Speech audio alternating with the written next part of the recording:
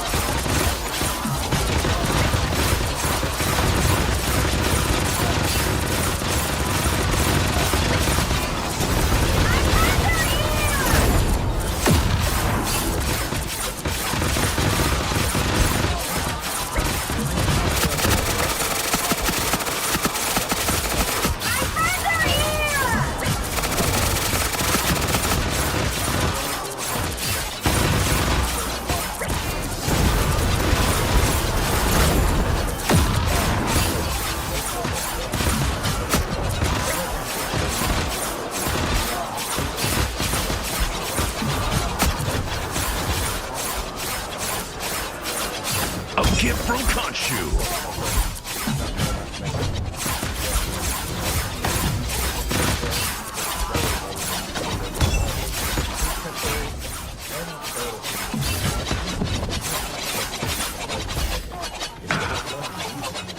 Congratulations on surviving another round.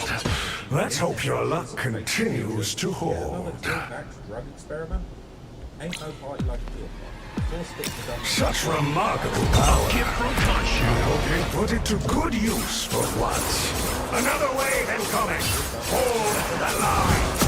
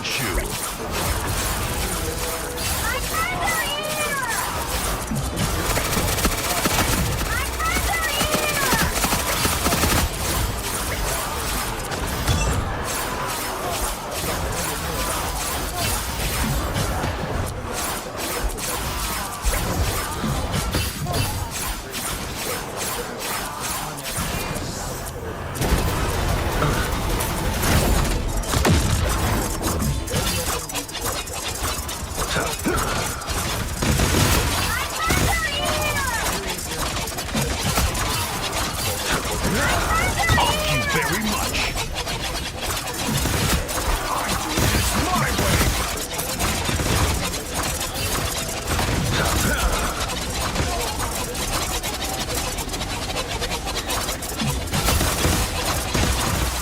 Stay alert. This fight isn't over yet.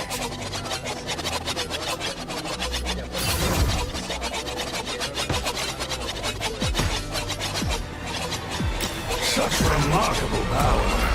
I hope you put it to good use for once. Vacation's over. Back to work. You've still got some heroism left in you. Another less than noble sacrifice.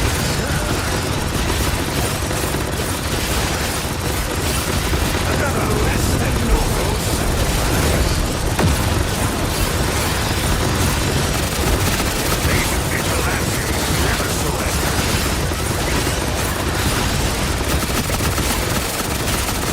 These vigilantes never surrender. Rise and fall. Another less than noble sacrifice.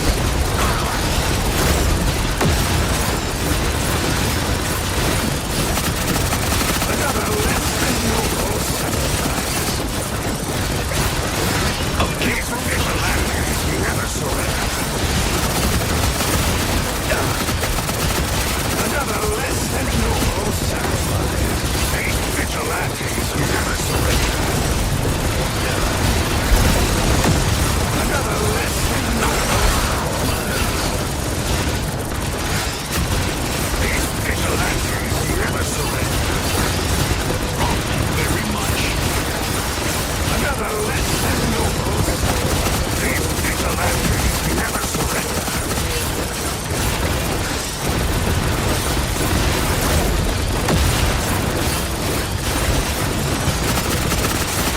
These vigilantes never surrender. Thank you very much. Another less than noble sacrifice. Another less than noble sacrifice.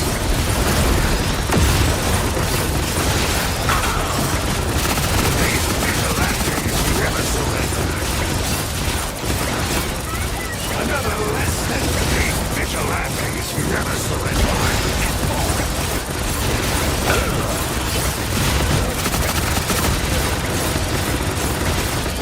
Another less than noble sacrifice. These vigilantes never surrender.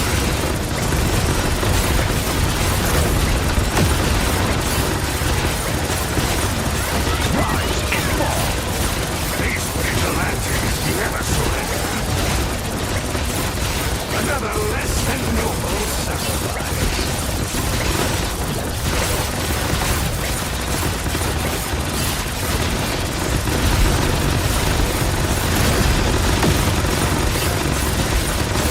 These vigilantes never surrender.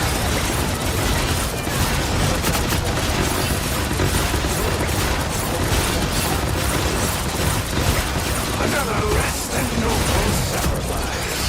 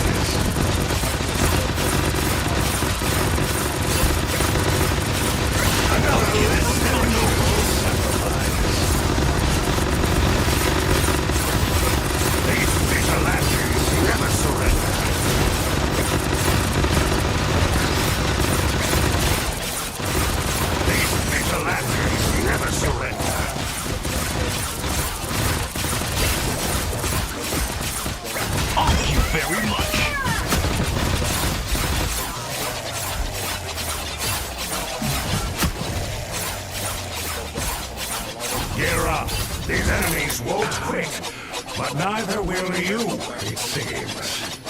Fascinating. Now, who's the real monster? Those monsters look hungry. Time to see if you're the hero you say, or just another snack.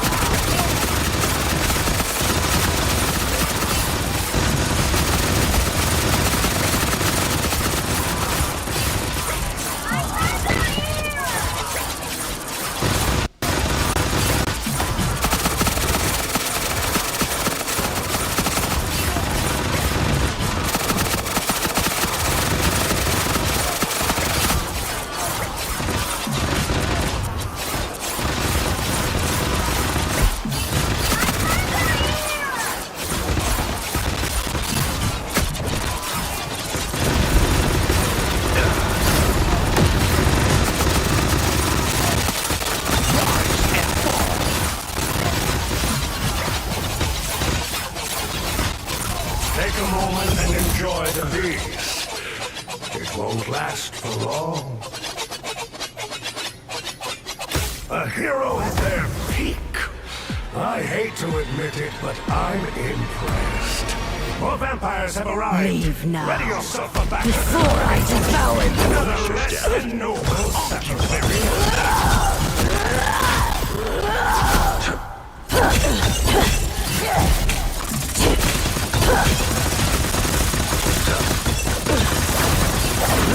These vigilantes never surrender. I shall feast on your foes!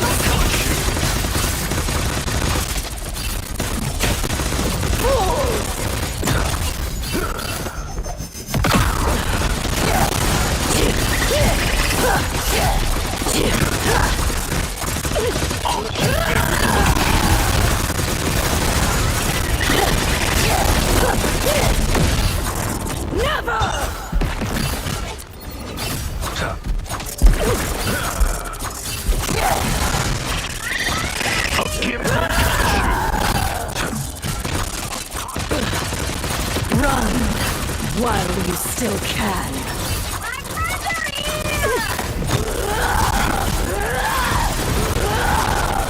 I shall feast on your foes! Thank you very much.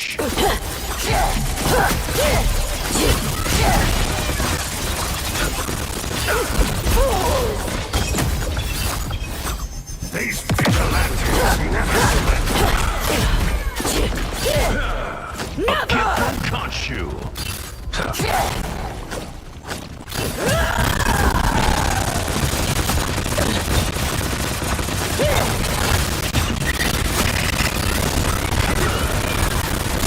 Run while you still can.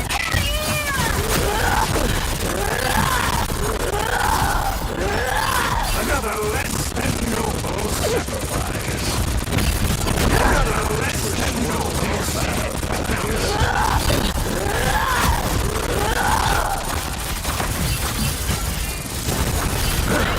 These vigilantes never surrender.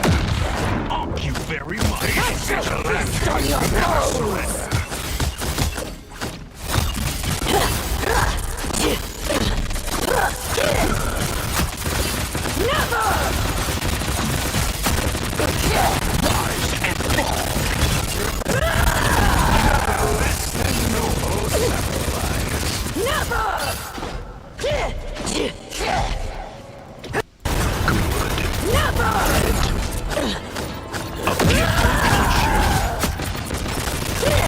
Vigilantes never surrender. Before I devour you. Thank you, my friends. Those explosions, though. Once again, the Vampire King is defeated, and the darkness has been banished. But is this really the end of the story?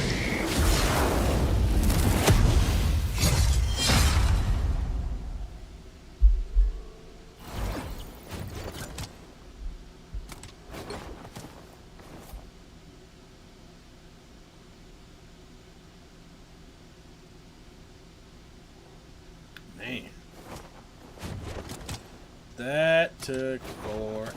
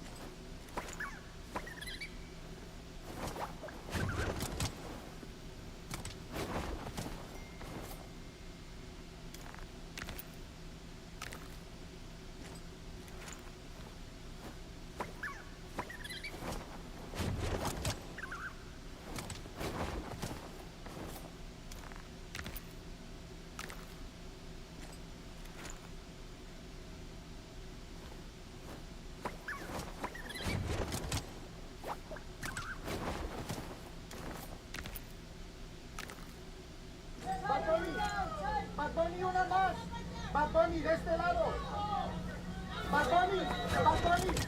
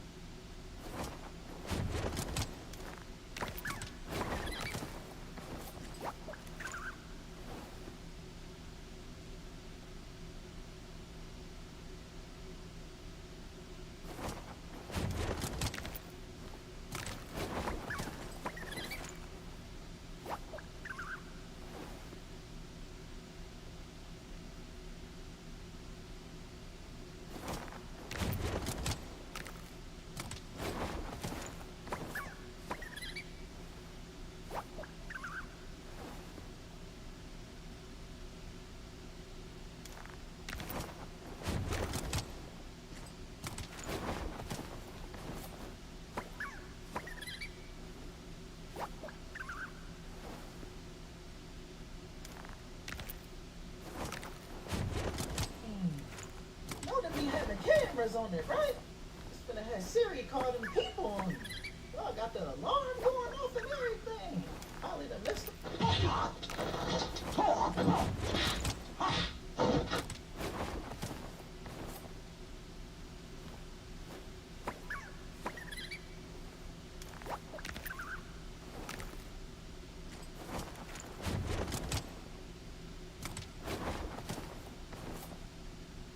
So a driver in Spokane, Washington is now accused of trying to run over a kid on a bike. We want to warn you, the video you're about to see is pretty disturbing, but you can actually see the woman driving on the sidewalk after the child.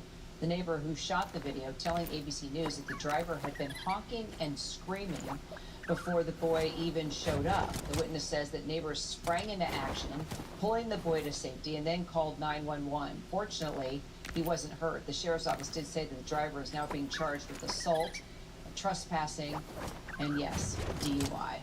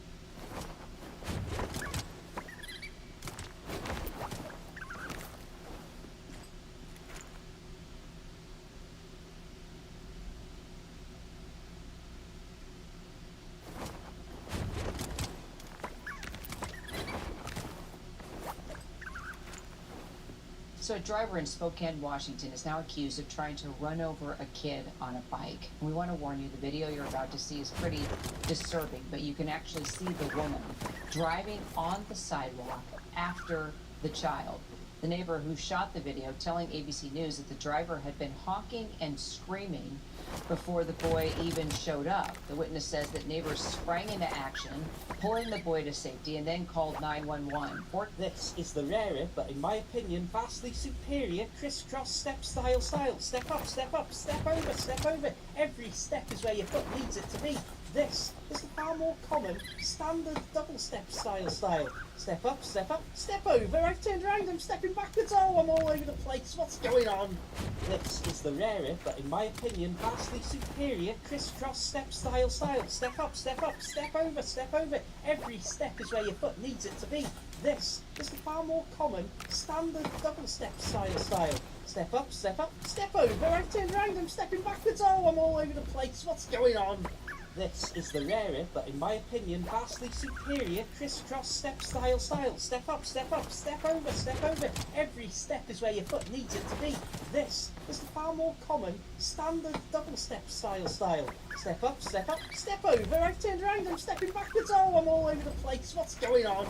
This is the rarer, but in my opinion, vastly superior crisscross step style. Step up, step over, step over. Every step is where your foot needs it to be. This is the far more common, standard double step style. Step up, step over. I've turned around, I'm stepping backwards. Oh, I'm all over the place. What's going on? This is the rarer, but I had to take a video of this because y'all wouldn't believe it. Look at my man. What's your name, man? Look at Jacob. Got the 1,000-watt Pioneer hooked up to the Marine battery, and my man is pushing. Look, this is crazy. Welcome to Amish country.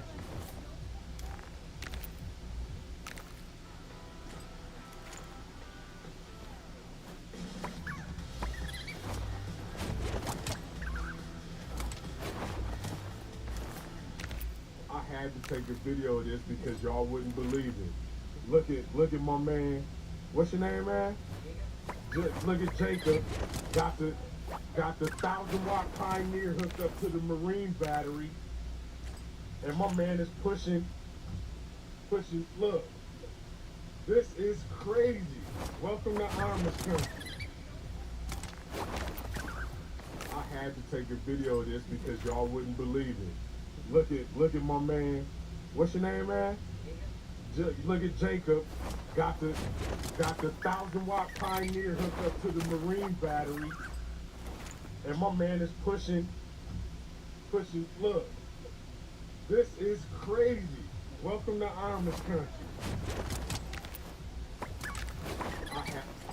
Let's see what side got, man. What got off the easy? Oh, he's about to bug out now. Off the easy. He's bugging out. He's bugging to freak out. Oh my goodness. Oh my goodness, off the easy. Bicycle kick off the easy. Spin kick off the easy. Spin off the easy. Oh my, off the easy. Oh, off the easy. Oh my goodness. He's bugging to freak out, man. Behind the back. Off the easy. Oh my goodness. Thunder legs off the easy. Tween. Off the easy. Cross. He's coming up off the easy. He's shaking, he's baking. What is he making? Oh my goodness, he's getting back up. What is he gonna do? Off the easy. Snatch bag. Off the easy. Expect off the easy. Let's see what side got, man. Catch me, baby. Here I come.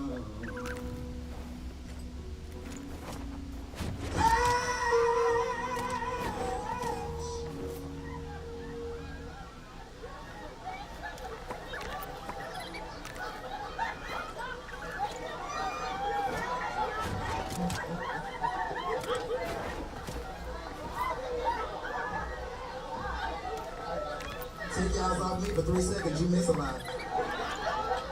Listen, I know it's past your bedtime. Did you take your nap for your game? See, when you get to be a certain age.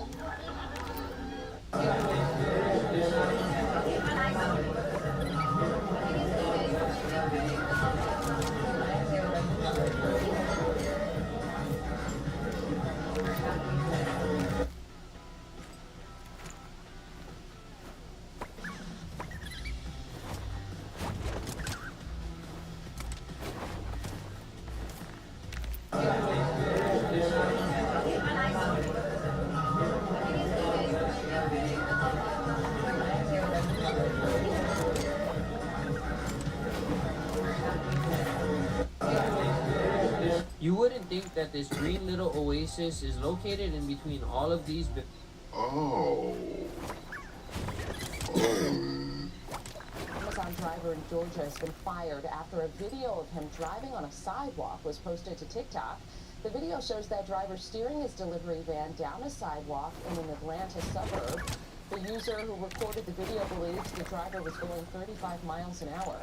He said I was doing 35 miles an hour. How does he know that? Is his eye speedometer? How does he know? That's how people will be driving and they won't mind their business. Of course, I was on the curb because we do curbside delivery. Yes, it says ETA now on the van. So we do curbside delivery. The closer I can be to the side, the closer I can be to the house, I can just pivot, do like that, and I'm at the doorstep. How do people think all their packages arrive? So I don't know. In a statement, Amazon called the off-road act, quote, reckless and unacceptable behavior. Well, I don't care. Who wants to even be doing delivery, even? In this nonsense van that doesn't even have this. So it's fine, they can take the job, but I'm trying my best to say delivery. People order things and they want overnight shipping. Sometimes we have to deliver the thing on the same day. After I was eating lunch.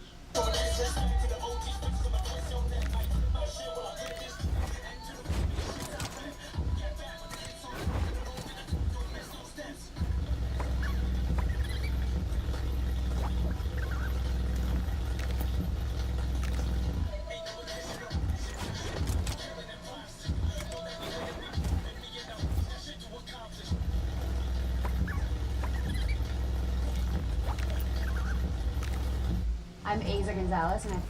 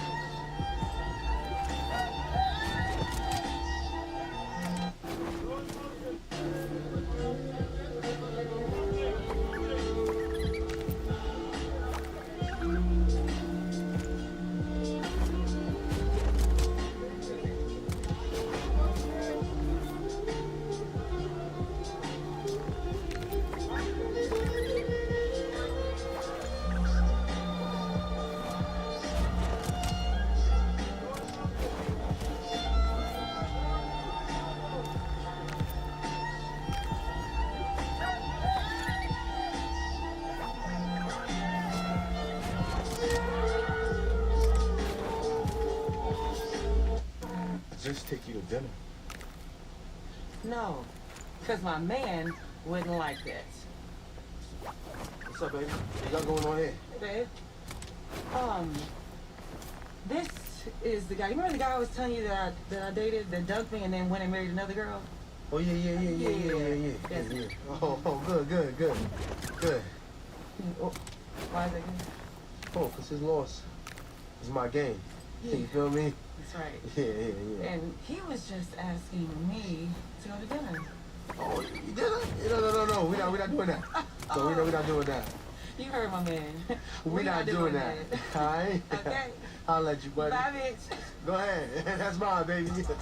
That's mine. Just take you to dinner. No, because my man wouldn't like that. What's up, baby? What you got going on here? Hey, babe. This is the guy. You remember the guy I was telling you that I dated, that dumped me and then went and married another girl? Oh, yeah. Yes. Oh, good. Oh, why is that good? Oh, because his loss is my gain. You feel me? That's right. Yeah. And he was just asking me to go to dinner. Oh, you did it? No. We're not doing that. So we're not doing that. You heard my man. We're not doing that. All right?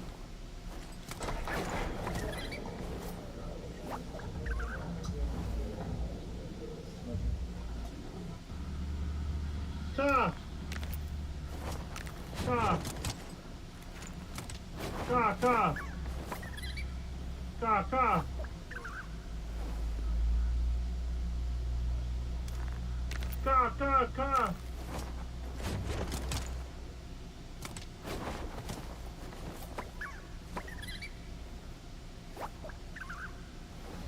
Alright, I'm gonna go put an egg out. I don't know where he is.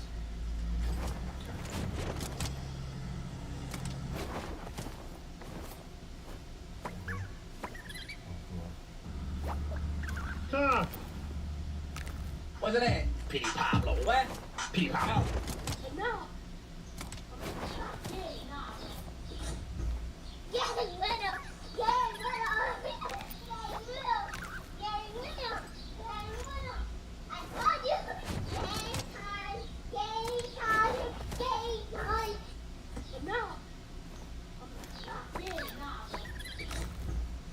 My puppy Bo just...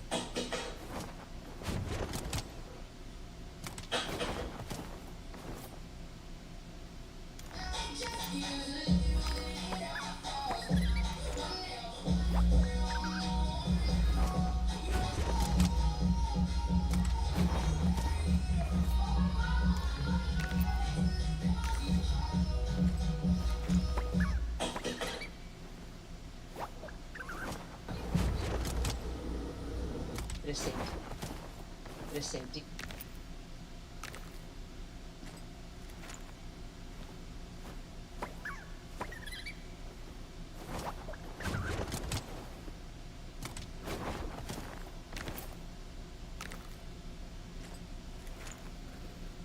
So ever since clavicular burst,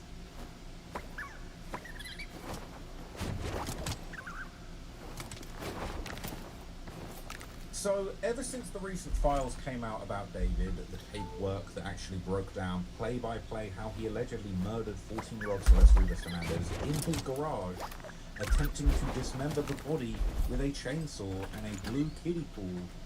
Unbelievable paperwork. But what's really interesting about that paperwork is that it revealed a couple of other very dark details. Namely, that David had apparently attended radio interviews literally days following the murder of Celeste. In one case, sounds like it could have been as soon less than 12 hours after the murder happened. He was actually doing an interview. Now, a lot of people have been trying to get to the bottom of which interviews these were. There were a few different David interviews that have apparently been going around. People are speculating on what's what. There's some that we've seen on this channel before, some that we haven't. So in this video, I'm just going to do a little deep dive specifically on the series of interviews that David allegedly did right after the murder. So as we now know, the murder allegedly took place around between 10:30 p.m. on April the 23rd, 2025. The paperwork says that David was doing radio interviews the very next morning on April the 24th. Now, it's still a little bit unclear exactly which interview is which. This interview on the Zach Sang show is arguably the one that everybody is saying is the interview. Now, this interview was released on April the 28th, 2025, which would have been 5 days after the murder. But that doesn't mean that it wasn't recorded the day after the murder. Now, there's a few other interviews that have been brought up, that have been posted, so I'm going to walk you through all of them. But just in case you haven't seen it, let's have a little taste. We'll just watch a couple of minutes of kind of quite suspect comments from David in this interview, just to give you a gist of the conversations that this man was having hours, if not days, after allegedly committing a heinous murder. It's actually crazy to even think. But anyway, let's hear what you have to say, and just bear in mind, this guy might well be plunging a knife into another human 12 hours before this. It is psychopathy on another level, allegedly, in my opinion. It's definitely very, very euphoric, and it doesn't feel real to be like, you know, on tour and to have such an ability to travel like that, you know, and to be able to see the yeah, it feels surreal because you should be in jail. Fans in face to face in real time and be able to feel that emotion and that connection to them. It's just like you don't believe it, and it's so hard to process that. Like that to me is bigger than, you know, getting a viral song. Like you really have people sitting in this room that bought tickets to your show that's really screaming every word. Like that's insane. Think about that as like an internet kid, right? Somebody who spends so much time playing video games behind the screen. Yeah. Like all these people that, yeah, they exist in this digital universe, now exist in real life. Yeah, in front of you. Crazy, bro. Like you're supposed to be a comment. Like you're a comment, bro. You're a like. You're really like real. It's so fire. I love them so much. Yeah. It's amazing. So cool. So, does it change the way you make art? Yes, obviously, it's how we got to Withered, right? Yeah, man. Yeah, definitely. I mean, like in the process of, you know, getting outside my house and exploring the world and finding friends, losing friends, finding relationships, losing relationships. It's just everything has kind of been shaping and leading up to this project in such a domino effect way, you know? Like just, it's dark when you think about what you just said. You said everything's been leading up to this album in a domino effect way. And he said, you know, it makes me think about relationships that have started, relationships that have ended, people that are no longer in my life anymore. Come to find out, he might well be talking about a relationship that ended in a murder. He might well be talking about a person that's no longer in his life anymore because it ended their life. It's dark. Now, some people are suggesting that perhaps this wasn't recorded after the murder. This could have been recorded actually even further before, but we still don't know at this stage. I feel like it'd be good to hear from Zach Sang to potentially clear some of this up at some point. Living life and feeling. This album is my life. Like Withered is my life. Petals of Thorns and Lost Petals is what I wanted my life to be, and then Withered is my life. Yeah. So where do they align at all? They do indeed, because like I said, I kind of felt like it was a prophetic thing that I was speaking about heartbreak and love and all these things I had never experienced before, but then I actually experienced them. I was like, yo, I really said this on myself 2 years ago. It's happening. Is it what you really expected? It's weird because I have such a weird view and take on situations like that because I'm always looking for writing material in these types of things. So instead of taking it to the chin and being like, oh my god, like I'm heartbroken, like I go straight to my phone or BandLab or straight to the studio and write about it. I never actually like fully process situations like that because I'm always expecting it to happen, and then as soon as it happens, I'm writing about it. So you're expecting. Let's break that down. Yeah. Because I understand, like, going immediately to art because it means of coping. Yeah. Basically, yeah. But you saying expecting it, meaning like you get into a friendship expecting it to end in a devastating, tragic, sad way, so it can inspire art, but you manifesting that in a certain degree? I don't know. I hope I'm not. I really hope I'm not because it feels that way. Because like I look back to old songs like "Life's a Dream" and all these songs I wrote in my closet or my sister's closet in 2022. When I'm looking at my life in the past 8 to 9 months, I'm like, whoa, like bro, these songs are soundtracking my life. So I hope I'm not involuntarily doing that, but it might be that way. I gotta lie. Interesting. I gotta say, your family's so cool. I know, right? Your mom is the reason you like your mom is amazing. She's the goat, bro. Like you just needed music for your video game videos, and like your mom could have like come up with another solution, but she was like, do it yourself. Like who just goes like figure it out? Shout out to mom. That's my mom. But that's fucking awesome. Like, and then your sister, the my closet sister too. Yeah. So, what part of this album was actually recorded in that closet? Because it was recorded. So look, there's some parts of this interview actually later on. Some people are saying that this actually indicates that the interview would have been recorded before the murder. So let's check that out and kind of confirm definitively. And I can actually confirm. While I've been watching this, you might have been wondering why I was on my phone. I actually just sent a DM to Zach Sang and asked him if he could confirm exactly when this interview took place. So I'll let you know. I'll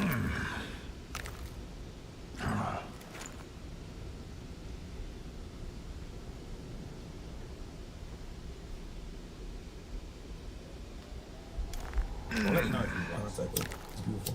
And if he doesn't reply, maybe I'll need to let Zach Sang know when he smarts us about when this interview took place. You still do parkour? Dude, yeah. I'm practicing new flips for Coachella. What? New flips. You can flip? Oh, yeah. Wait, shit. Hey, flipper. Wait, hold on. So the date of Coachella would have been just before the murder took place. So it sounds like this interview was actually recorded beforehand. Like parkour flips or like a Benson Green flip? Both. Because I did gymnastics and parkour. So I'm practicing like, I gotta see the stage. I want to see the stage so bad because I'm about to be climbing on top of things and flipping off and stuff too. Holy We don't have medics on standby, of course. Wait, I need to come see your set. Please. I have never seen you perform. Bro, it's gonna be crazy. It's gonna be crazy. I will be there. Please. No, genuinely. You will see me. What stage are you on? I think Gobi, Friday, 6 p.m., 5:30. I don't know if when is this coming out? When's the album coming out? April 25th. Oh, so this is coming out after. Yeah. I will be there. Let's go. How excited. Let's go. Wait, now I'm fine. Like, yeah, I'm very excited. I was waiting for someone to come into my life and be like, oh, I'm now jazzed to see this person at Coachella. This is it. So look, sounds like this was recorded before. So that brings me to my next point, because David apparently recorded this interview. This is confirmed. Apparently recorded this interview on April the 25th. So this would have been 2 days after.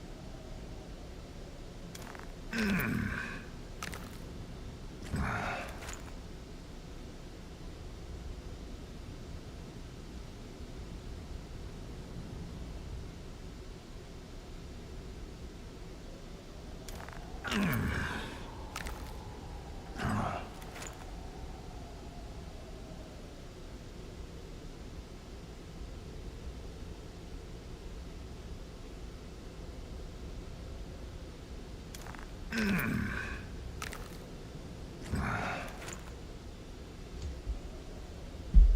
don't know. Probably just go get something. I'll drive. I need some water though. Be right back. All right.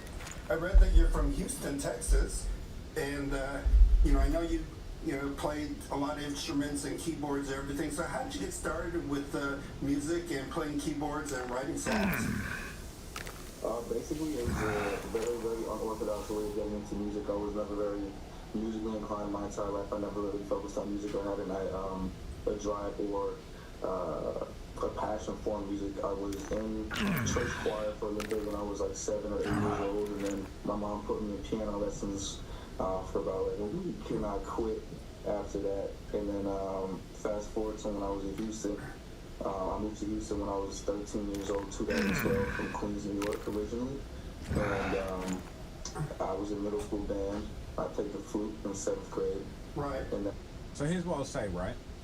That previous interview, we can deduce that that was not recorded after the murder because of the way it's record show. Now, it sounds like this one is confirmed to have been recorded days after the murder. And I will say that David does talk with a much more somber tone. He's trying to be normal, but I'd say he doesn't seem as relaxed as he did in that last interview. then after that, I got homeschooled, so I didn't really have any musicality after that. It was mostly just video games and doing schoolwork.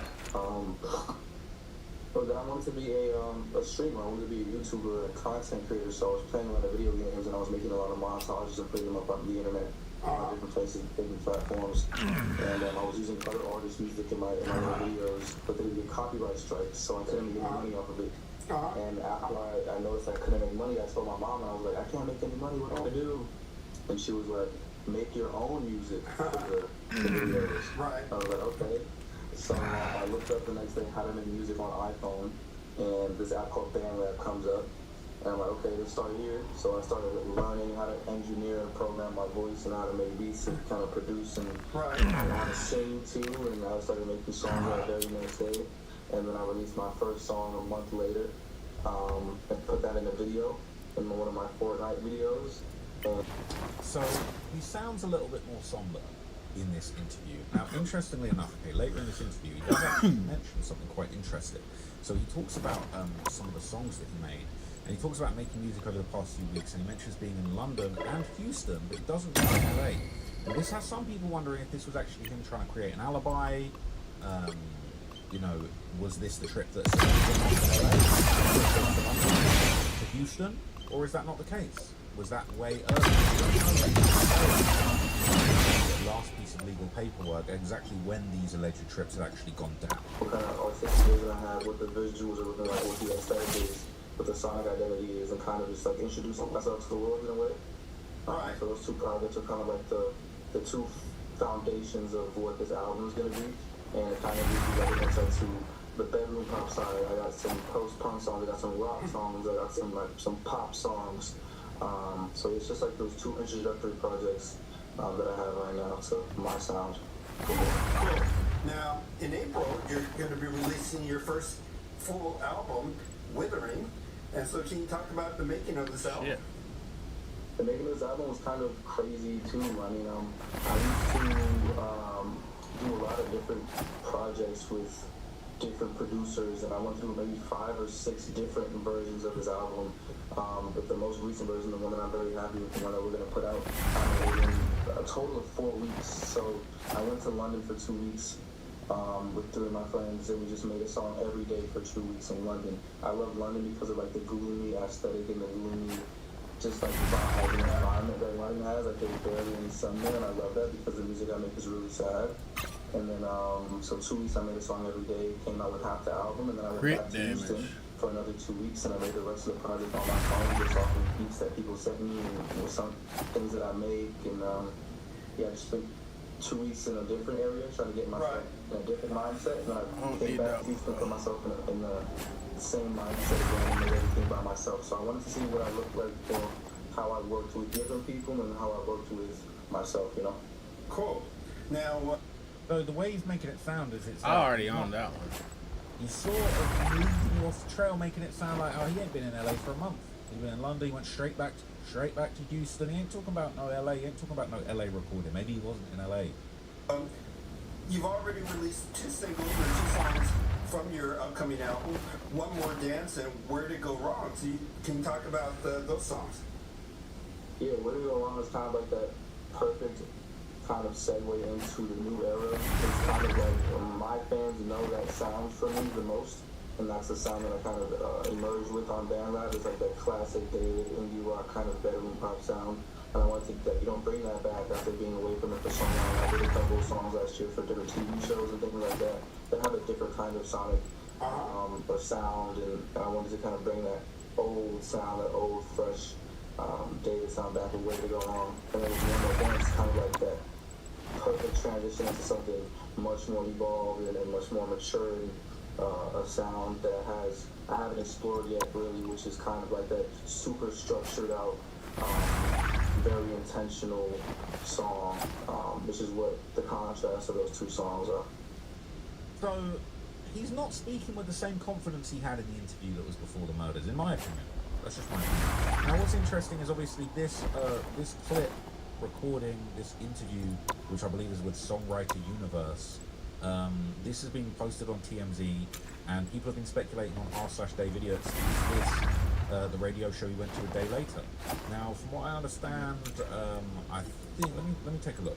So this is the actual TMZ article, okay? So this has got a little bit more information about the interview itself. I'll get it from here.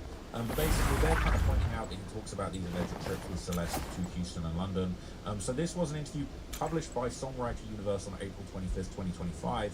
It's unclear if that is the interview that was confirmed, but basically, there's kind of other sort of examples of this. So what I believe is this interview was actually attached to this.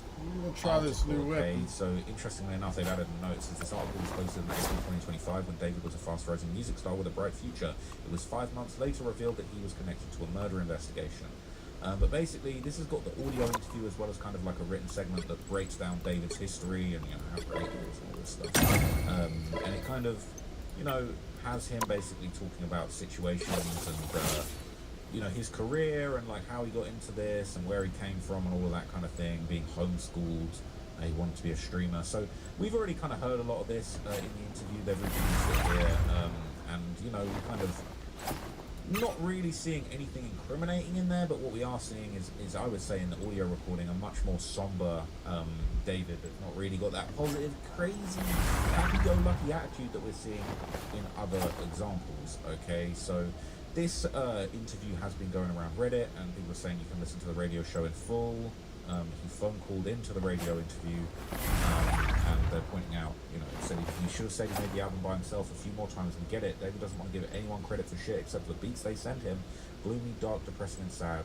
But it's funny, right? Where's the credit for Celeste, whose voice was allegedly on the album? Saying, I can't stand his ego, pseudo-intellectualism, and this pseudo-artist. Technically, he's an artist, but my God, what's with all these super young musicians who have just barely crossed the line to 20 years old, just speaking so highly of their shit?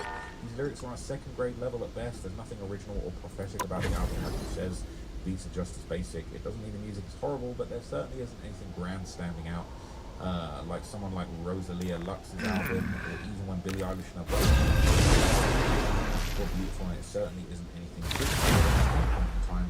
Like SZA said, her speech about him on tour is so gross. With this guy and somber makes me irrational. Dracula wishes to reclaim my city. You call yourselves New York's guardians. Now is the time to prove it. They want blood, but so do I. Word salads are the hallmarks of a narcissist. Gear up. Can't you These hate enemies vampires? won't quit. Which means I but do neither too. will you, it seems. Such remarkable power. Thank you very much. I hope you put it to good use for once. Vacation's over. Back to work. Hope you've still got some heroism left in you.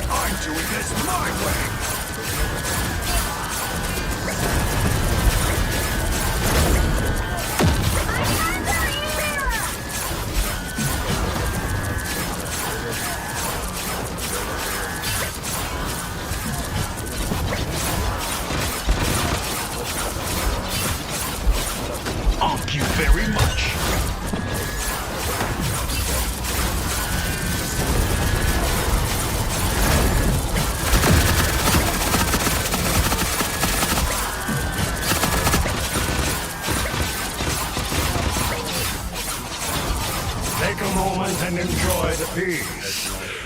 It won't last for long. Fascinating.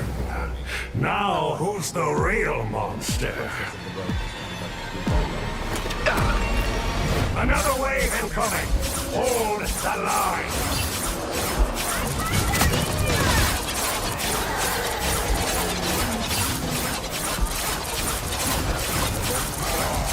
Rise and fall!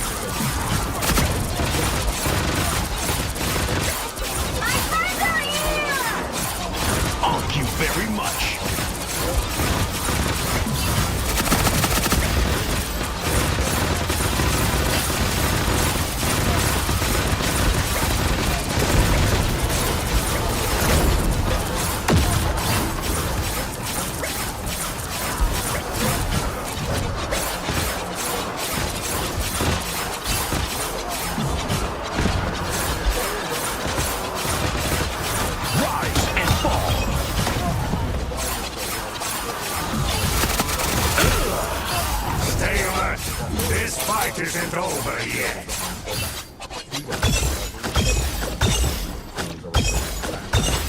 A gift from Khonshu. A hero at their peak. I hate to admit it, but I'm impressed. Those monsters are cowardly. Time to see if you're the hero you say, or just another snark and fall.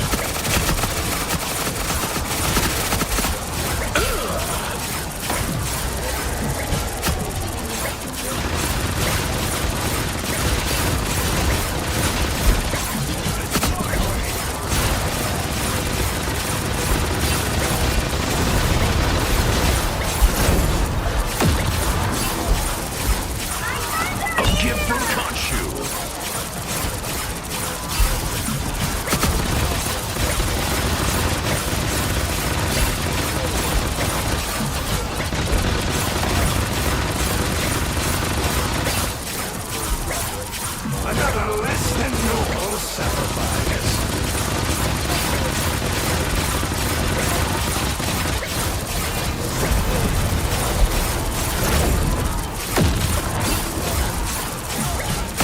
These vigilantes.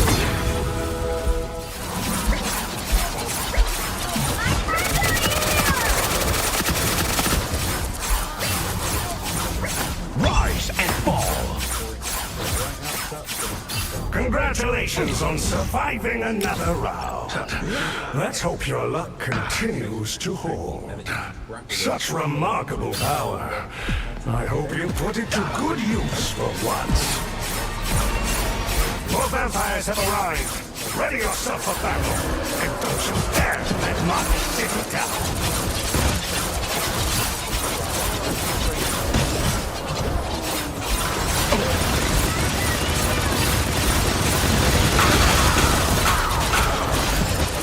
Another less than noble sacrifice.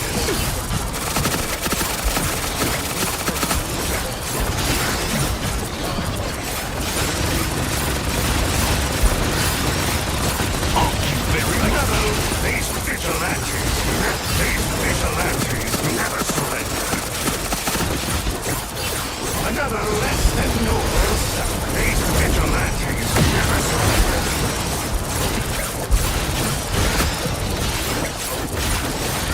Another less than noble sacrifice. These vigilantes never surrender.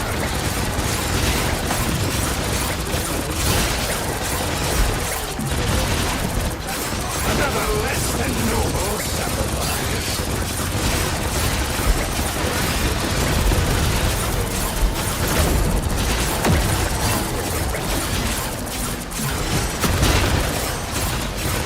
These vigilantes never surrender.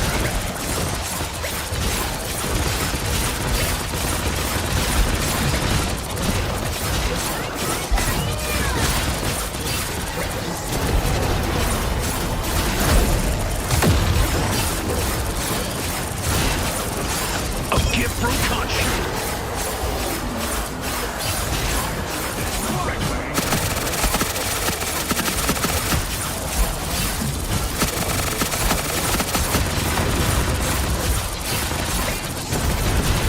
Another less than noble sacrifice.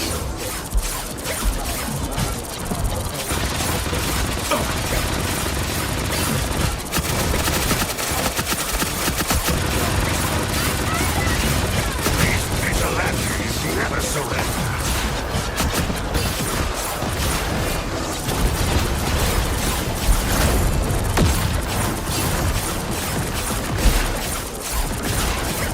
Rise and fall.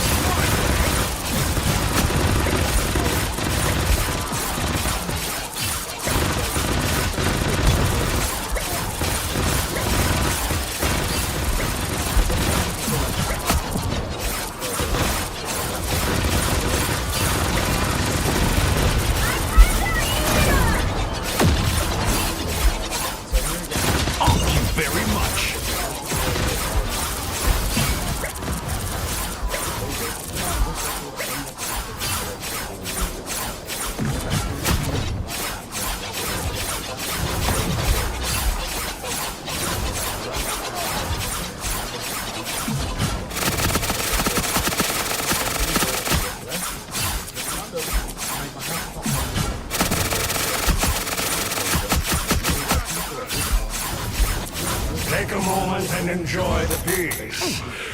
It won't last for long. Such remarkable power. I hope you put it to good use for once. I knew you wouldn't give up easily.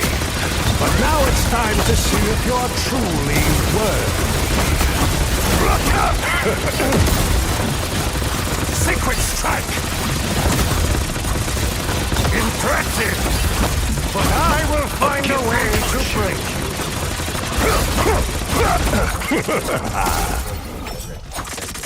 If I can't break your bones, I'll bend your will instead. Your mind is mine!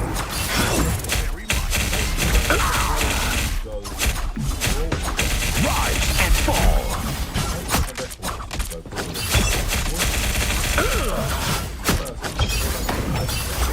Another lesson. If I can't break your bones, I'll bend your will instead. Impressive! But I will find a way to break you. A gift from conscience. Impressive! But I will find a way to break you. Punisher's down. Crazy. Impressive! But I will find a way to break you. I am the law! Unlimited power!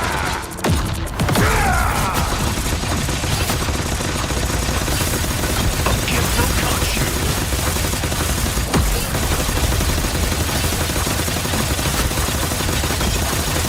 I will crush you! You can't escape justice! Another less than noble sacrifice. Enjoy your hollow victory. Please remember who truly gave them everything. Their mayor.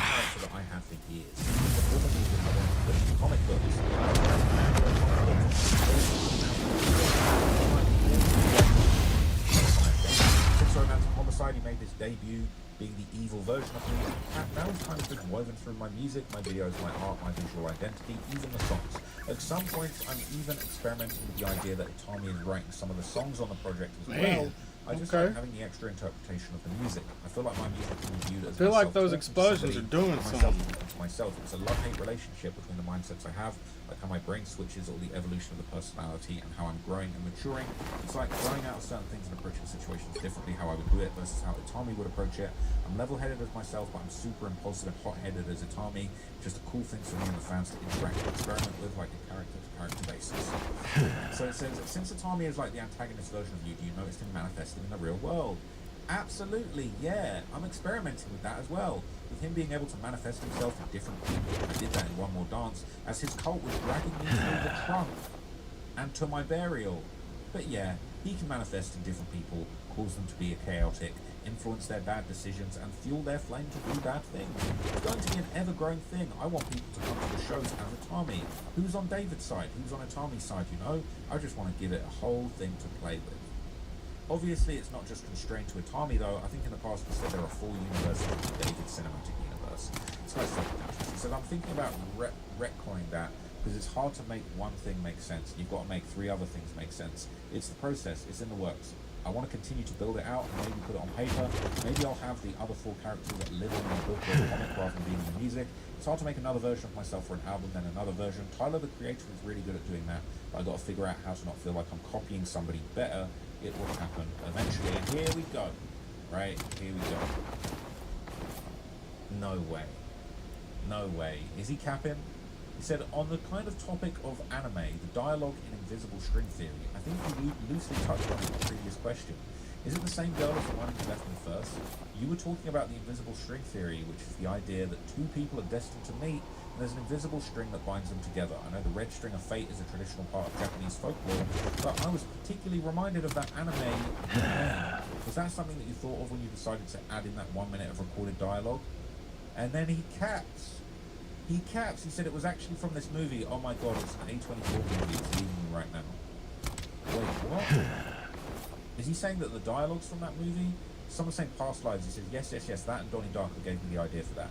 As soon as I had that conversation about invisible string theory with that person, you mean Celeste Rivas Hernandez? That person. Is that I think he means Celeste Rivas Hernandez. He says, it was like, yo, this clicked for me, I've got to put this on the album, this has to be the entire theme of the project. If you say so. But yeah, Past Lives and Donnie Darko for that one, and now you got the invisible string theory lyric video embedded. Wow. Was it a real conversation or was it something that was scripted and added in? It's real. I had to re-record because of copyright issues, like having someone's real voice in there, but there was a real conversation. I was also inspired by Your Lie in April, Erase for Friend Again, and Afterlife, and then Death Note for Atomic Sound and Say It Back. That is cap. That is, in my opinion, cap. That and this is cap. Absolute cap, man. What the hell? Why would you put a victim in your album? It's insane. We've been talking about the more like external factors like your fictional characters and world on this album, but how do you see yourself when you hear your new album? Who is David and where is he on with it? And he says, that's a good question, man. He loves being asked about himself. He says, I don't even know. I feel like everything's constantly changing and everything's constantly moving. It's kind of hard to pinpoint myself in a specific place in this album. I can't tell you where I am, but I can tell you where I was. The album is a compilation and a collective of all my thoughts and ideas, going through my first relationships, first friendships, falling out with people, losing friends, gaining friends, all these different types of things. I was homeschooled for my first 2 projects. I was playing Fortnite every day. I was making music for superficial reasons. Now the amount of vulnerability and actual emotion portrayed is fully and unadulteratedly mine. In this project, I'm just very proud of myself taking the first step to actually letting people into my head. I was so scared. That's why I went through so many phases of making my album. I was just scared to make it me. I was so used to listening to music and living my life through artists, living my life through other people and living my life through songs. Having things soundtrack my life, I didn't have to express myself. Expression came from the outside world. Nowadays, I'm really looking inwards instead of trying to reach outwards. I'm pulling inspiration from inside myself instead of movies, TV, all the time. I have much more to say in interviews. I've got a lot more to talk about, and I've got much more insight to give. I've Seems got to be advice better to give. anyway. People We'll used keep to it. ask me, oh, how do you deal with this? I've never gone through a breakup before. Just At that point, seems they were asking me, to how do you have write romantic something homicide? else I don't know. I don't even have a exploding girlfriend at that point. besides, I just love the process of growing. I love the process of developing as a person more than an artist too. This album is like the personification of that, for sure. Okay, so we hear more of his kind of bullshit stories about how he takes other people's stories, but here he talks about heartbreak again, and obviously he's talking about Celeste. He says it was a bit of a self-fulfilling prophecy. What was your experience with this heartbreak? He says, I low-key wish I didn't say that and manifested it into my own life. When I did, it was kind of cool to kind of be saying this in hindsight. Then I prophetically spoke that over my own life and got to experience it firsthand. It's so crazy because then you actually start to deal with that and are living the things you wanted to live. You sometimes forget that you said you wanted it and are asking all these questions like, why is this happening? And you got to take a second and be like, wait, I asked for this. It's one of those things where it's like, I got to be grateful for the experiences I prayed for. I can't be approaching the doors that I opened for myself with malice. That experience made this album great. I'm grateful for that. I'm grateful for the opportunity to be able to understand myself more and my own emotions and taking the steps to continue moving forward. But I'm never getting into another relationship again, I can tell you that. Crazy to think that this is just a month before he actually killed that, allegedly. And it says, what was something you realised when you were going through the breakup? Like, oh my God, I said I wanted this 2 years ago and now I'm going through it. He said, I realised my words have so much power and I can't just be saying whatever. I can't speak this loosely about such a sensitive topic because love is a very sensitive thing. I can't just be all willy-nilly about the fact that I want to have my heart broken. Like, who says that? But it was something. Oh shit, alright. So, he's talking about this imposter syndrome, okay, and he says, oh, I embrace that. I think we did see this already. Because they're talking about the project, the song Crashing, and, you know, was this the one working on Caliucci's? Yeah. I don't really care about that. I guess this is the Caliucci song that's the embed has been taken down. I think that's been scrubbed pretty duly from absolutely everywhere at this point. But anyway, I don't really care about all that. I really just don't get anything incriminating, okay? Talks about how the album is just a gorgeous experience and all of that. It says you're turning 20 in 4 days. We can actually pinpoint the exact date that this interview happened at, so let's see.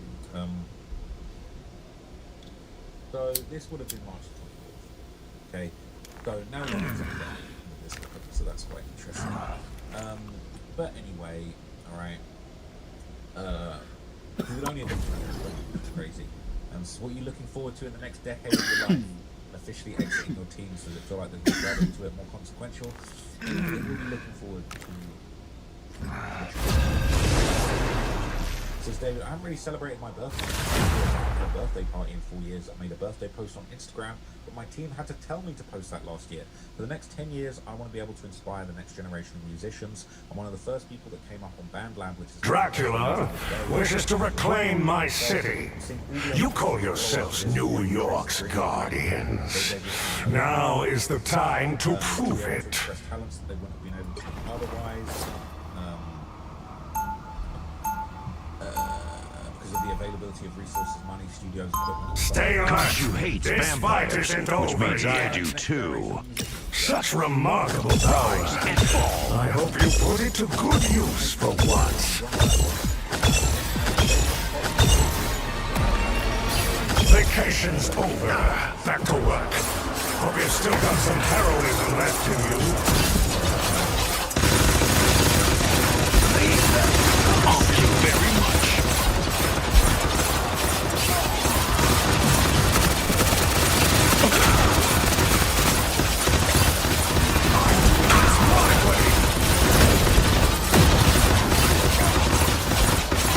A gift from Kashu.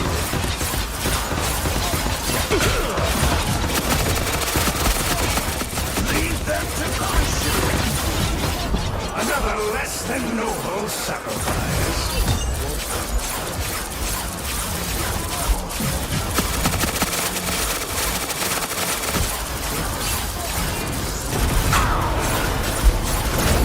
These vigilantes never surrender. Leave them to rise and fall.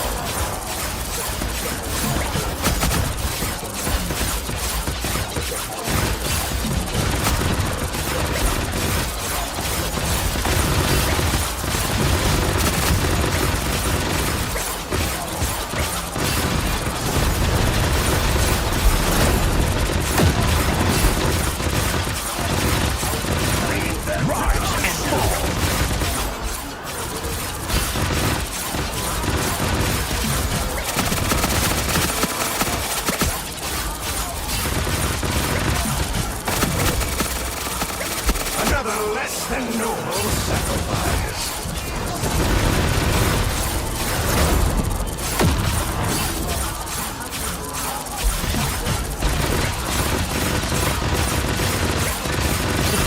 These vigilantes never surrender.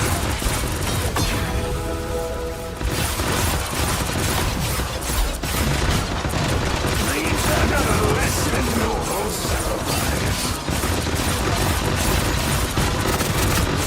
Poor Punisher. All these vultures circling and you gotta be on the ground.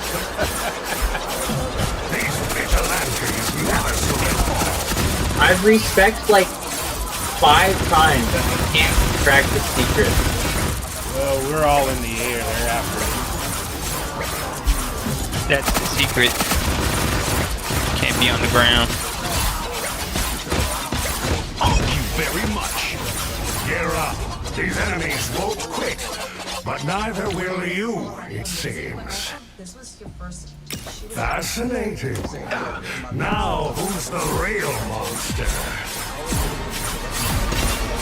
More vampires have arrived. Ready yourself for battle. And don't you dare let my city down.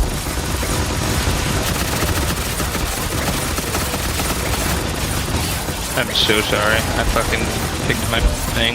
Didn't even think they'd come at you. Thank you very much.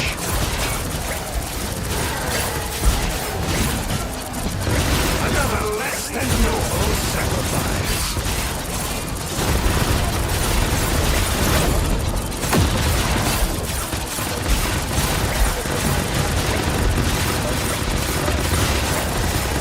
These vigilantes never surrender.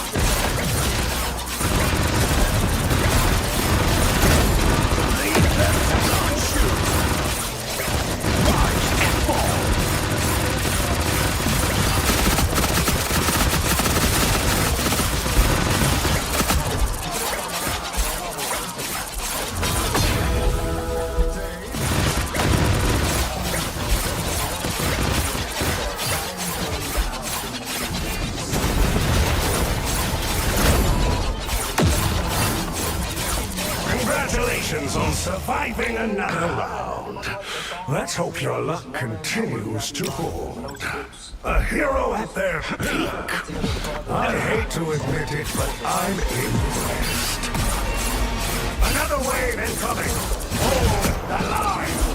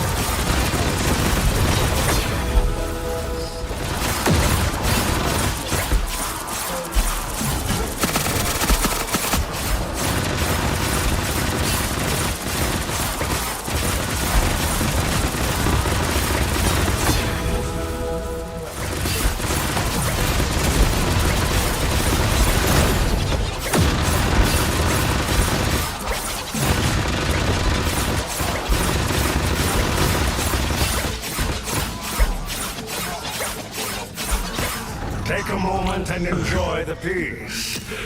It won't last for long. Fascinating. Now, who's the real monster?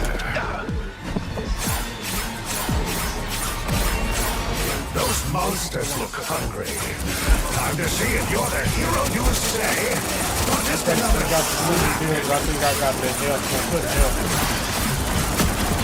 less than normal.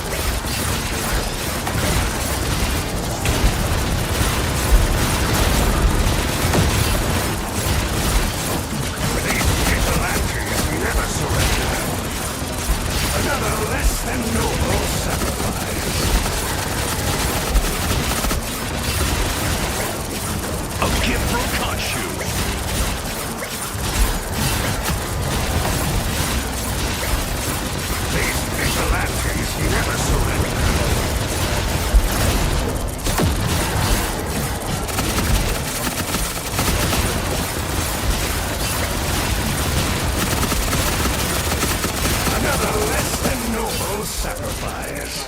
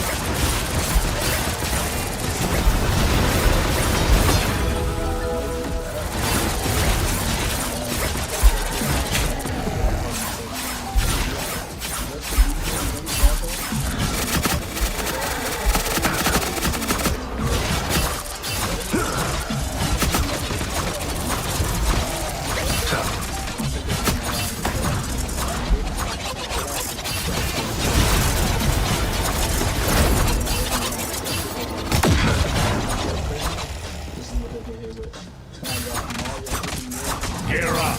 These enemies won't quit. But neither will you, it seems. A hero at their peak. I hate to admit it, but I'm impressed. I knew you wouldn't give up easily. But now it's time to see if you're truly worthy.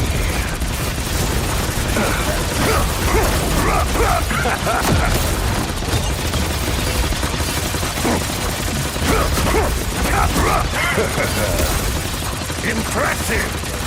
But I will find a way to break you. A gift from conscience. If I can't break your bones, I'll bend your will instead. If I can't break your bones, I'll bend your will instead. If I can't break your bones, I'll bend your will instead. If I can't break your bones, I'll bend your will instead. Another less than impressive. But I will find a way to break you. I am the law. I won't let you win! Is there a way to block this attack, you know? This shit just instantly kills everyone, right? You gotta deal enough damage to... Fuck, dude. Yeah. You got a stun. From right before the murder all the way up to after the dismemberment. But I'm gonna break the next out. You did your best, but your services are no longer needed. It's time for Mayor Fisk to rebuild this city. After all this stuff that happened, I can't believe it. You know, it must got to take a real phone call to be outside doing all that after you did that at home. It beggars belief. So look, right, I'm gonna take a little break. I'll be back with some more content about David. I'm gonna actually do. I've got like 4 other topics that aren't David related that I've wanted to do over the past few days. But I've just been so busy. There's been so many updates. I want to cover you guys up to date on the Julio trial. There's a UFO murder that's gone on, and there's actually even some Epstein stuff that actually has resurfaced. It's quite interesting. So I'll keep you guys posted on any new stories. But I hope you found that interesting. I'll catch you guys in the next one, guys. Peace.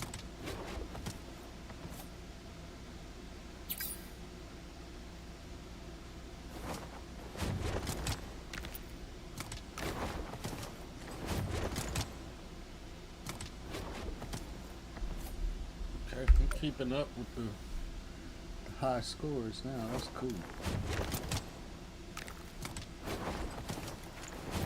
Clavicular is losing everything. I mean, dang, how much more does he have to lose? The last time I seen a Clavicular video, the dude almost lost his life.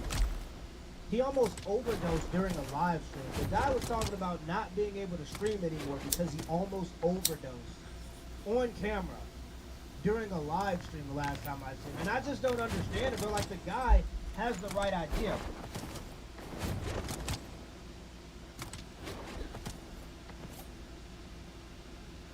We got this streamer darling fucked up bad. I don't know what Yana did, but let's see, bro. It looks like this streamer by the name of Yana almost popped the bubble of delusion that her audience was under. And it's no thanks to... If this is about something dumb, I'm leaving the video. Yeah, she was reacting to Megan Thee Stallion's announcement of the breakup with Klay Thompson, which was an attempt to ruin his reputation. And this is what she That's has crazy. to say. I don't understand how. Here's my thing.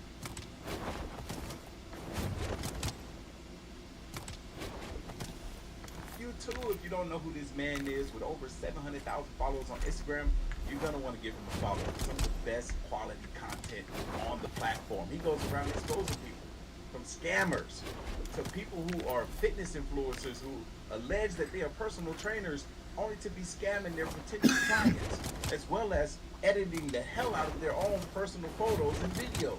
That's not all. He also comes after the PDF files as well. He leaves no rock unturned. Nobody is safe in the hands of YouTube.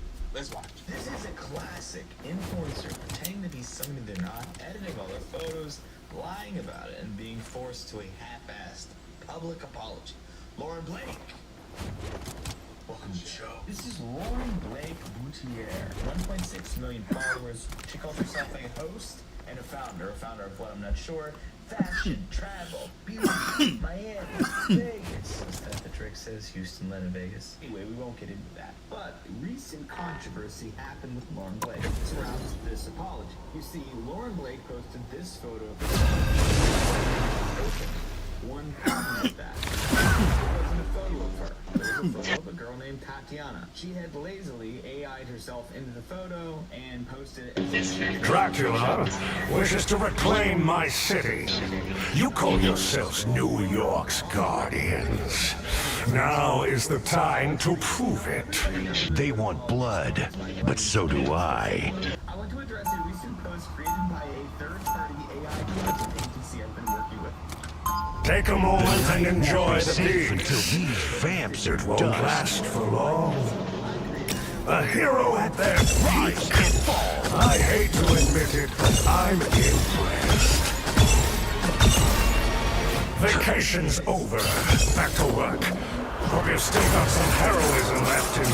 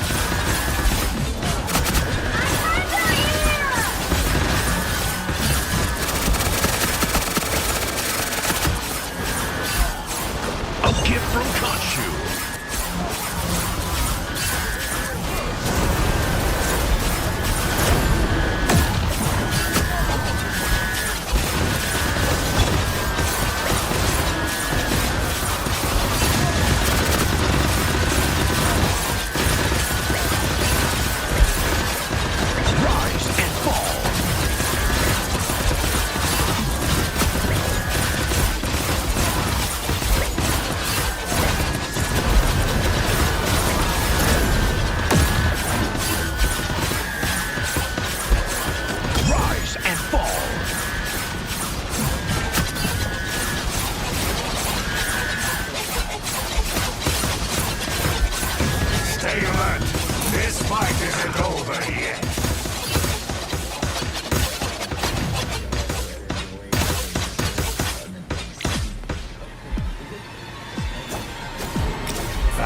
Fascinating. Now, who's the real monster? More vampires have arrived. Ready yourself for battle. And don't you dare let my city down.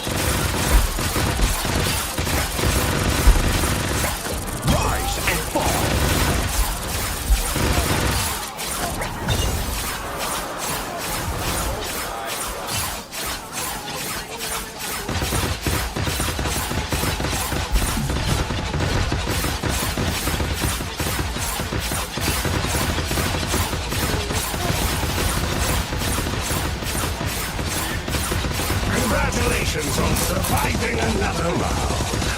Let's hope your luck continues to hold. Such remarkable power. I hope you put it to good use for once. Those monsters look hungry. Time to see if you're the hero you say, or just another snack.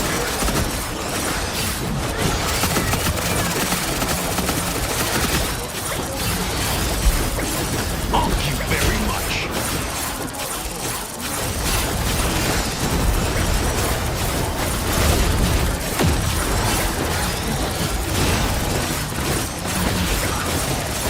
Another less than noble sacrifice.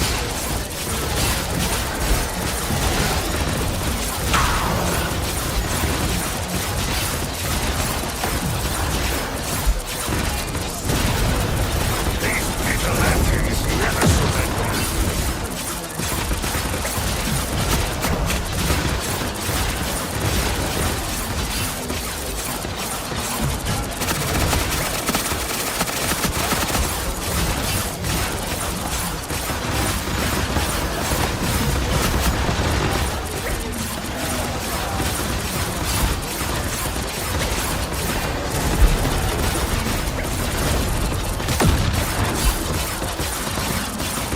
Thank you very much.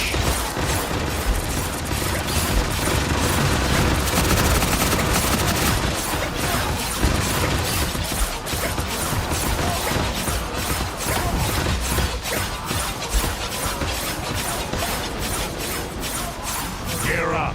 These enemies won't quit, but neither will you, it seems. Transformation with the clan before she ever worked for Kim. A hero at their peak. I hate to admit it, but I'm impressed. Another wave incoming. Hold the line.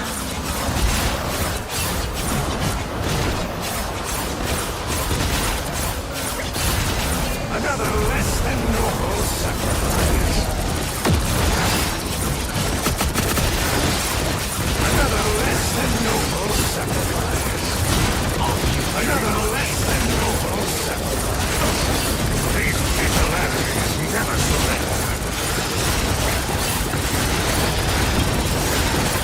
These vigilantes never surrender. These vigilantes never surrender. Another less than noble sacrifice.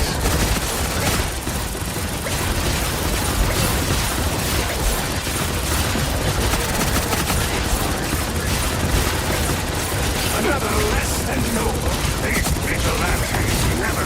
Another less than noble sacrifice. Another less than noble sacrifice. These vigilantes never surrender.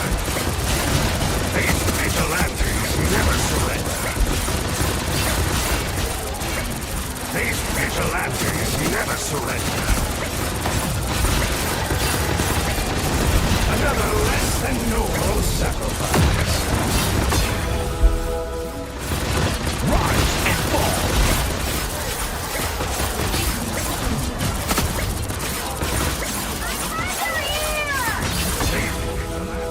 Never surrender.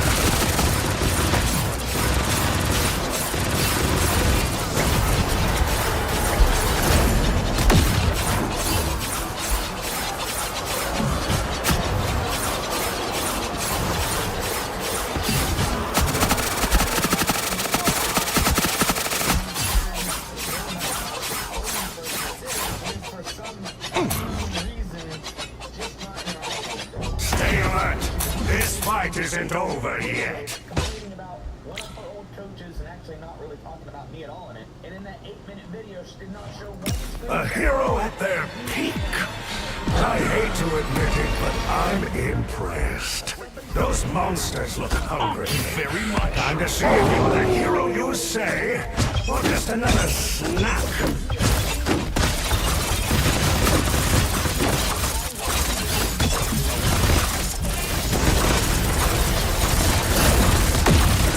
Rise and fall.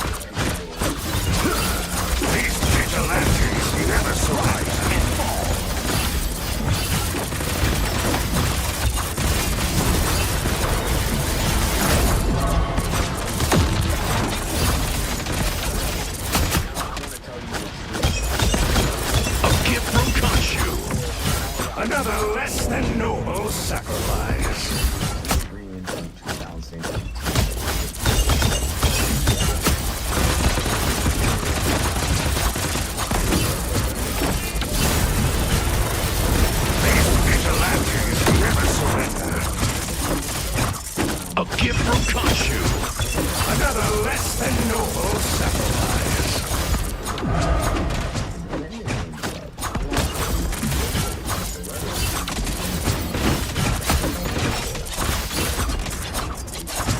Another these vigilantes never surrender.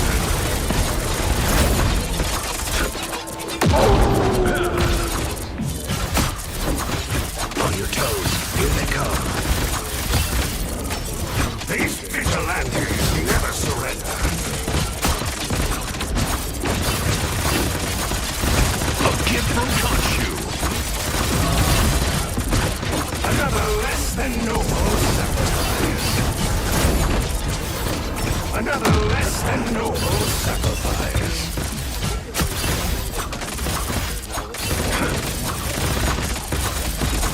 Rise, these vigilantes never surrender. These vigilantes never surrender.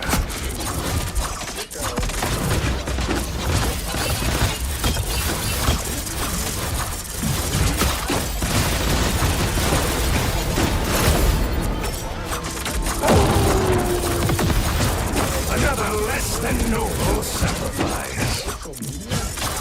Thank you very much. On your toes, here they come.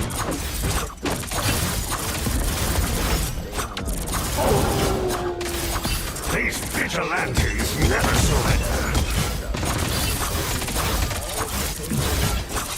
Rise and fall.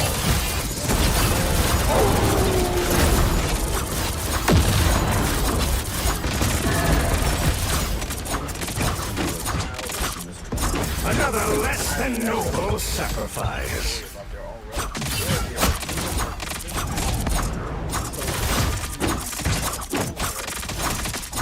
Rise and fall. These vigilantes never surrender.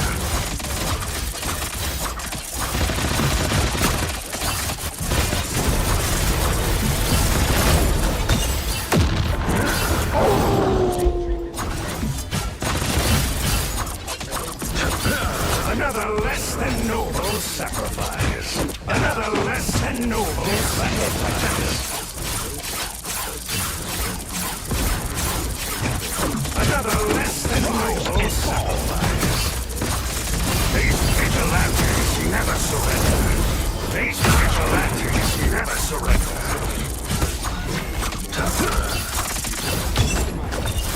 These vigilantes never surrender. Another less than noble sacrifice. Another less than noble sacrifice.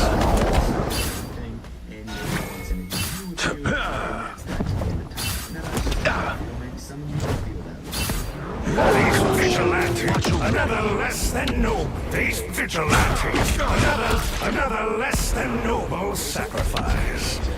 11% of Chick-fil-A's workforce are underage kids. Almost half of Chick-fil-A's workforce. Another less than noble sacrifice. God count offering of any Chick-fil-A according to this website. So, do we think it's right to put people like this that have Just as I expected. I can't rely on self-righteous vigilantes. I'll have to handle this myself. locations hire 14, 15, 16-year-olds with work permits? I think no. I think we should be loud about it, and I think we should cause a problem for people that have stuff like that on their record. And I think that we should not put them in a position of power over other children. I couldn't agree more. And anytime I ever see somebody leave those sort of comments where they're defending the predator, it always makes me want to be like, yo, we got some good gear go though. check this Whatever. person out. So Yeah, whatever. This person might be up to something too, or they might have history of something too. Because how are you in the mindset of wanting to protect the children and that be the only thing that you focus on? Alright, I made a video about this before, and I'm gonna make another one because it's not stopping. There's this guy named Group, and he just keeps going after people. He is a parasite. He used to go after fitness influencers, and when he sucked that well dry, he started going after pedos. Now I know this isn't a video where you're defending pedos and implying that I should not be calling them out on my page. And I know for damn sure you're not comparing me calling out fitness influencers who lie about the way that they look and sell programs deceiving their audience to people who molest children. But it seems to me you're saying that both of those things should not be called out, and I'm a big bully to these poor pedophiles. Weird. Someone else that he thought he could find. Now he's going after veterans for stolen valor. Who do you think you are? What? Who do you think you are that you just want to tear everyone else that he thought he could? Buddy, Juan, it's not tearing somebody down if it's the truth. You see, that brings me back to my favorite quote, and really something that I live by. If it can be destroyed by the truth, it deserves to be destroyed by the truth. So while you're in here yammering and crying about how unfair I am to these pedophiles, well, sir, if they didn't steal children, I wouldn't be able to say anything loudly about it. And if somebody didn't steal valor, I couldn't cover it on my page. And if fitness influencers didn't lie about the way they look to deceive their audience into buying things from them, well, I couldn't talk about that either. So I see you're really concerned, and I can give you some advice on how to stay off my page. Don't be a raging piece of shit, and you have nothing to worry about. But one, something that you did here concerns me a little bit. Why are you asking us to go easier on files? What does that have to do with anything? What does that have to do with you? And why in this video do I get the anxiety coming off of you? It seems like you're really worried about something. You need to speak out before maybe people look at you. This is a very bizarre and concerning take. I see that you have children, and I don't know, bro. What's going on in there? Is there something we need to talk about? He had the audacity to make a whole video, but just like that prime example, Mr. Juan Perez, I think you might need to be investigated, regardless of the fact that you have children. Somebody might be able to check you out, because how you come into pedos and liars and scammers defense is weird. It's weird. I don't condone it. So I've recently done a few videos on fake natties, that is, people that take drugs and lie about taking drugs. Some do this in bodybuilding competitions where it's natural and tested, and others do this in powerlifting competitions where these drugs will give you an obscene advantage to the people that you're competing against. Now, something has recently come up with somebody named Nojo Fitness. Nojo Fitness is an elite level powerlifter. Nojo competes in tested federations, and he is at the top of his game. But recently he received a 2-year ban from his federation. The IPF put an article out on March 12th saying that he had been issued an anti-doping rule violation. Initially, apparently, he was issued a 24-month, a 2-year suspension, but they reduced it to 18 months in this article. And Nojo actually covered this in the video, and he said a variety of things, which I'll show you here. Unfortunately, this isn't going to be a positive video, but I'd really appreciate if you guys hung around, as I want to be upfront and honest about a mistake I've made.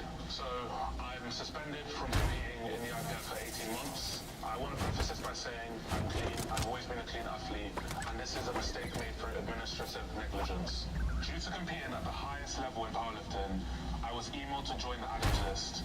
In powerlifting, this is essentially a list where you agree to be randomly drug tested at 1 hour at any point during the day. Through negligence on my own end, I didn't see this email and I didn't respond to it, and that counts as a strike. I was then emailed again to join the list and fill in my information. I filled in information, but I did it incorrectly, which caused a second strike.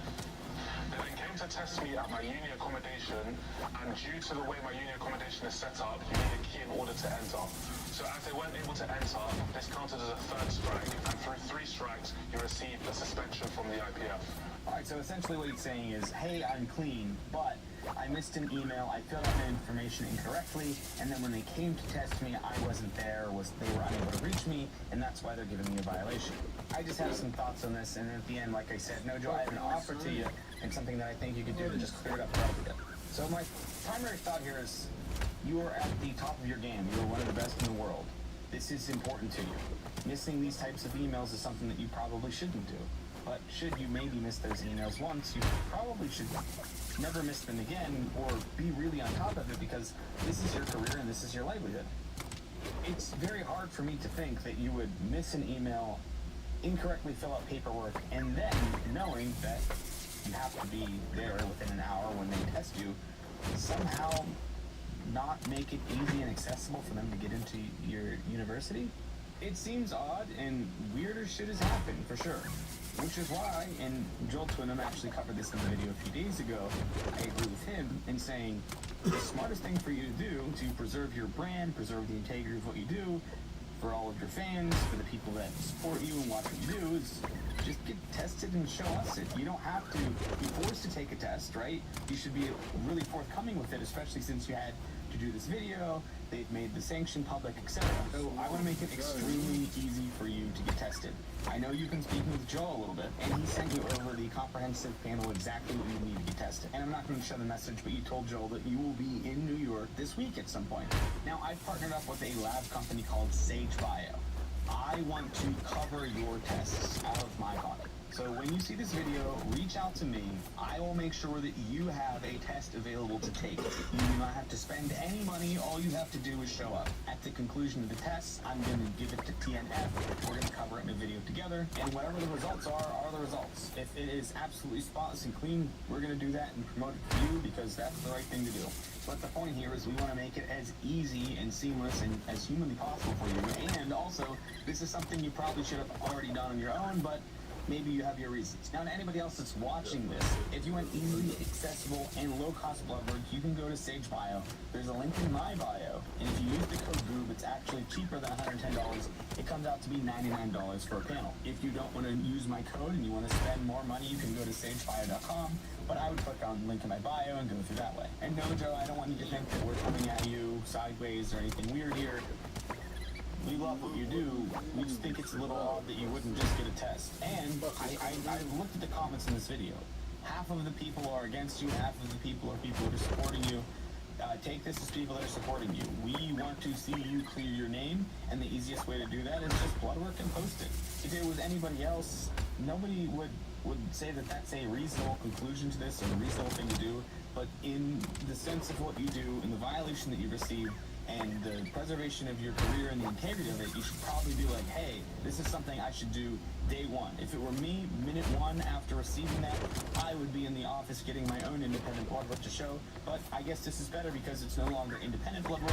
It's something that I'm going to be paying for, that Sage Bio is going to be enacting, and that Joel Twinham is going to be interpreting and decimating to his and my audiences. So let me know, Noja, my inbox is open. I know you'll arrive sometime this week in New York City, and we'll make it happen for you. See, that's what I like about Groove, because not only does he hold people accountable, but he also helps them hold themselves accountable. And I'm glad he also mentioned that brand, too, because I was really thinking some people work and stuff, like I said a minute ago. Hey kids, even though you always tease me for reading the menu with my phone light and say I never want dessert before eating half of yours, I can't wait for my Mother's Day brunch, as long as I don't have to plan it. However you sleep, it adapts to you, keeping you in deep sleep longer, so you can wake up refreshed, with daily health insights and a sleep fitness score. The Pod by 8 Sleep, designed for deep sleep, personalized to you. That I'm in the gym now, I want to know.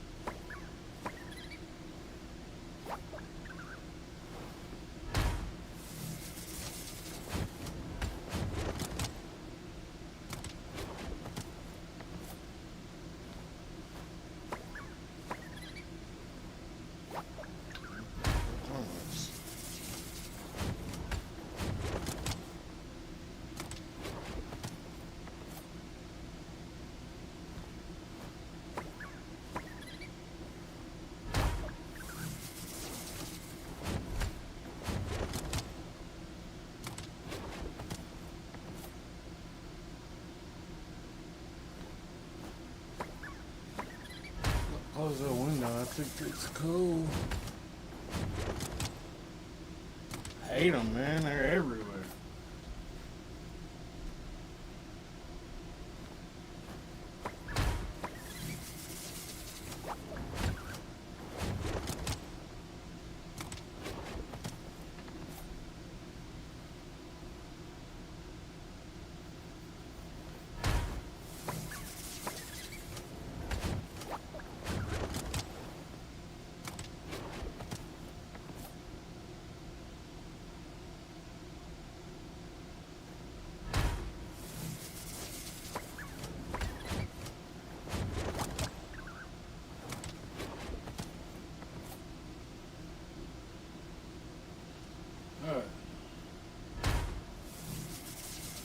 I think for the most part they're gone.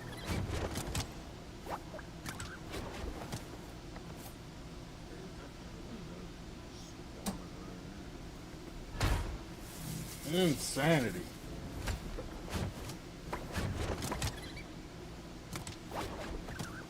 My bad.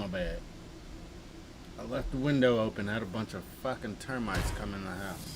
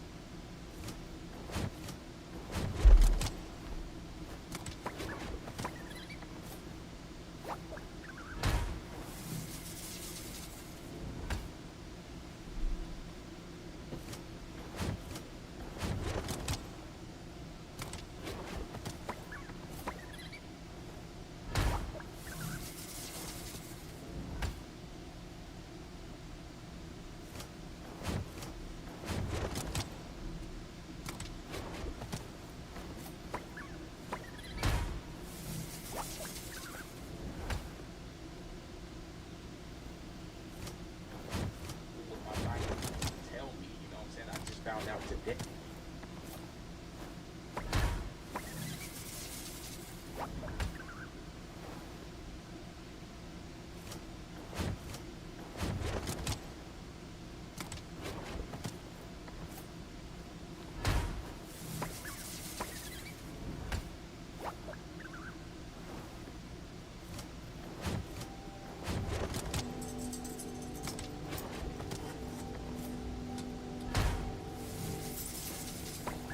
Hold on, let me go. So, it has come to pass. Invincible era is over. We're getting into the summer. We know X-Men 97 Season 2 is on its way out. And it looked like they're preparing us as fans. Now, let me paint the picture of Season 2. First off, let's not forget where we're coming from. If you don't know the lore behind the show, Bo DeMayo, a memorable figure and worker on the original Season 1 X-Men 97, was fired due to scandalous things. It never got fully cleared from my memory. But the whole thing when it first happened was, how will Season 2 pan out based off of the removal of Bo DeMayo? But before we get too crazy, let's remind ourselves what happened.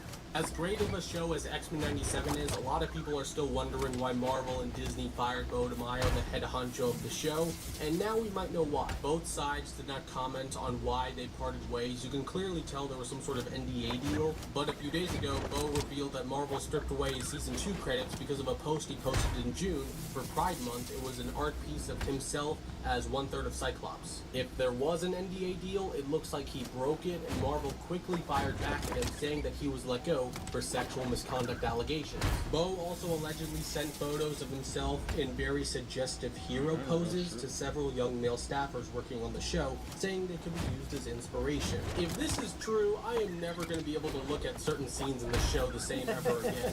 He also allegedly groped an assistant multiple times and emotionally and physically abusive to other staffers. Bo responded to the allegations, saying the truth will be revealed. We'll learn more, but if it's true, then I gotta side with Can't leave the window open anymore, man. That's just messed up. They were literally fucking everywhere. I felt stuck between long hours at work and the daily. Switch to Google Fi Wireless and get 25 gigabytes of high-speed hotspot tethering per month for each line on our unlimited standard phone plan. Connect your laptop or share your signal with a friend. You'll get top priority data speeds on American. In February 2026, retired Major General William Neal McCaslin vanished from his Albuquerque home. This is April. How may I help you? Hi, April. My name is Susan Wilkerson. My husband is missing. Okay. And it's been about 3 hours.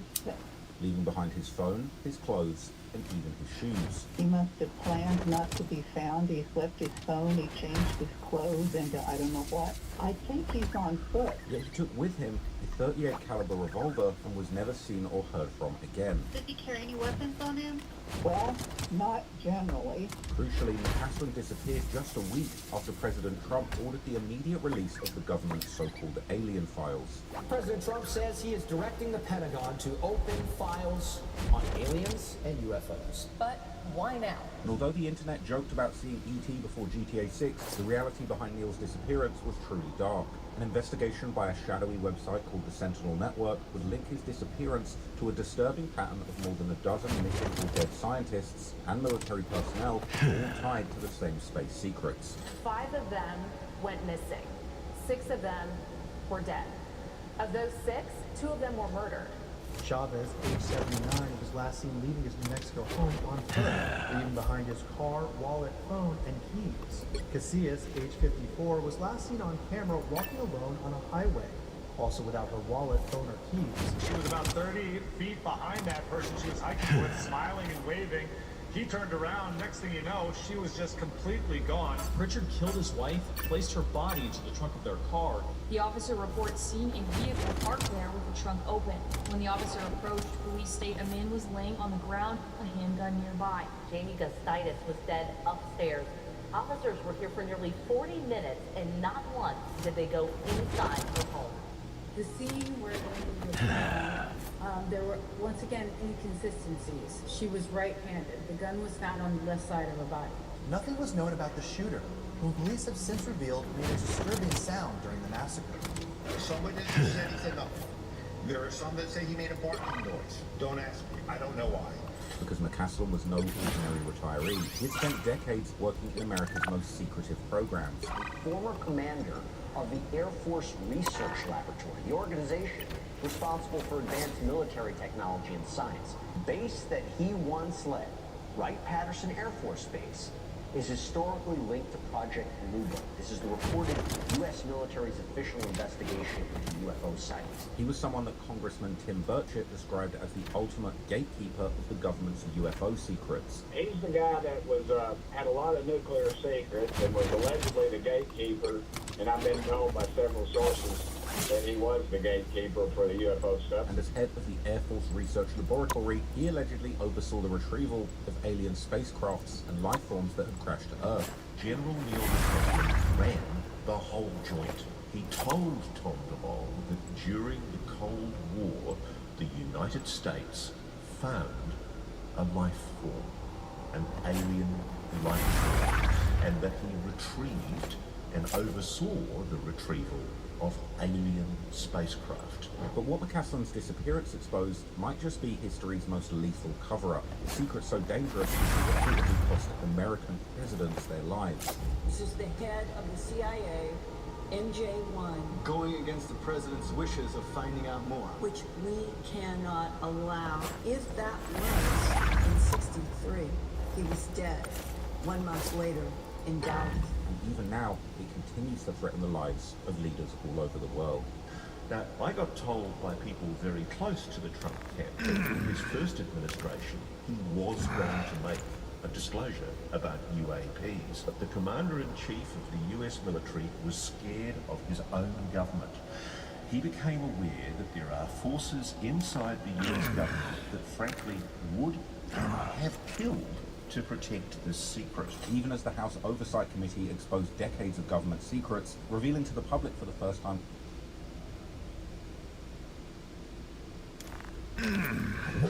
It's a beautiful day to do these reactions, man. Listen, like it before you light it, hit the sub before you hit the bud, join the team before you hit the green, and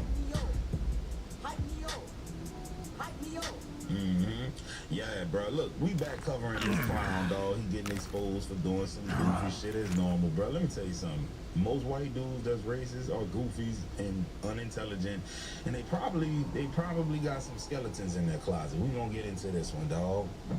There's a dude named Chugga Builder who's going around antagonizing black people, hoping for them to react because he keeps telling them that he has something that will send them to heaven.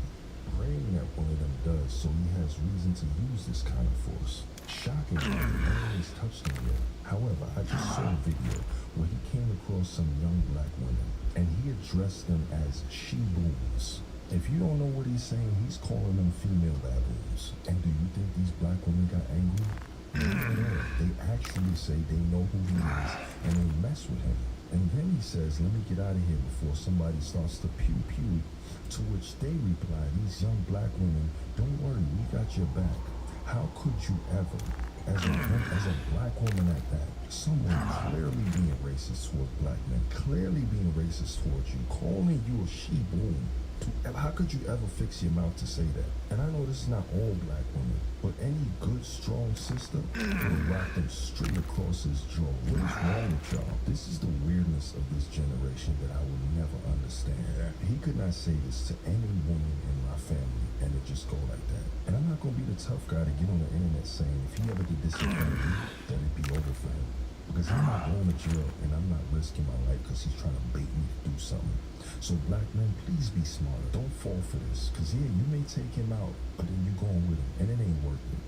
Let him talk his talk. Just wait for the course. You know what's crazy though? He don't got the balls or the nuts to talk to somebody like him, dog. This dude like legit 6'7". He would never approach a large black man like that. He would never approach a black man that look like he on demon time. He does it to the dudes he feel like he got something to lose. He'll go to you when he at work. you know, obviously want to keep his job. He'll do it when some police around. You know, he'll do it. He tries to control the narrative. You know, he got picks and chooses, man. But this is what we about to get into. And now you got to rebrand yourself. Because that digital footprint is a...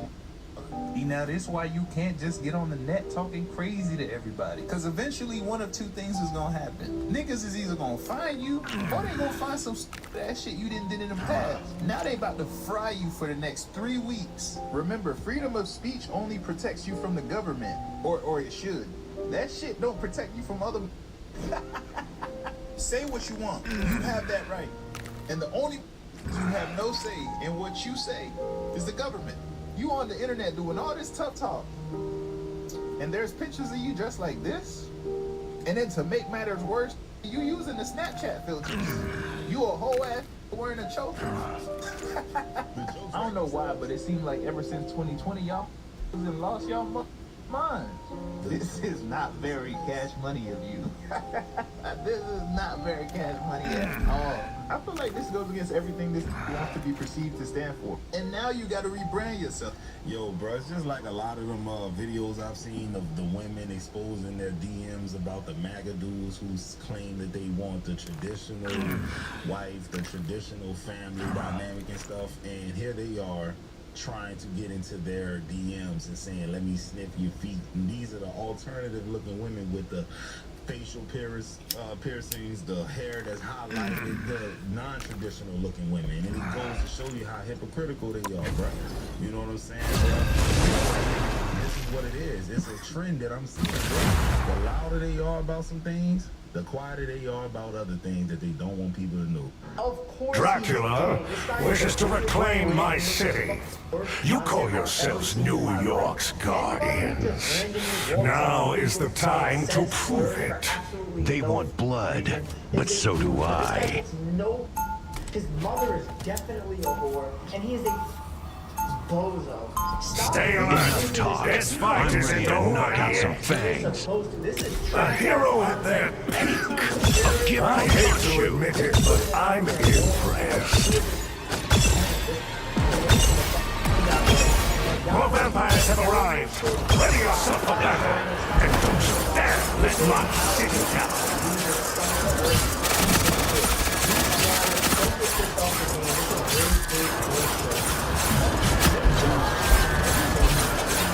Thank you very much.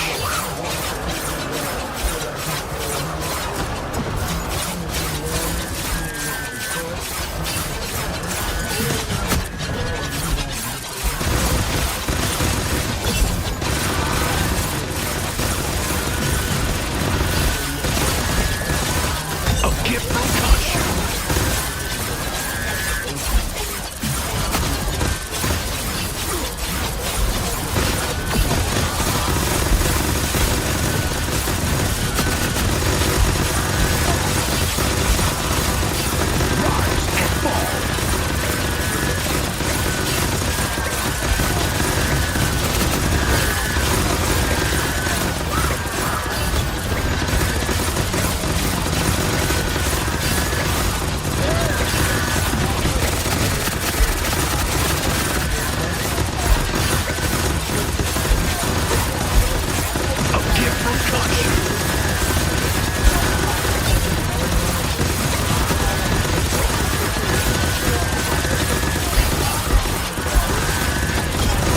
Congratulations on surviving another round.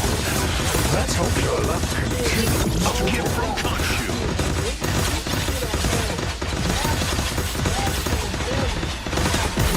A hero at their peak. I hate to admit it, but I'm impressed. Those monsters look hungry. Time to see if you're the hero you say, or just another snack. Thank you very much.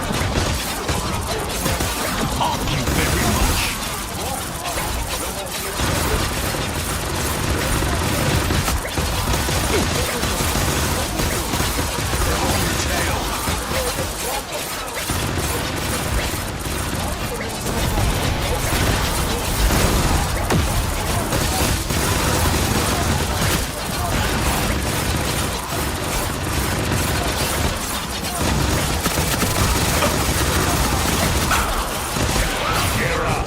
These enemies won't quit, but neither will you, it seems. Fascinating. Now, who's the real monster? Vacation's over. Back to work. Hope you've still got some heroism left in you.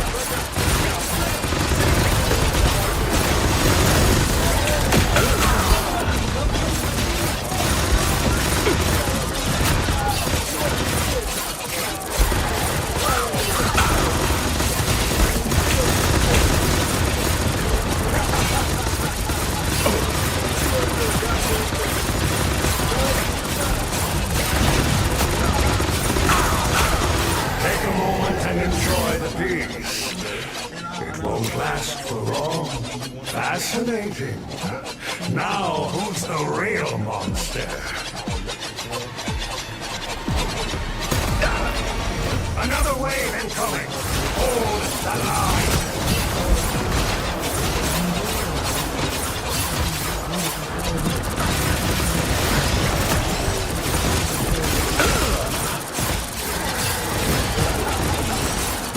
Another less than noble sacrifice.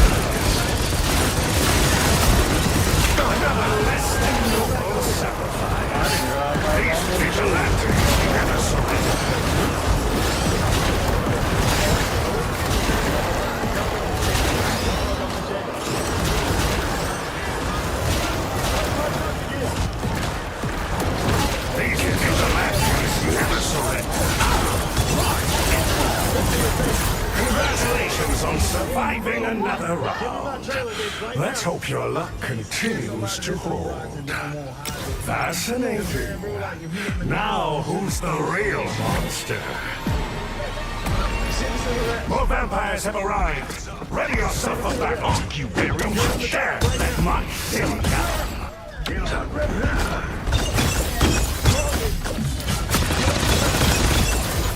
Y'all going to jail tonight. Y'all going to jail tonight.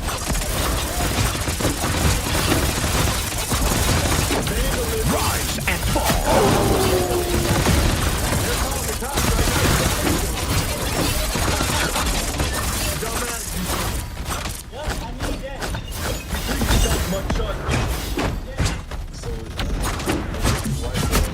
Thank you very much.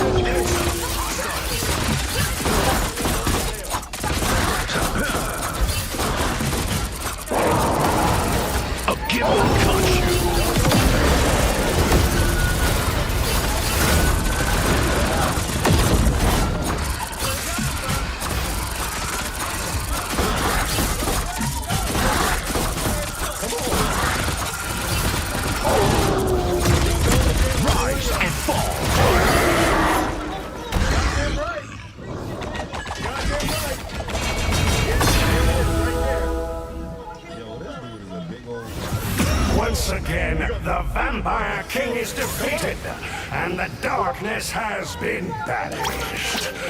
But is this really the end of the story?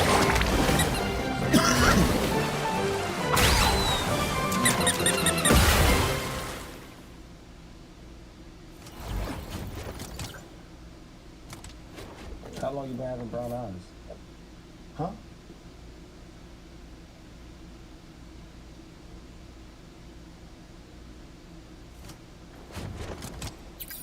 Bruce Japamoff's brain needs to be studied. I'm not gonna bore you with a long intro, but since he got exposed for gossiping in a group chat like KD about dying in rage, it's like Bruce Japamoff only goes viral when he's talking shit about someone else. Yes, we know he has a cult of nut-hugging droolers that think he can do no wrong in every... In this video, I'm going to be doing a very, very deep dive into the trail of social media breadcrumbs that both David and Celeste left in the wake of their illegal relationship. Okay, there's rumors that he met her on Fortnite when she was as young as 10 or 11, but these two left an incredibly large digital footprint. There's TikTok reposts, there's pictures of them together, there's just so much material that has barely even been broadcasted and shown to the world. There's a lot of stuff going around on Reddit that a lot of people haven't even woken up to. So in this video, I'm going to break down a huge archive of posts that both Celeste and David made during their relationship in the lead up to the murder. And we're also going to look at some throwback pictures from when Celeste was a child, just to make you really understand just how young and tiny and defenseless this victim was when David allegedly brutally killed her and stood by while she bled. These pictures have been going around. They're saying these are yearbook pictures of Celeste. Now, these are pictures of her when she was she was a child when she passed away, but these are pictures of her as a young girl, and this is just a reminder of just how small and defenseless David's victim is.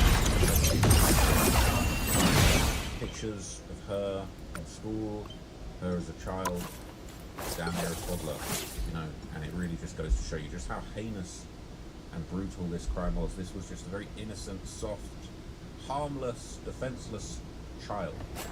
Okay, this wasn't a threat.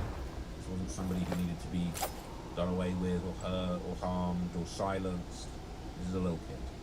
Okay, and it's very, very serious. It's so sad to see, pictures of her going around, because ain't no pictures of her looking grown. Ain't no pictures of her looking like, oh, I could have seen how he thought she was older. Ain't no way. I don't think I've seen a single picture where she looks anything more than just sorry about the circles, that's genuinely just how it was printed. Even when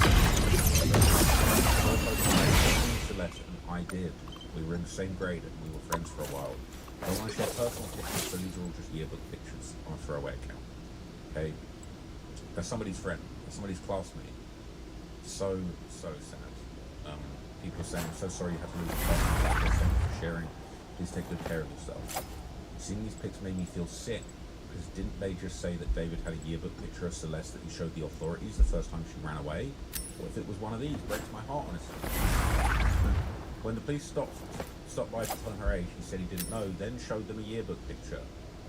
Now, I doubt it was one of these, because this is looking like a child. I think it was a fake yearbook picture, and it was like, oh, I think she's going to college, like, there's a picture of her college yearbook. Not true, okay? Crazy. She was absolutely adorable. Sorry for your loss to the poster. It must have been incredibly surreal. Is it possible you could give years for each photo and what grade she was in? It says the younger ones are harder. I'll try and do it later, but I'm really busy with homework. I can tell you the Batman one is from 6th grade in 2022, 2023. The second one is from 5th grade in 2021 and 2022. If it helps, I'm currently in 9th grade. I'm in the class of 2029. Sorry, I'm horrible with math. That's actually crazy.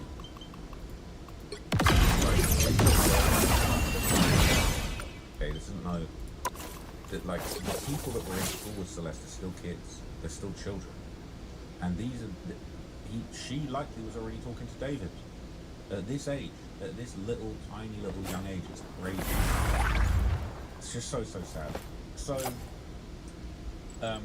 a lot of people have been digging through Celeste and David's old posts and trying to get to the bottom of some of the sort of dark stuff that was going on behind the scenes inside their relationship. And I think the reposts on TikTok really paint a very interesting picture. Now, we've looked at some of these before, but I'm going to show you a whole bunch more, and I'm going to show you some from Celeste's side too. So this person says they dove into David's reposts, and here's a few disturbing ones. So a lot of these have reference to murder. Now, if you haven't seen the film American Psycho, this is a film about a serial killer who works on Wall Street. Men as well. But lures women into his home. This is a famous scene where he's lured this woman into his home. He's got her listening to music, and he's got a nail. Dracula wishes to reclaim my city. You call yourselves New York's guardians. Now is the time to prove it. They want blood, but so do I. Mentions a lot of relationship issues, and it seems like there's an extremely controlling obsession with her. Tons of reposts mentioning mental issues. Gear up. Khonshu These hates enemies won't vampires, quit, which means I but do neither too. will you. Rise and fall. Fascinating. Now, who's the real monster? Vacation's over. Back to work. Hope you've still got some heroism left in you.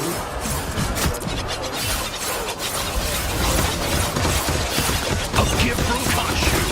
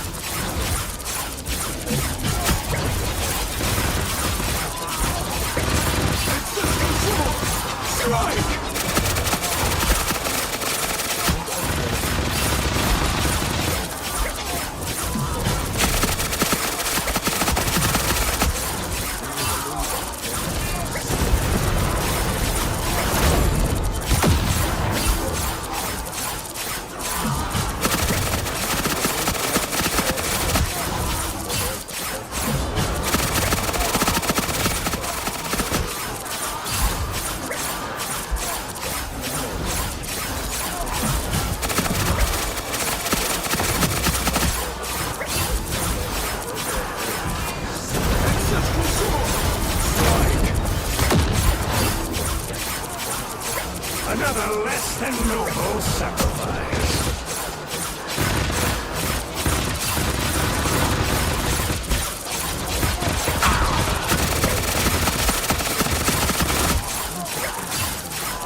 These vigilantes never surrender.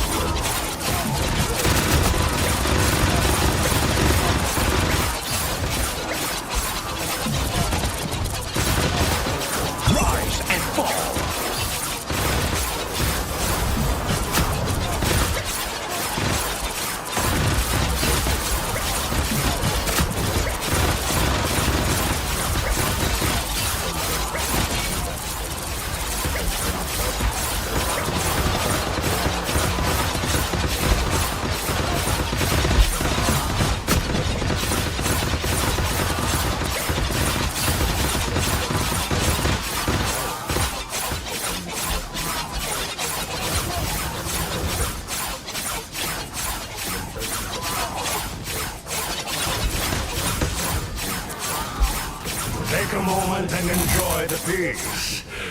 It won't last for long. Fascinating. Now, who's the real monster? Those monsters look hungry. Time to see if you're the hero you say, or just another snack.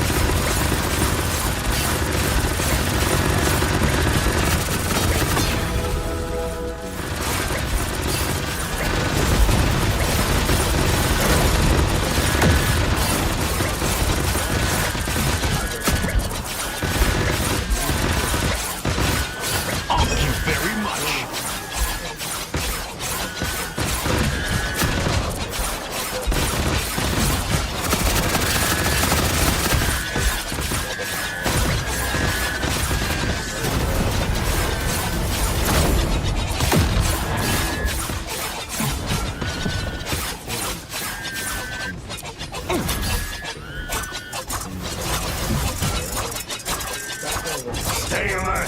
This fight isn't over yet. Fascinating. Now, who's the real monster?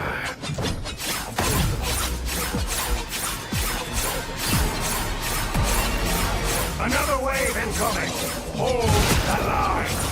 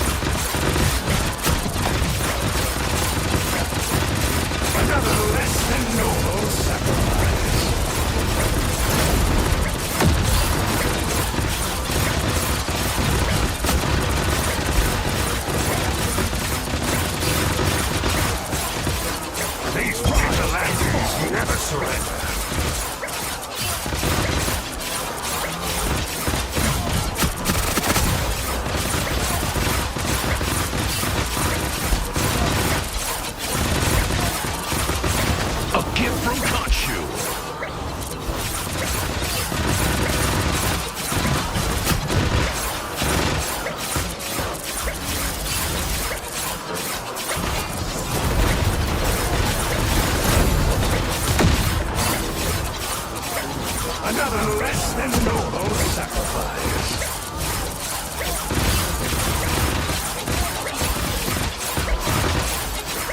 A gift from Khonshu. These vigilantes never surrender.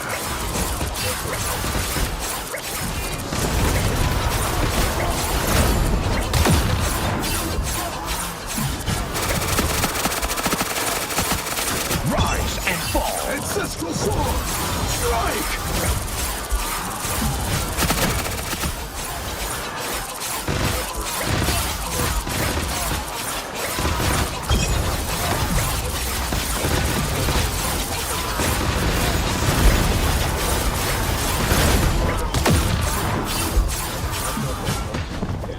Congratulations on surviving another round. Let's hope your luck continues to hold. A hero at their peak. I hate to admit it, but I'm impressed. More vampires have arrived. Ready yourself for battle. And don't you dare let Martin didn't happen.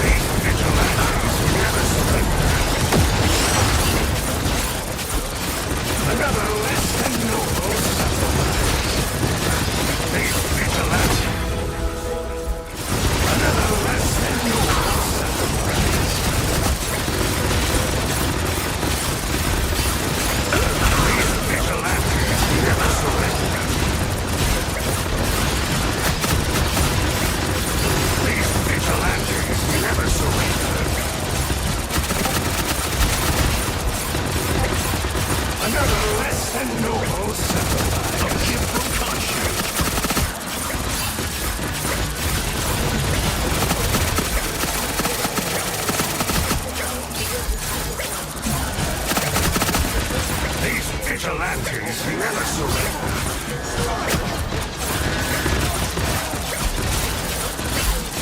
Another less than noble sacrifice.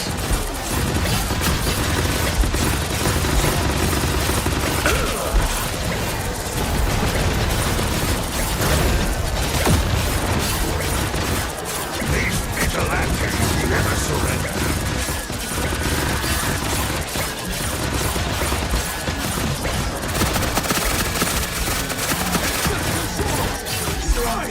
Thank you very much.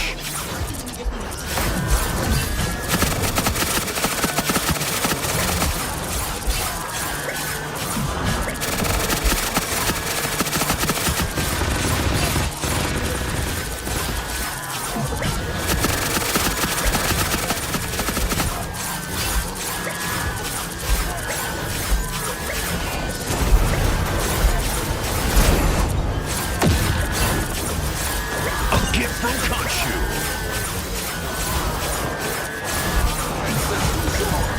Strike!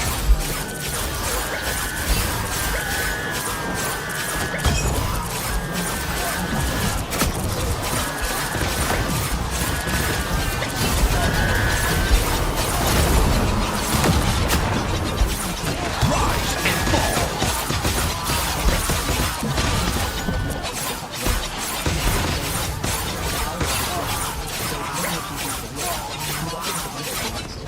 Take a moment and enjoy the peace. It won't last for long. A hero at their peak. I hate to admit it, but I'm impressed. Another wave incoming. You are nothing compared to me. Another less than noble. Another less than noble sacrifice. Another less than noble sacrifice.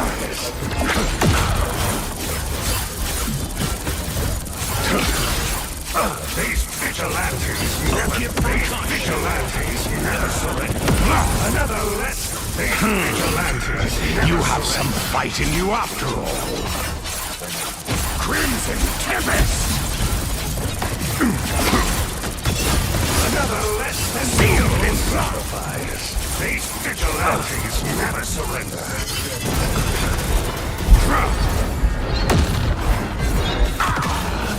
Another less than noble sacrifice. These vigilantes never surrender.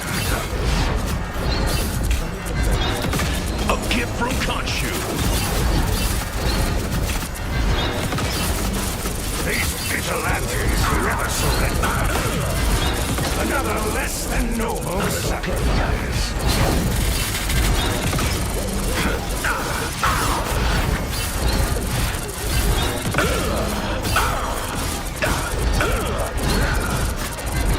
These vigilantes never surrender. Another less than noble sacrifice.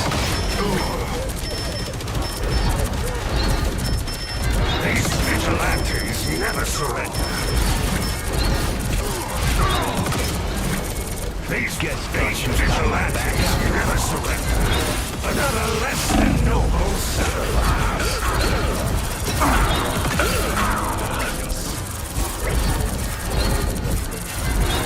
A gift from Crimson Tempest! These vigilantes never surrender. Another less than noble. Another less than noble sacrifice.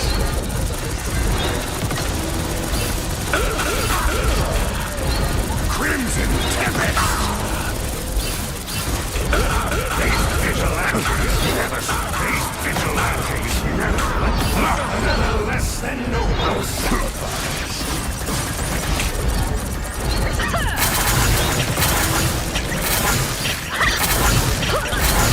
Crimson Tempest!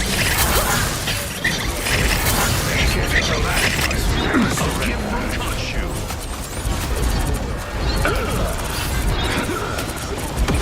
Another less than noble sacrifice.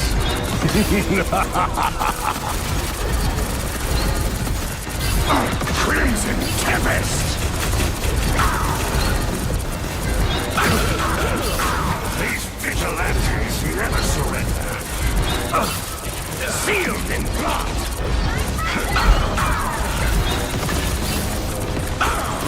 A gift from Khonshu. Another less than noble sacrifice.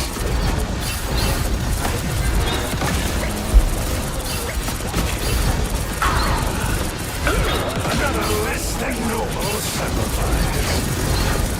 These vigilantes never surrender.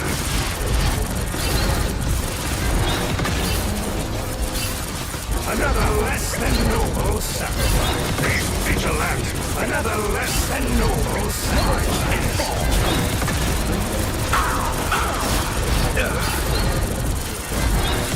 Another less than noble. These vigilantes never surrender. Another less. These vigilantes never surrender. Give so much. Another less than noble sacrifice.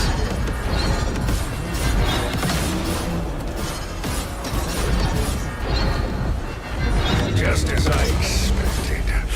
I can't rely on self-righteous vigilantes. I'll have to handle this myself.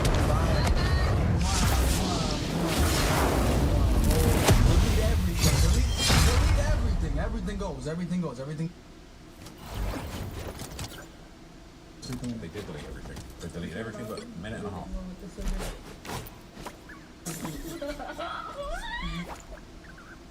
Seasoning? It's already seasoned, but it's all seasoning.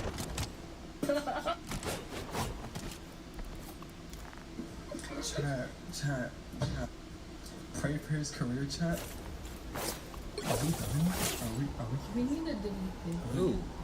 Mods, can we delete all VODs? And then as soon as the stream ends, delete the stream too? Can we delete anything? You done for, bro? Y'all are not done? Now you wanna Epstein? Yo! Wait! Oh, look at it.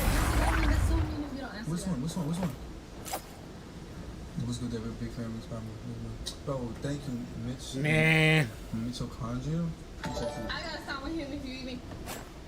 She said, I got a song with him. That's what she said at the end. I got a song with him. Right. You can see the seriousness in his face when he's asking to delete the VODs in the stream entirely. She was understandably that total obnoxious being damage a 12-year-old bonus is woman what's who's setting it filmed, off. but seeing him try and match her energy being so loud. Yeah. Our media trend, you such a narcissist. If somebody screen record. Now, I think we can't eventually switch that. The full stream will surface. Somebody must have it, even if it's the Fed. Okay. But there's been a lot of speculation about this live stream, okay? People have been trying to get to the bottom of it. People have been reposting it, right? Is this a longer version? Media trained you back. That's not what it is. Oh, look at it. This is that one that's so mean. You know, that's So this has got some extra details at the end in a caption in the video. But it basically says, let's see. Which one? What's good, David? Big fan of this family. Bro, thank you. That's not with him if you even. This is a video that happened on the live stream showing David and Celeste from January the 11th, 2024. So that's the person. Someone said, how did you find this VOD? He clipped it because he shouted me out after I sent a message to saying, is that all you have from this VOD? Yes, it's only to show my friends who shouted me out on the stream. I was lucky that he recorded it and that he got the shout out. David screwed himself over. And Celeste saved herself. When she said read that comment, she said make sure you read that comment from that nice guy. Wait. Oh, look at it. This is that one that's so mean. You know, that's Which one? What's good, David? Big fan of this family. So she might have accidentally just saved herself and buried David by being such a nice little girl that she wanted him to read this positive comment. And the guy screen recorded it and screen recorded David inadvertently streaming with a minor. Okay, so shout out to Celeste for that.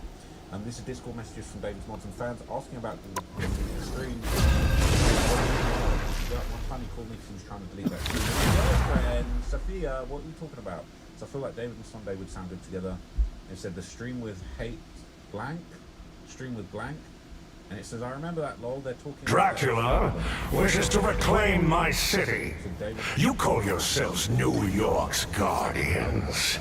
Now is the time to prove it. They want blood, but so do I. Messages from David's mods and fans talking about the stream. Stay alert. Enough talk. This fight I'm isn't ready to over knock out some yet. fangs. First part of the stream was recorded by someone else. Fascinating. Now who's the real monster? Vacation's over. Back to work. Hope you've still got some heroism left in you.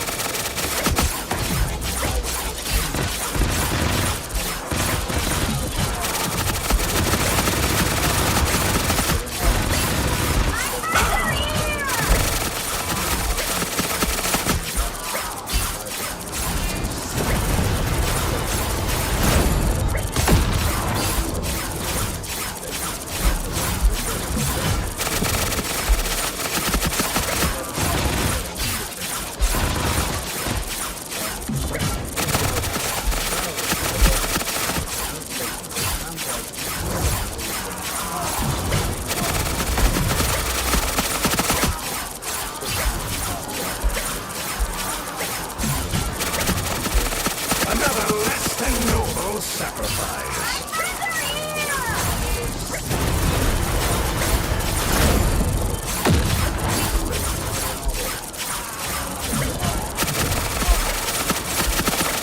These vigilantes never surrender.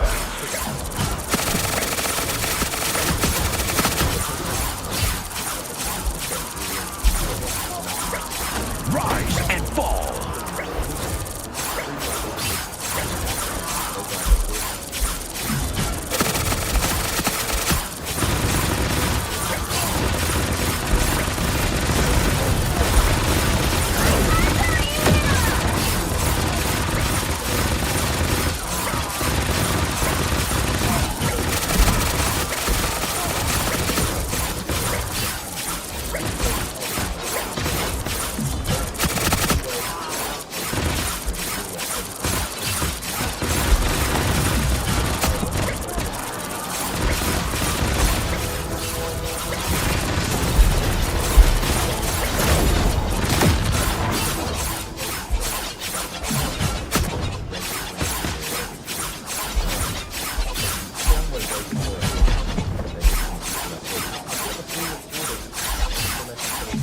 Take a moment and enjoy the peace.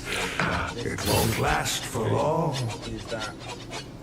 A hero at their peak. I hate to admit it, but I'm impressed. More vampires have arrived. Get yourself a battle, and don't you dare let my city down.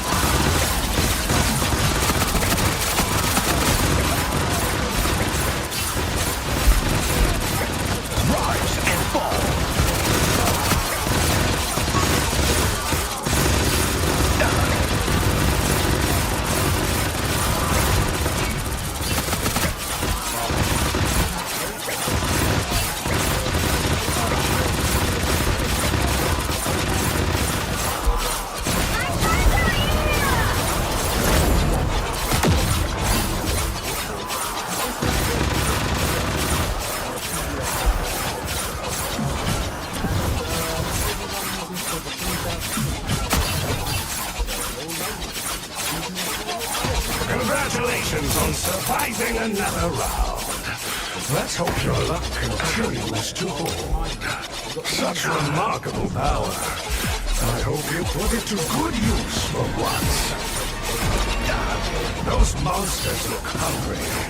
Time to see if you're the hero you say, or just another snack.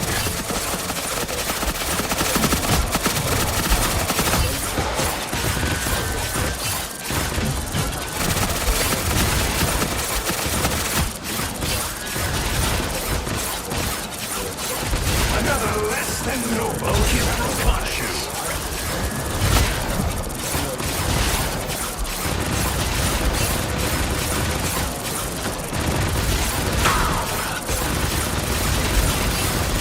These vigilantes never surrender.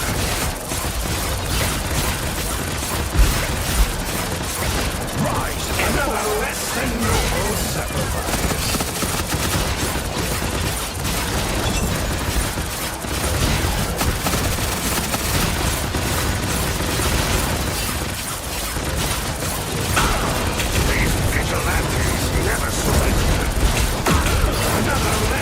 Noble sacrifice. Another less than noble sacrifice.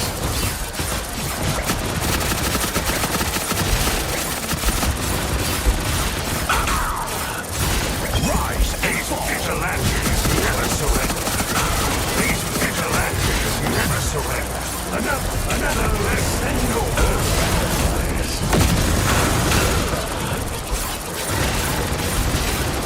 A gift from Khonshu.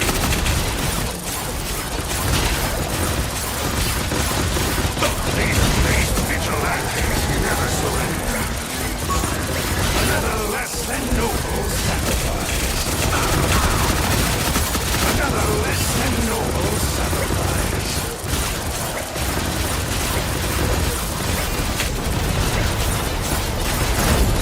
These vigilantes never surrender. These vigilantes never surrender.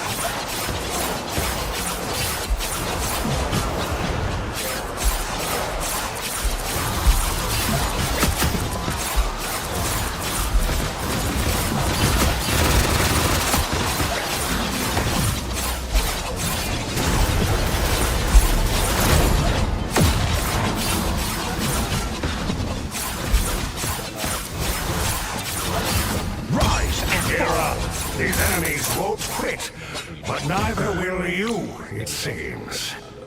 So, basically... Fascinating. Now, who's the real monster? Another wave incoming! Hold the line!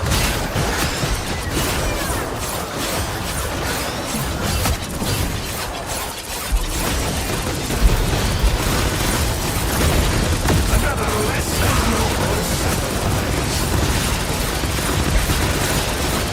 Rise and fall!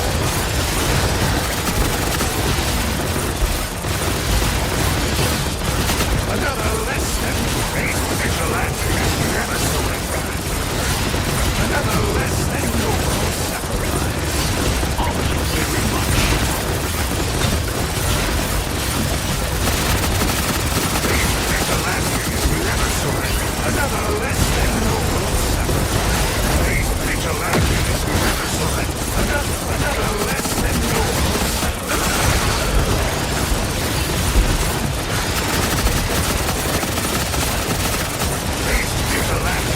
Never surrender. These vigilantes never surrender.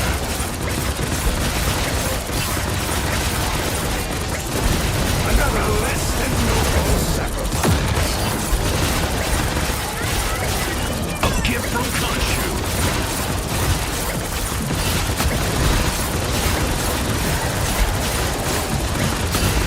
These vigilantes never surrender.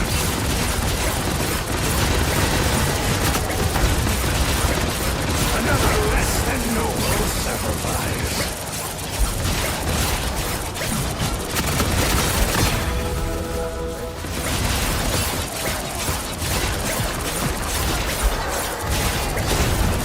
These vigilantes never surrender.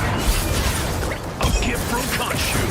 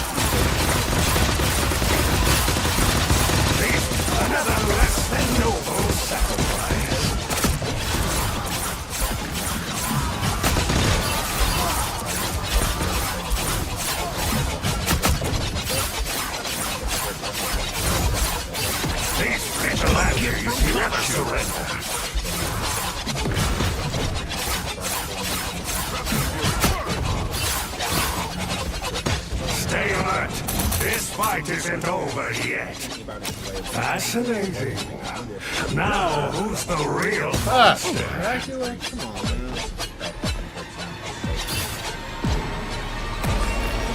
Another wave into you are nothing compared to me. Another less than noble sacrifice. Another less than noble sacrifice.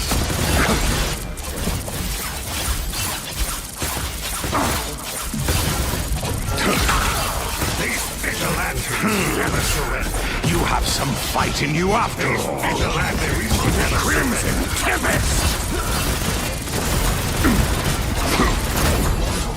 Another less than noble sacrifice.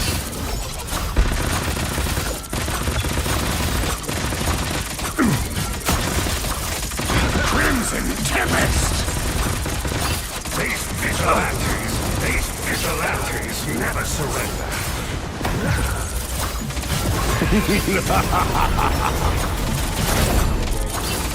Crimson Tempest!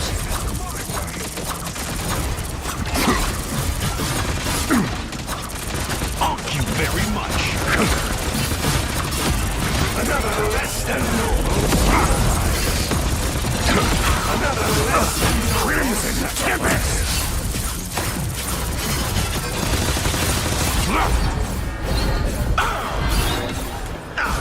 These vigilantes never surrender. These vigilantes never surrender. Another less than noble. Another less than noble. Another less than noble sacrifice. Another less than noble sacrifice.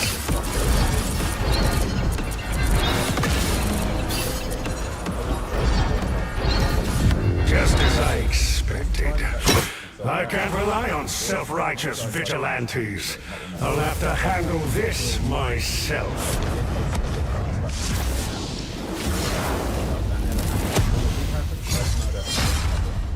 Right. Saying really no way to know at this point how he feels about what he's done and what exactly his mental illness is. Pretty safe to say his main concern is his own fate. The case should reveal some info, but it doesn't really matter. He'll have many decades in solitary to spend regretting it. So this is one of the most disturbing things that I've seen, and this has been going around a lot. This is David doing a TikTok with his mother, and if you notice, he does basically this little dance where he appears to be reenacting somebody being disemboweled and having their stomach sliced open. Okay, and I don't know if this is what happened to Celeste, but I think this is something that probably happens more than you think. There's been a few famous cases in the UK where UK drill gangster rappers and gangbangers in London having a sword fight. There's a very famous video of somebody being attacked in Camberwell, and they're disemboweled and lose their stomachs, and the intestine falls out of their stomach, and they're trying to get it back in. I've seen that video. It's very, very dark, but it is basically exactly the same as what David does in this video. I'm telling you, I've seen a real video. It's very dark. I'm not gore obsessed like David, but I've had to cover a lot of very dark gang cases. I've seen a lot of very, very horrible footage. What's that about to do? And what he is interacting in this is an accurate depiction of what people tend to do after they've been disemboweled. Look at what he does now. Look at this. And he's got his little sister right there. And his mother didn't like that.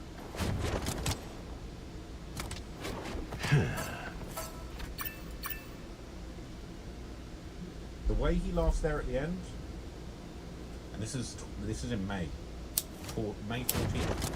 So there's 9 days after the dismemberment. The way he laughs there, that little one, the way he looks at the camera in between where he steps forward, it's like, this is funny. And then that look, this a little more than just a little inside joke, isn't it? And listen, anyone talk about this? It was posted 3 weeks after she was murdered, considering the fact she had multiple stab wounds on her torso. This is extremely disturbing, disgusting, and sounds nothing like Radiohead. He really thought it was something special, didn't he? He wishes he could channel feel. Tom York, or whatever. Anyway, this is David at the Black Boy Max party. All right, he was just outside having a great time, just weeks after this dismemberment.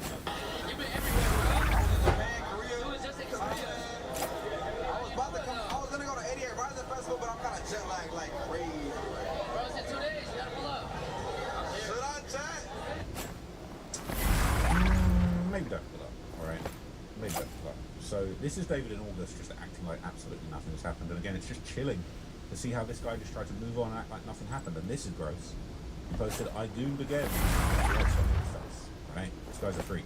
He's posting anything, just living his jolly old life with no acknowledgement for his action. Just groomed again. That's what they're saying in the comments. Okay, but look, that was everything that I could find as far as the timeline of all the posts that David and Celeste posted during their relationship, and anything that David posted afterwards that I thought was interesting. I think that Celeste was a really smart cookie. Unfortunately, she actually exposed David in several ways while she was still alive. She was threatening to expose him and ruin his career.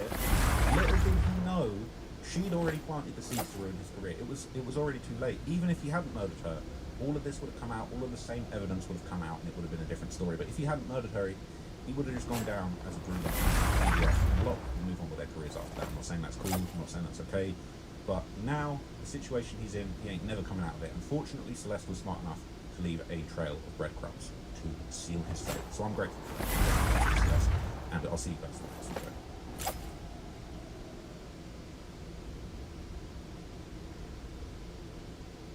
I think I gotta put this on.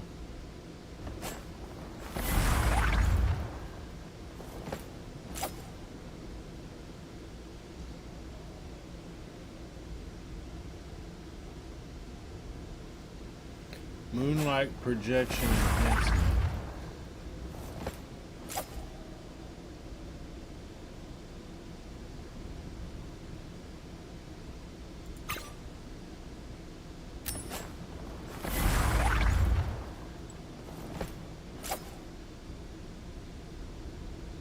Only thing I lose is 0.38 seconds. Who cares?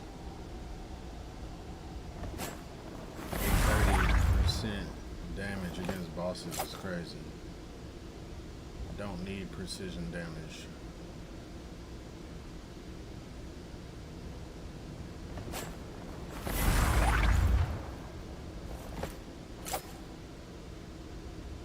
Moonlight projection enhancement.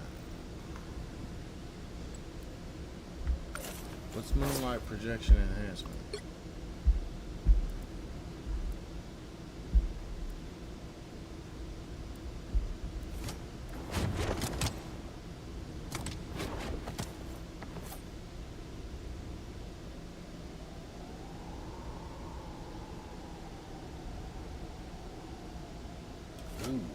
Ooh, oh yeah. Oh yeah. We about to be doing hella damage. Hey, we gotta try that shit out.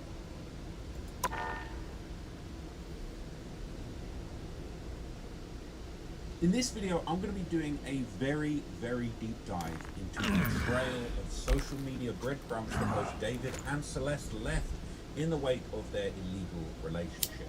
Okay, there's rumors that he met her on Fortnite when she was as young as 10 or 11. Of September 19th.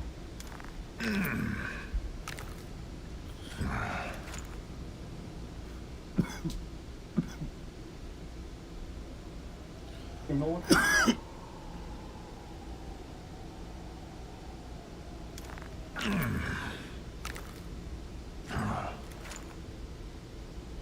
In order to they like brown. Come on, nigga, we ain't doing this with the eyes and all that. I don't want you looking at my eyes. No, it's a lot. I'm saying just me. Oh, no, nigga. We're not doing that. We're not about to start seeing cute pictures on No, I didn't say shit. I'm just giving you your props. Not doing that.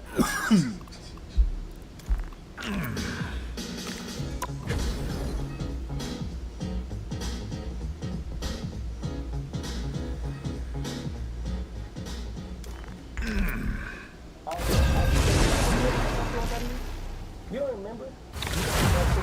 Yes. Let me see. I showed you about tattooing me. Let me see. Lying ass nigga. I do that. Dracula wishes to reclaim my city. You call yourselves New York's guardians. Now is the time to prove it. They want blood, but so do I. Let me tell you something, brother. Let me tell you something. But this, I'm asking though. I gotta put some motion on it. This motherfucker. Gear up. Enough talk. These enemies I'm won't ready quit. to knock out some But fangs. neither will you, it seems. I'm the fucking bastard. You got a tattoo on my leg? Fascinating. Right. And now, who's the real monster? All vampires have arrived. Ready yourself for battle. And don't you dare let my city down.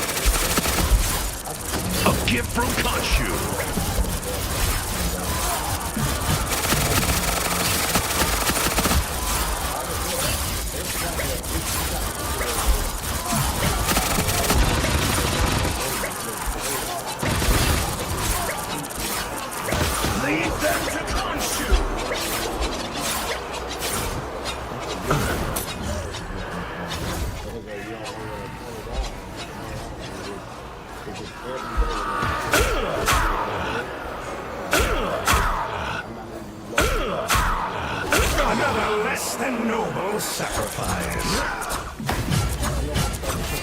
The moon haunts you.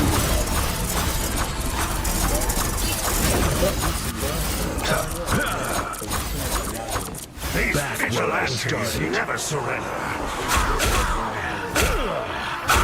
Another less than noble sacrifice.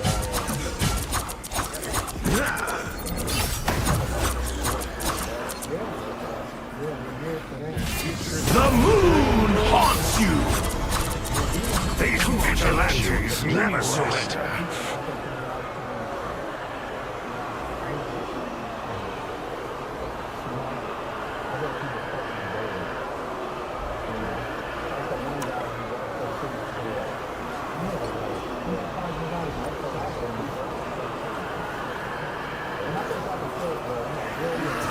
Another less than noble sacrifice.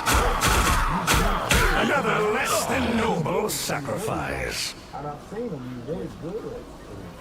So, maybe that was the part that got him in the door. Just as I expected. I can't rely on self-righteous vigilantes. I'll have to handle this myself.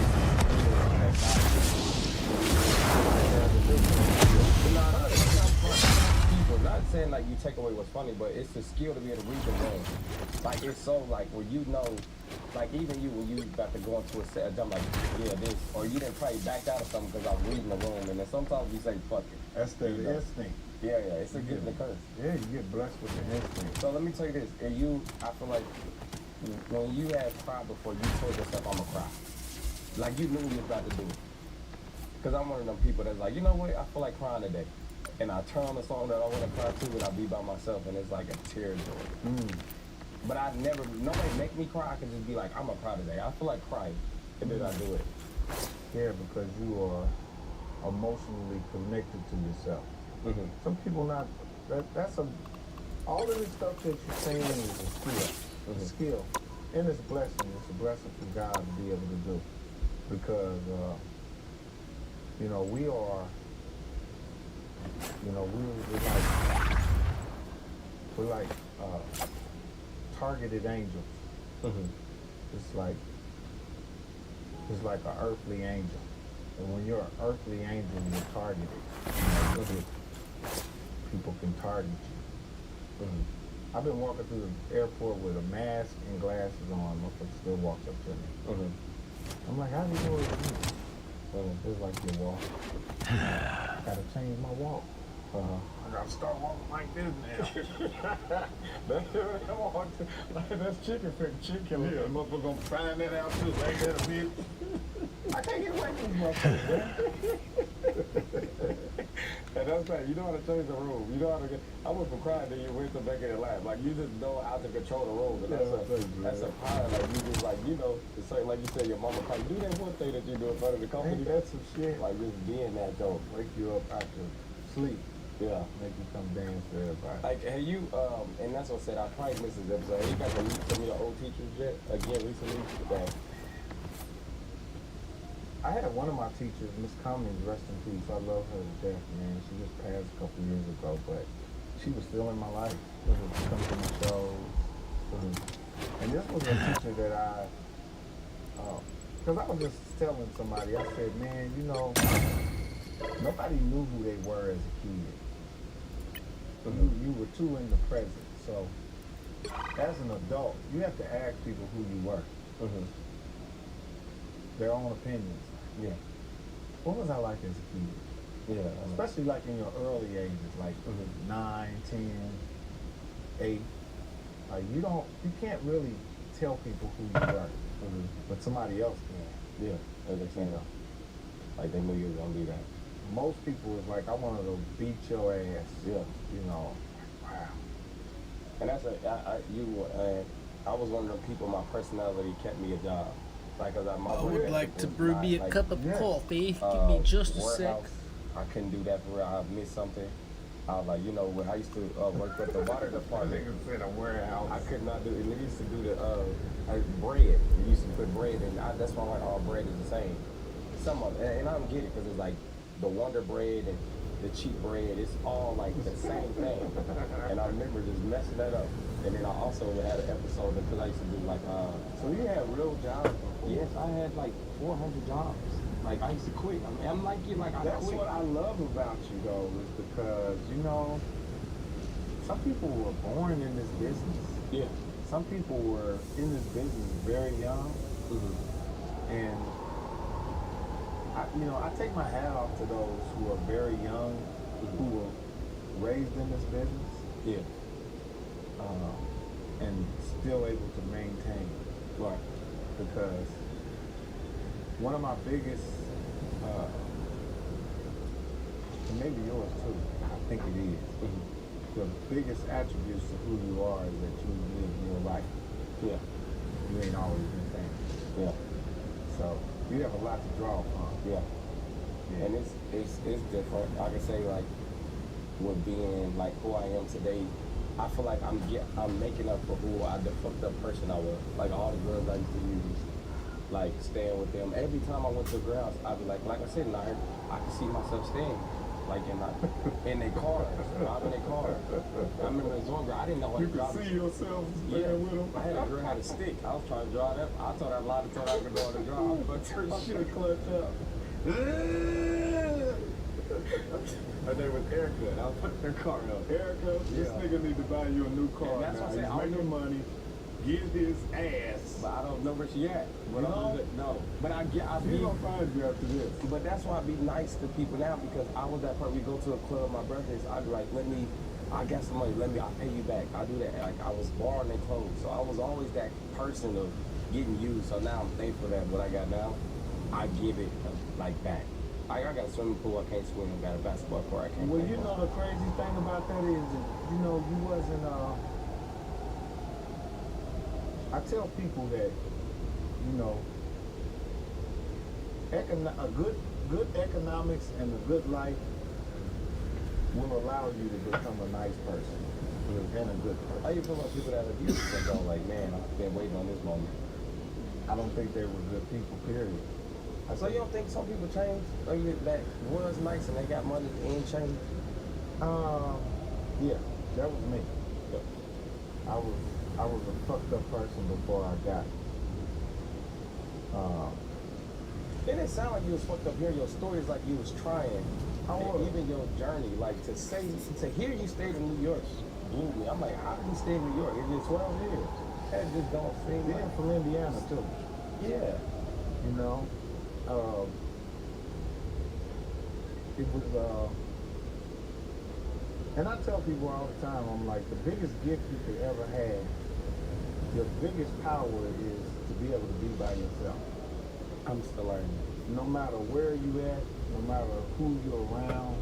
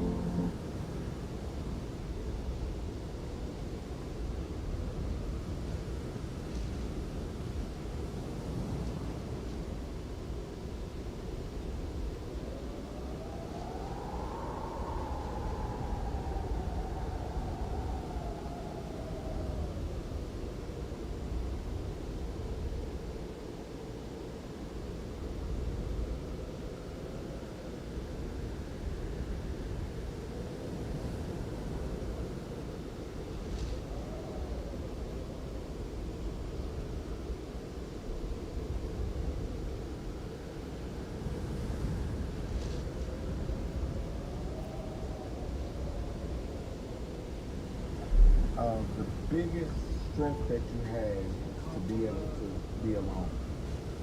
Because that's when you really, really find out who you are.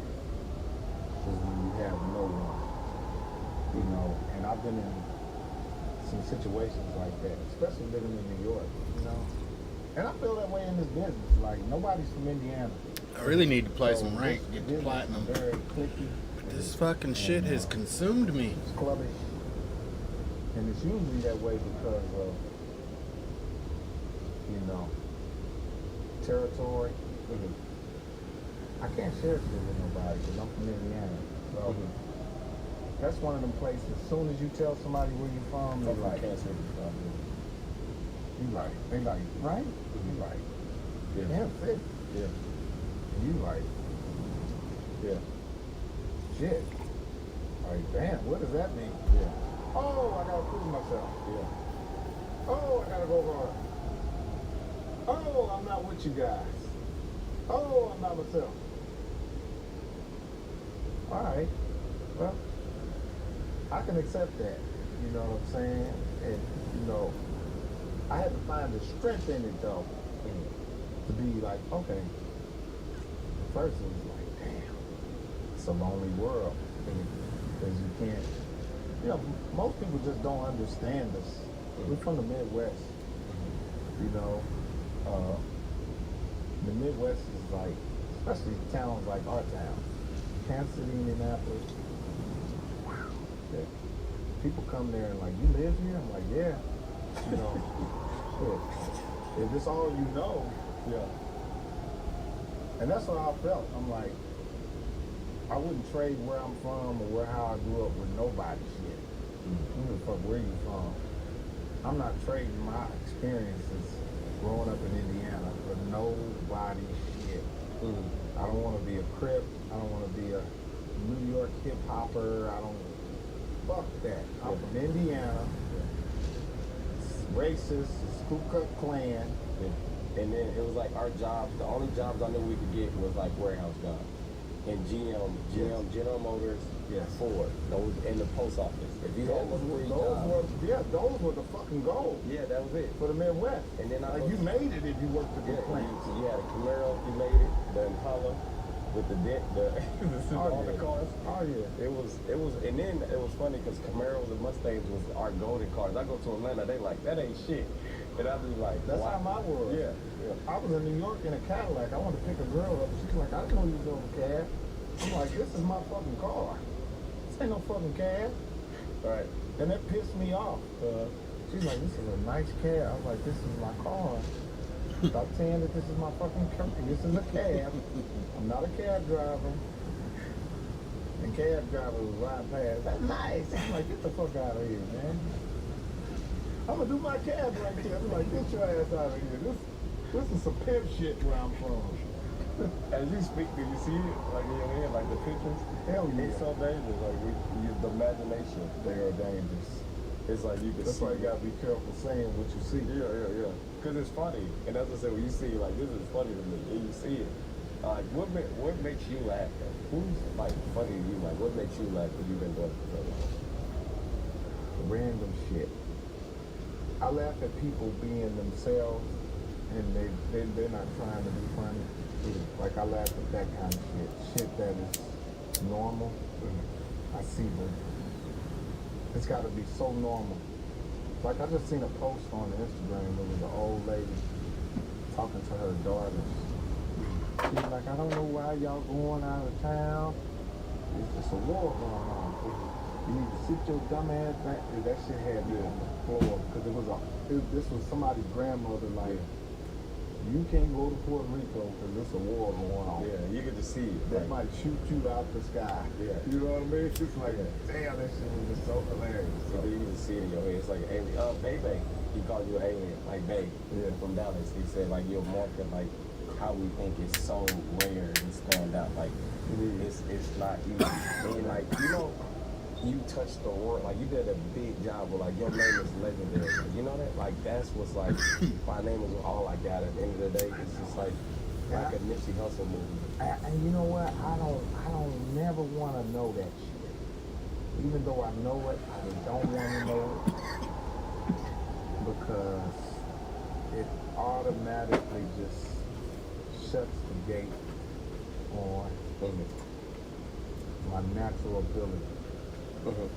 I think my natural ability comes from not believing I'm a star.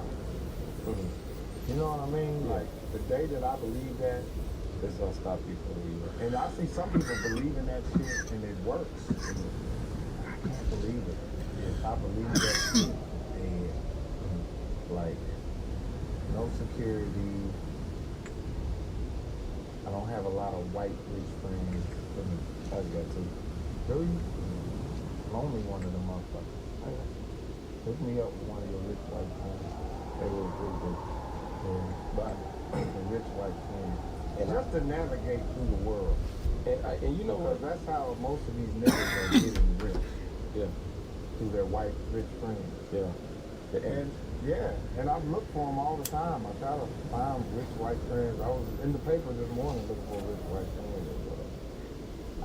Most of them are taken up. And that's what happened with me too. We was just down there, you know Jack Funny. We at Vegas, and I see we down at the WrestleMania, and there was a white man come up to me in a suit. He was like, "Wow," and I'm happy he knows me. I'm like, I'm the same way. I'm the same way. You know, it looked like a dollar sign speaking to you. Like, oh shit, here's my brain. So I did. So then I asked him, "What's that? Some money?" No. And then I'm sitting there. I had to get the money. I'm asking him questions. Where you from? Like, and he answered all his questions. He said, "Yeah, I work for all these businesses." So I was like, "Man, let me take your number." So then I asked him, like, "Are you married?" And Jack said, "Don't be asking him what the fuck freaking shit you are." And I'm like, "No, this is how you make business friends. To respect their relationship, and not I don't say shit crazy." He's in Detroit, don't fuck. Like, yeah, so he just went to his mindset of like, you can't be. But I'm like, yeah, I'm trying to get like a friend to bring us in. Like, you know what I'm saying? We have to casino. See, because you understand that. Yes. That in real business, people trust people that are married more than they don't. Yeah, even in the NFL. Jack Funny don't know that yet. Yeah, he's gonna learn. Yeah, you got like, because if you could go home to somebody, like, even if we start a business, we hire somebody that's married versus somebody that's like being a player because somebody will come after you and attack the brand and then it affect us. That's right. It's the dollar effect. That's right. And that's knowledge. That's so smart of you to know that. Yeah, it's important. Yeah. They want to see you in love. They want to see you in love. And they also want somebody they can trust to bury you. And another thing too, look, as I said before, they ain't burying niggas, right? No, they ain't. No, especially not mine. They gonna take some money. They gonna try to see how to keep money. He wanted to be cremated. You got baby mama? Yeah. I got 3 kids. Got 3 different ladies? Yeah. Couldn't get it right, huh? No, it was me gambling. I went to their world and I was like, they not potential. They good women. Now I wanna ask you this. This is crazy. While you were having sex with these women, and it was your time to ejaculate, what went through your mind at that moment? I'm just gonna do it, or like, what's in your mind? I feel like they're gonna produce it. You might have a baby while you live. If it was up to him, but I knew, like, yeah, because I feel like kids are like lotto tickets. You might get a bad one, you might get a good one.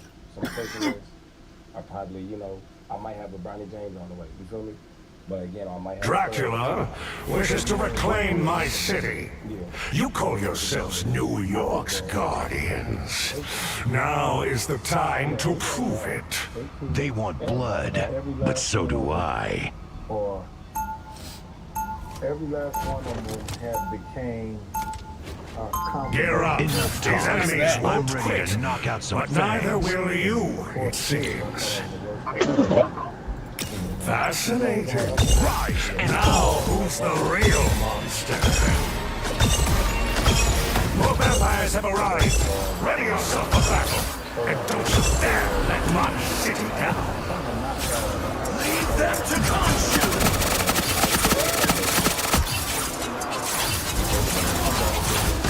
Thank you very much.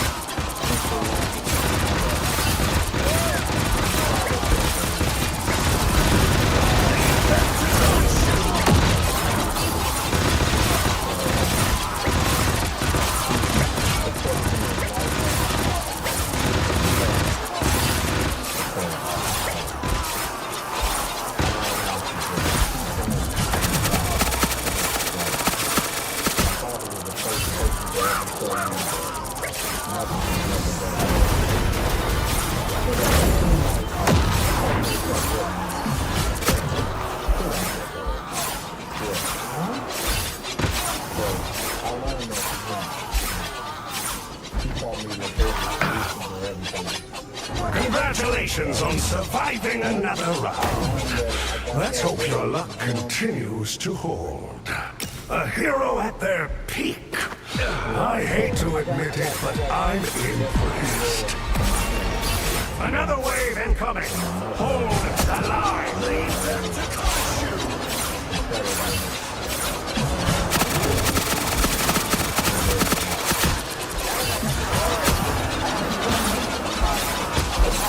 Thank you very much.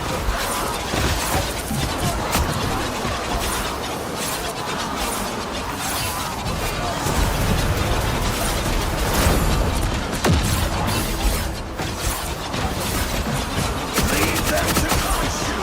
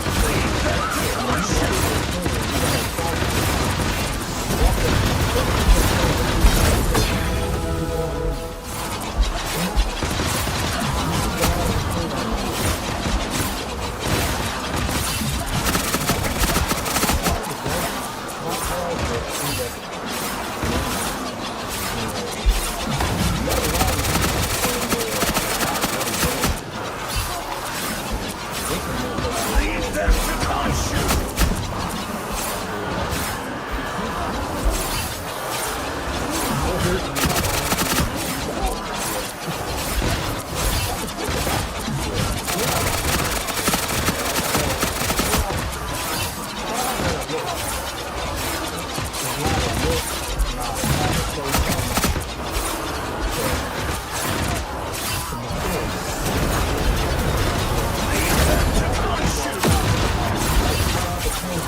Thank you very much.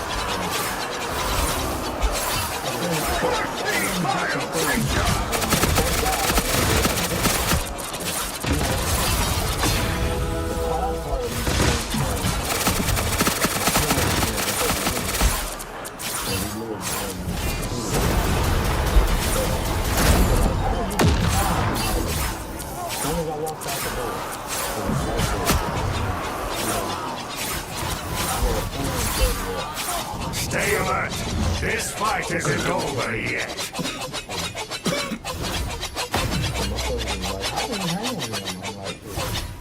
A hero at their peak. I hate to admit it, but I'm impressed. Vacation's over. Back to work. Hope you've still got some heroism left in you.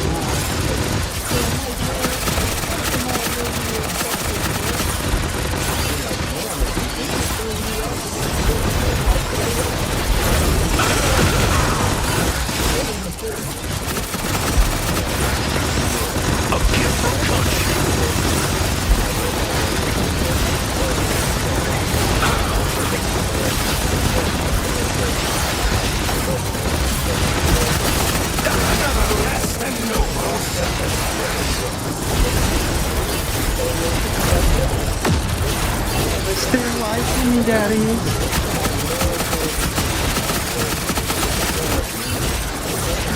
These vigilantes, another less than noble sacrifice and fall.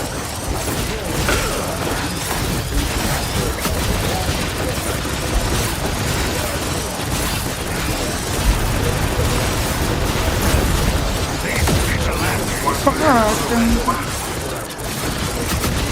I'm dying so fast. Rise and fall.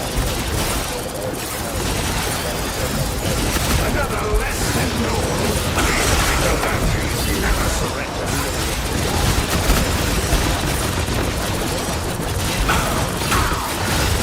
A gift from Khonshu. These vigilantes, another less than noble. Another less than noble. Oh my god.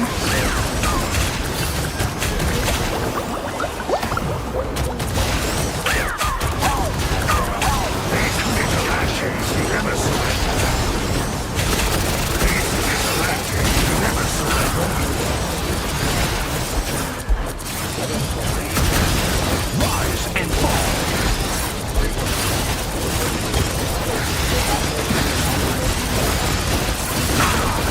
Another less than noble sacrifice.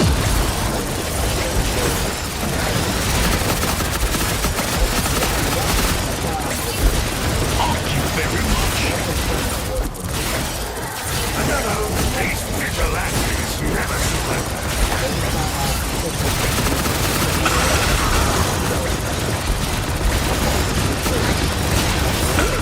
Oh, geez, guys, I don't know. These vigilantes never surrender. Rise and fall.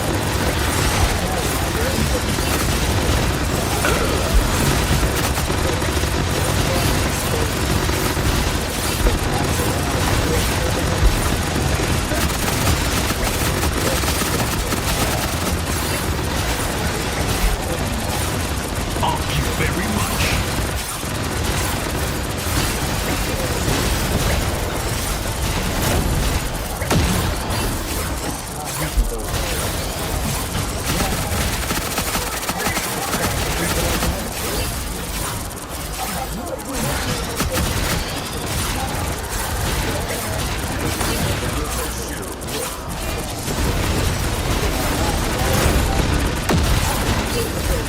A gift from Khonshu.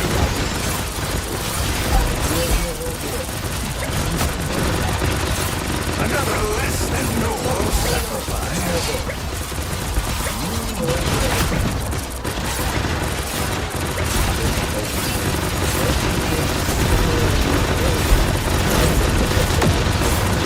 These vigilantes never surrender. A gift from Khonshu.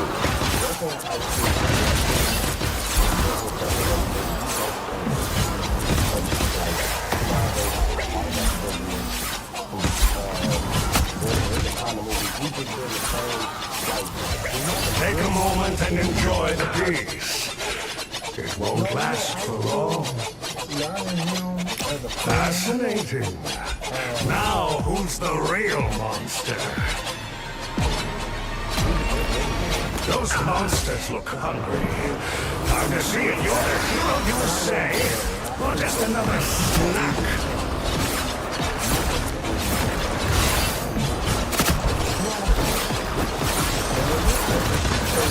Thank you very much.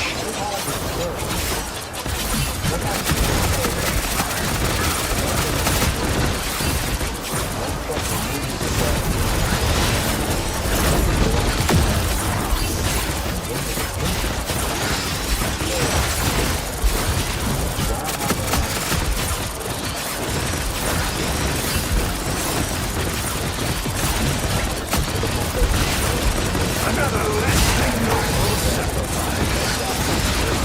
A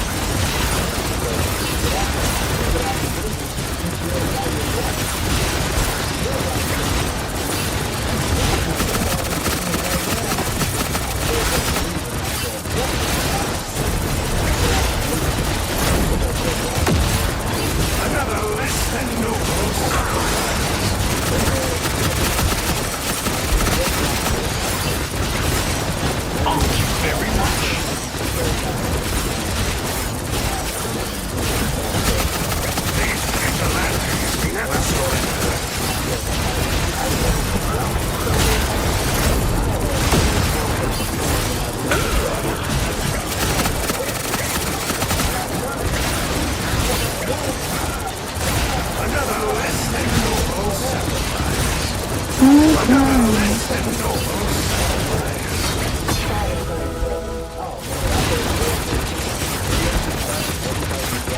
Rise and fall. These vigilantes never surrender.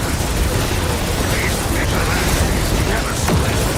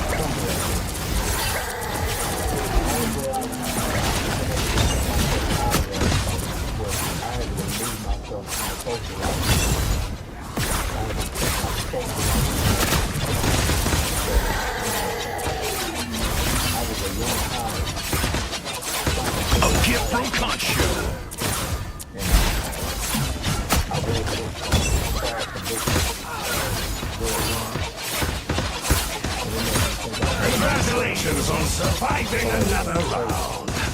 Let's hope your luck continues to hold. Fascinating. Now, who's the real monster? Another wave and you are nothing compared to me.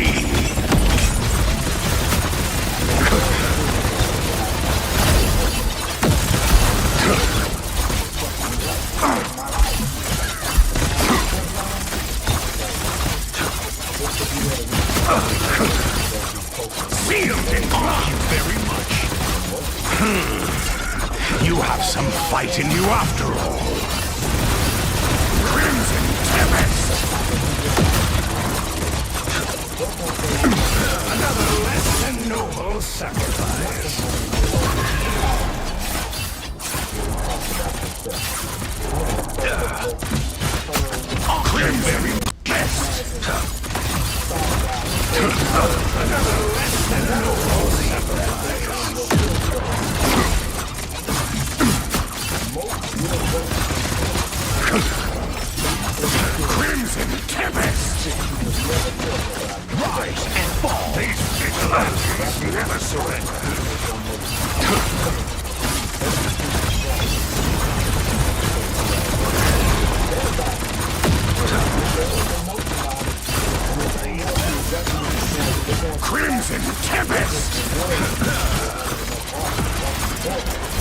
Another less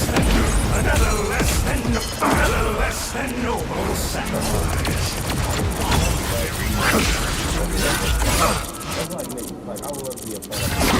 Another less than noble sacrifice.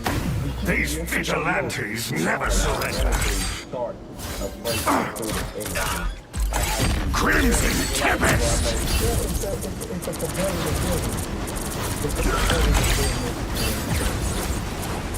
These vigilantes never surrender. Another less than noble sacrifice. Crimson Tempest!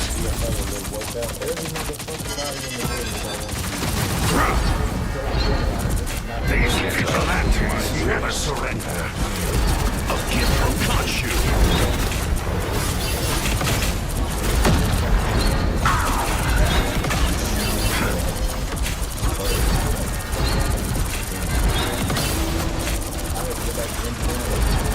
Thank you very much.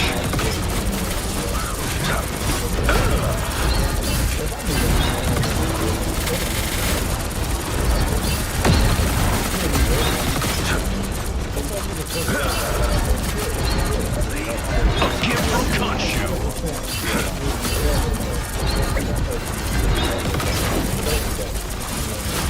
Another less than noble sacrifice. Another less than noble sacrifice. Another less than noble sacrifice. Thank you very much. Another less than noble sacrifice.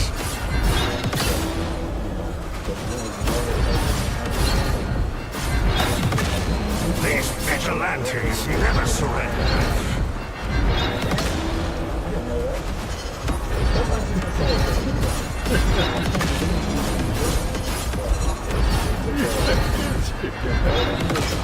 These vigilantes never surrender. Far worse than that.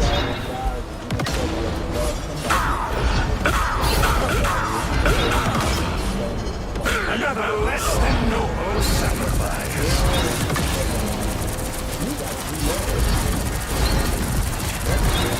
Another less than noble sacrifice.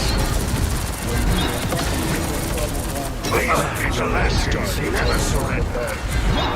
Another less than noble sacrifice. Crimson Tempest! These vigilantes. Another less than noble sacrifice. Another less than noble sacrifice.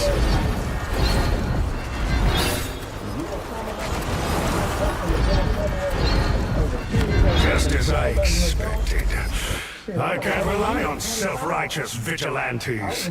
I'll have to handle this myself. You take somebody that ain't never been through that and start experiencing that shit as an adult. Which is not fair, and it's backwards, and it's fucked up, and it's not cool.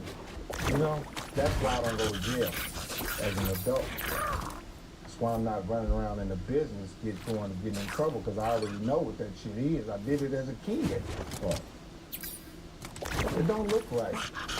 And go to prison and ask somebody about somebody that's famous getting in trouble, they'll want to kick their ass. Like, you stupid motherfucker. You're rich, you're famous, and you're a thug? That's a fucking insult. This rethink, this alt.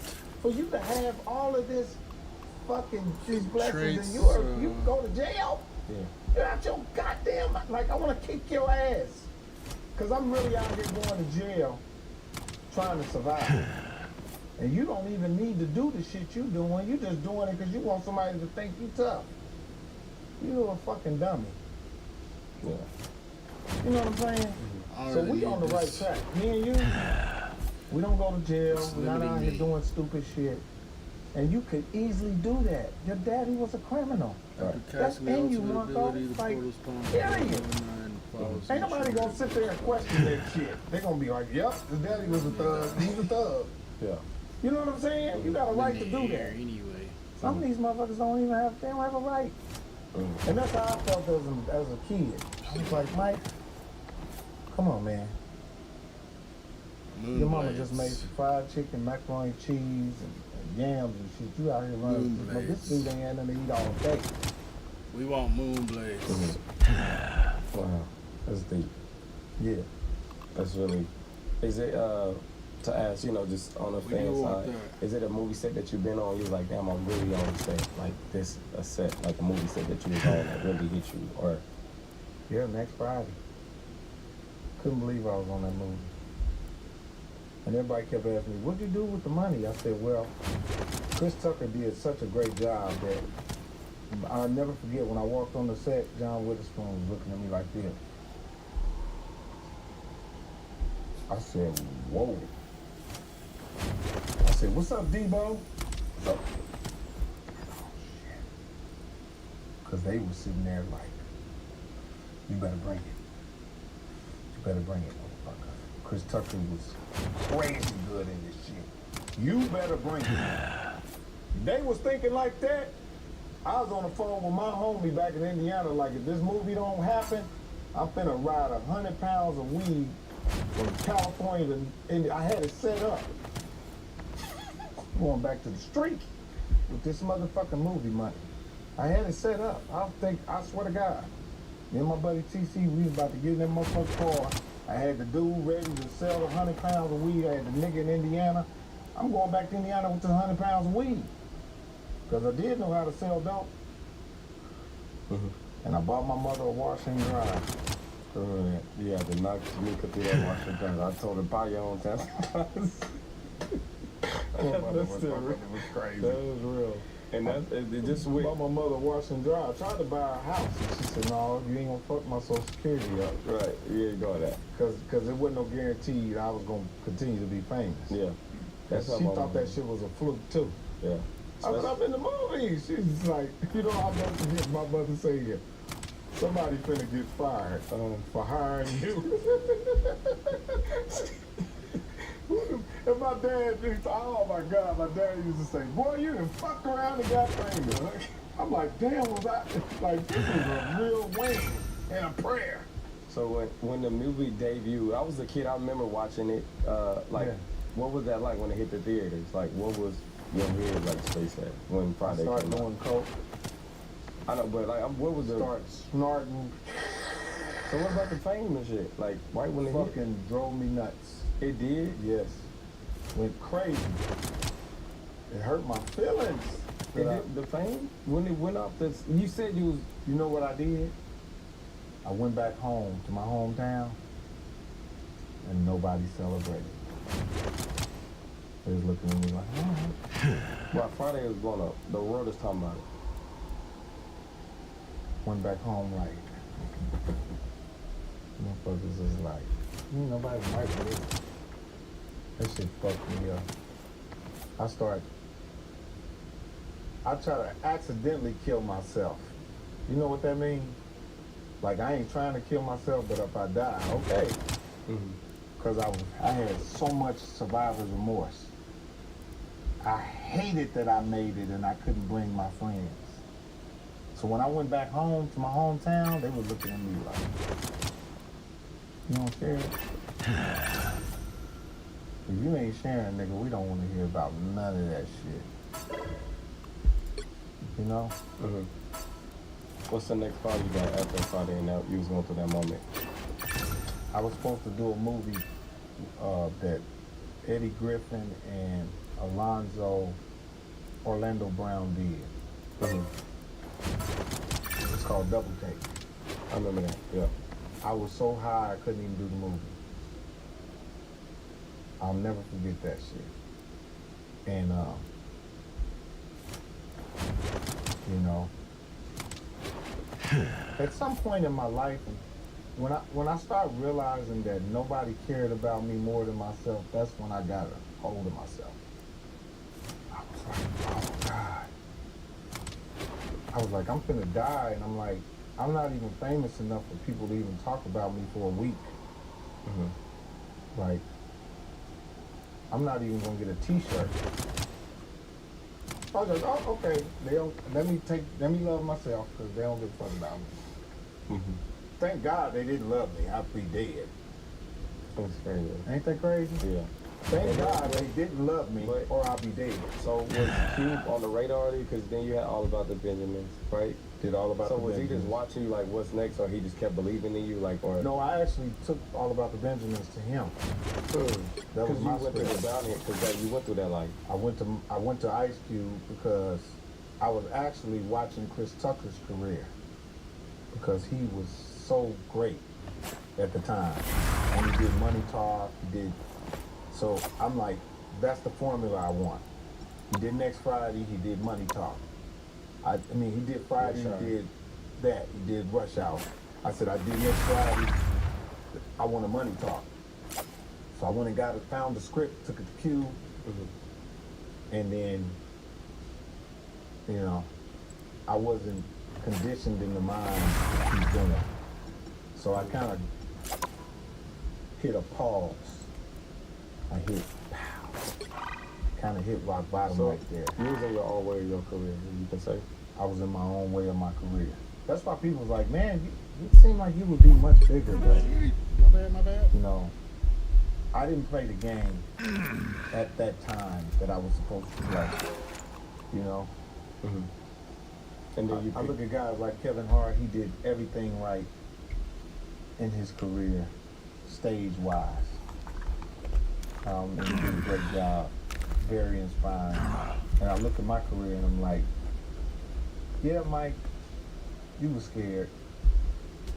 You was afraid. You was afraid.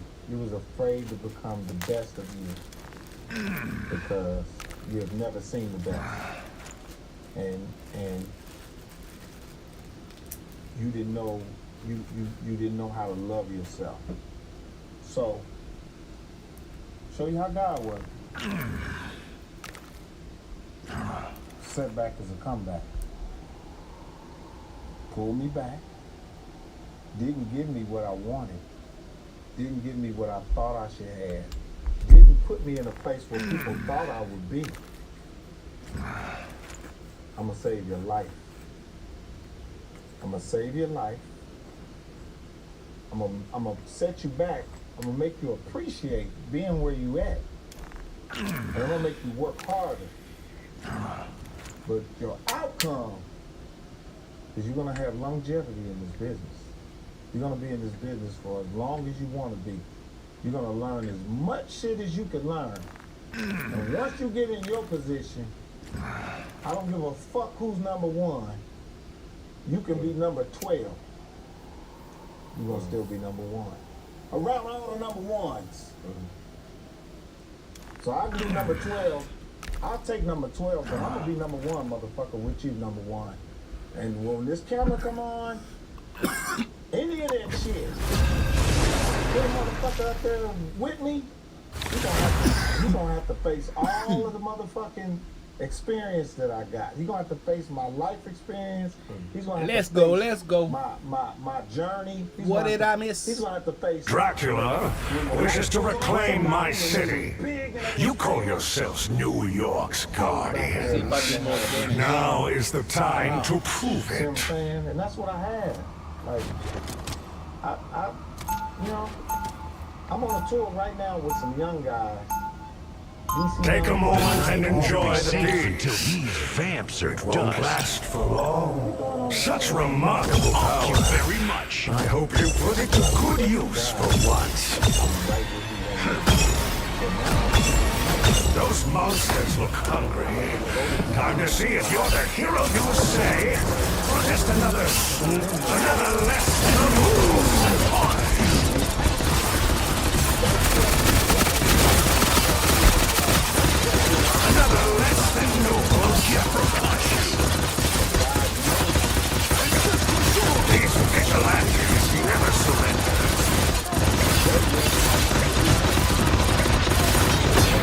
These vigilantes never surrender. Rise and fall.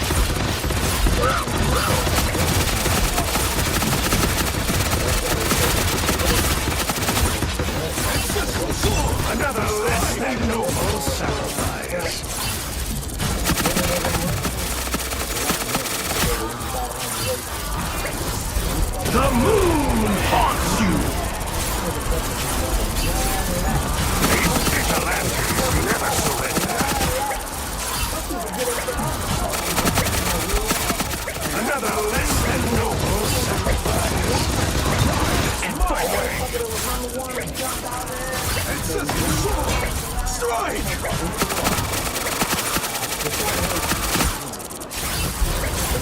These vigilantes never surrender. Thank you very much.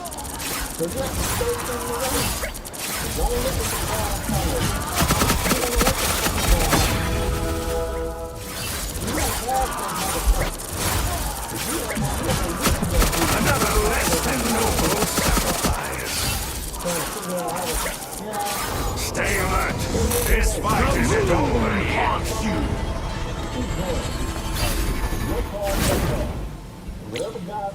These vigilantes never surrender. Such remarkable power. I hope you put it to good use for once. For vampires have arrived. Ready yourself for battle. And don't you dare let Marty take me down. Another less than noble sacrifice.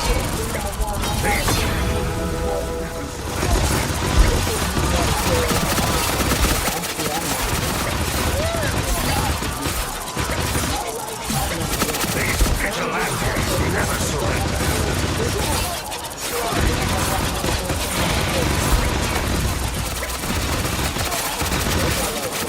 Another less than noble sacrifice.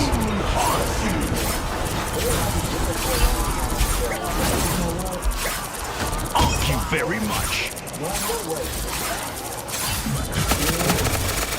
These vigilantes, another less than noble sacrifice.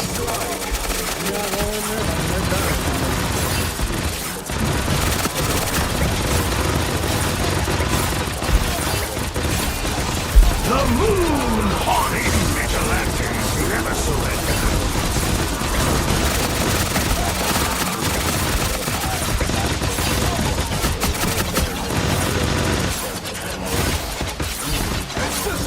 Another less than noble sacrifice. Thank you very much.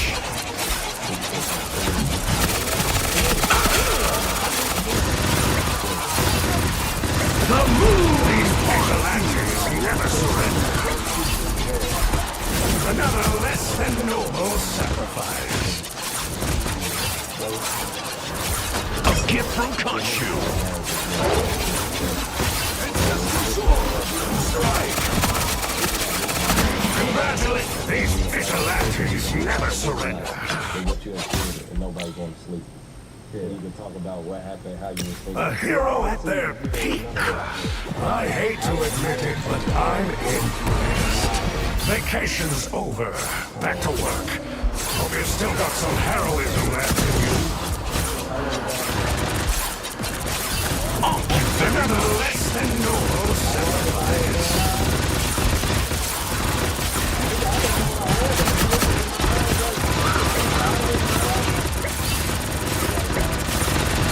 The moon! Another less than these vigilantes never surrender. Another less than noble sacrifice. Another less these vigilantes never surrender. Another less than noble sacrifice. Another less than noble sacrifice. These vigilantes never surrender. Another less than noble sacrifice. These vigilantes never surrender. These vigilantes never surrender. Another less than noble sacrifice. Another less than noble. These vigilantes never surrender.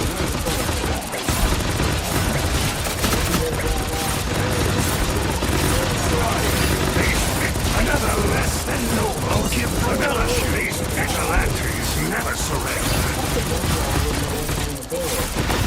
Another less than noble sacrifice. The moon haunts you. These vigilantes never. These vigilantes never surrender. Another less than noble sacrifice. These vigilantes never surrender. Gear up. His enemies won't quit, but neither will you, it seems. Damn. These vigilantes never surrender. A hero at their peak. I hate to admit it, but I'm impressed. Another less than noble sacrifice. Another less than noble on these vigilantes, another less than noble sacrifice.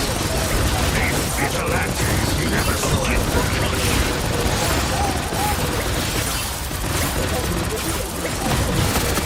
Another less than noble. These vigilantes never surrender. Another less than noble sacrifice. On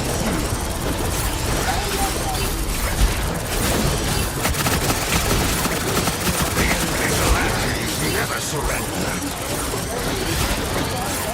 These vigilantes never surrender. Another less than noble sacrifice. The moon haunts you.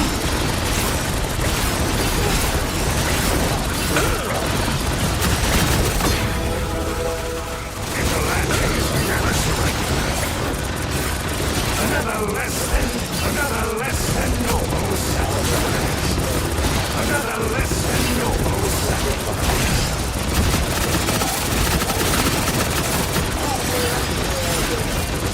The moon is vigilantes.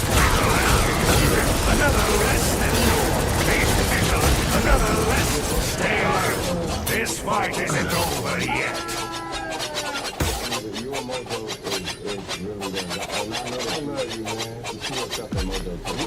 These vigilantes never surrender. These vigilantes, a hero at their peak. I hate you. I'm impressed. Another less than noble sacrifice. The moon haunts you.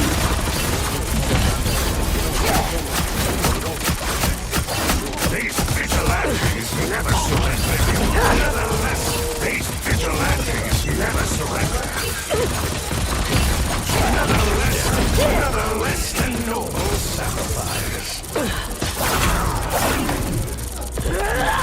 Another less than noble sacrifice. What are you training him to do? What are you training? Just as I expected. I can't rely on self-righteous vigilantes. I'll have to handle this myself.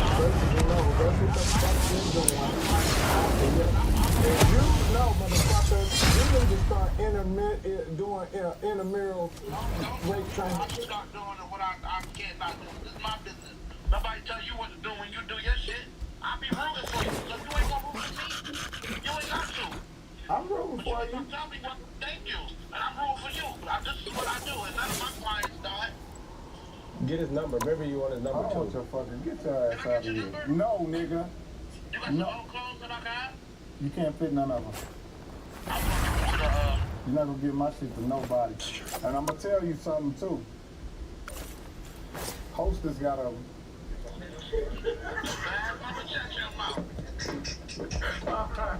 Look, y'all, that's just like, man, it's a wrap. Appreciate y'all.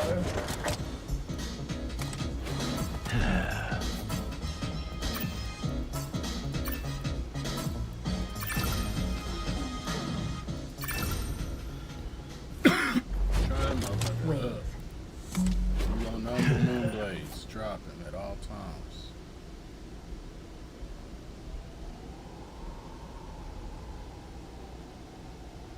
Daily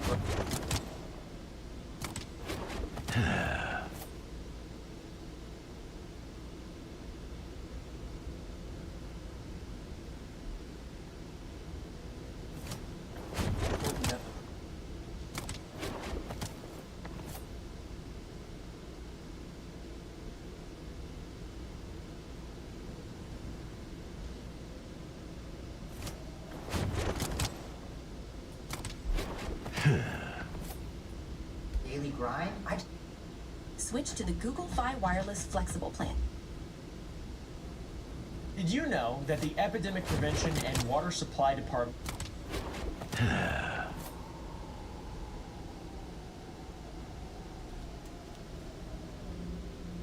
A hermit was meditating by a river when a young man...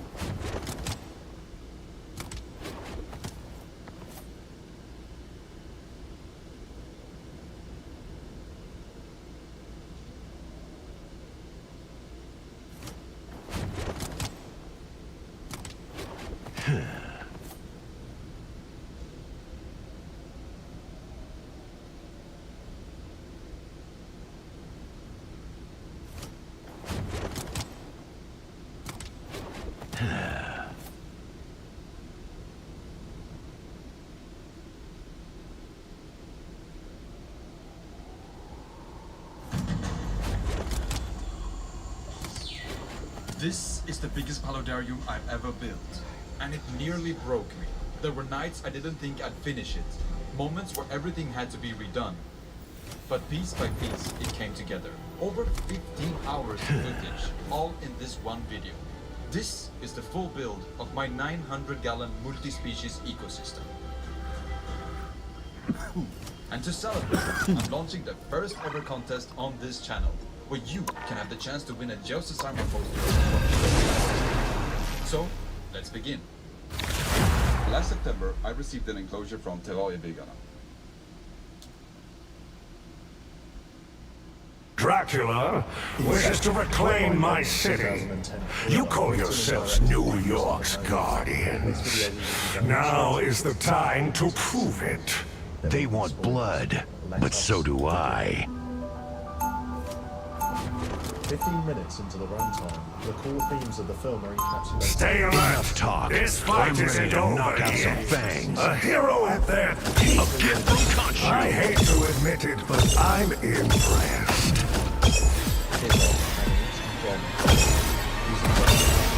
More vampires have arrived. Ready yourself for battle. And don't you dare let much sit down. The moon haunts you! Thank you very much.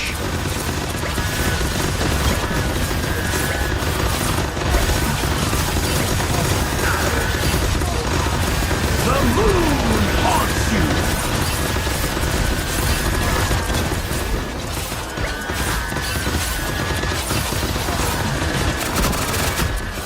Thank you very much.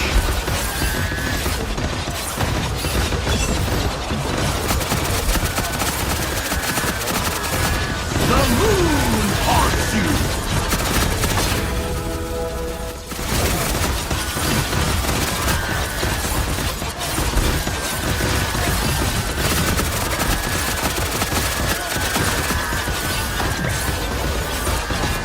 The moon haunts you!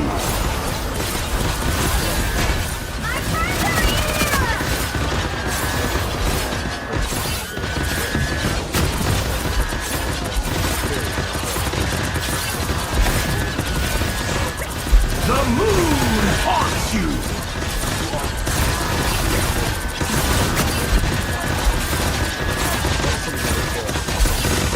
Rise and fall!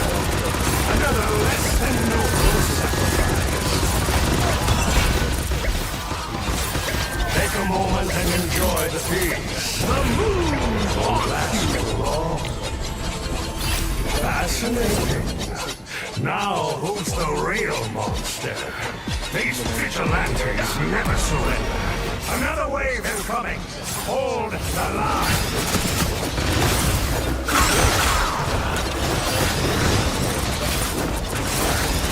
The moon haunts you. Another less than noble sacrifice. A gift from Khonshu.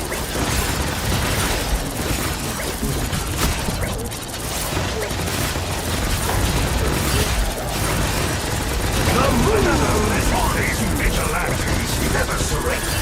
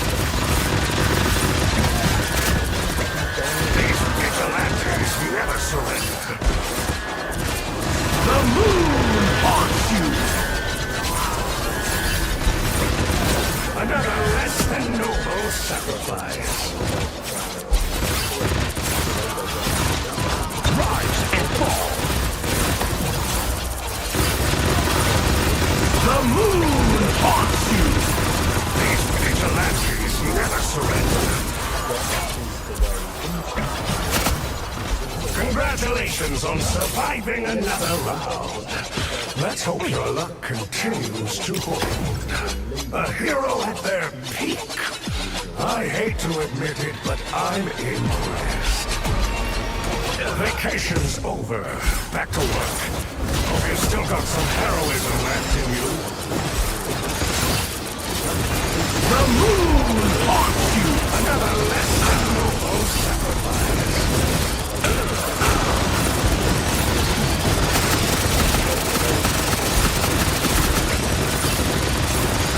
Thank you very much. These vigilantes never move. Another less than noble sacrifice.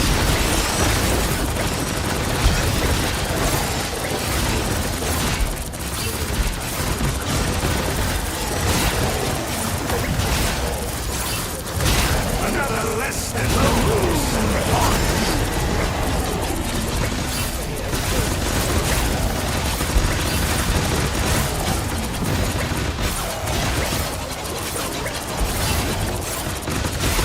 Vigilantes never surrender.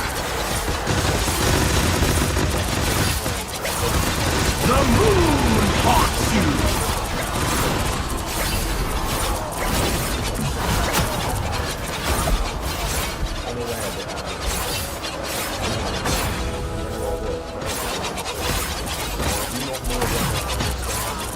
Rise and fall!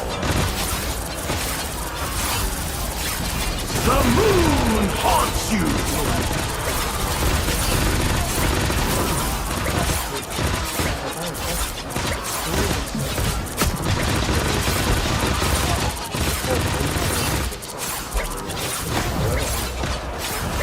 The moon haunts you!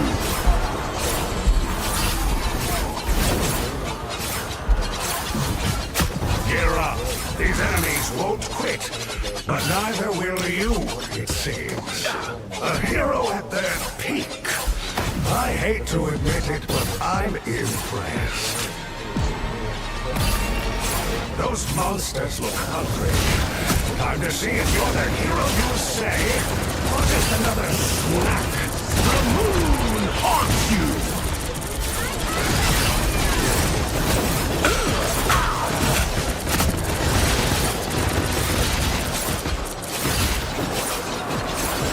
Thank you very much. The moon haunts you!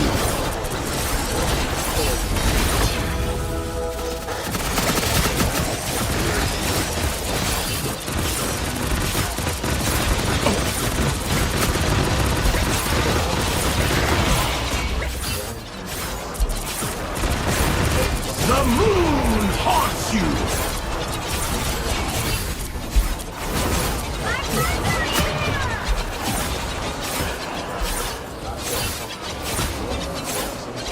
Rise and fall! The moon haunts you!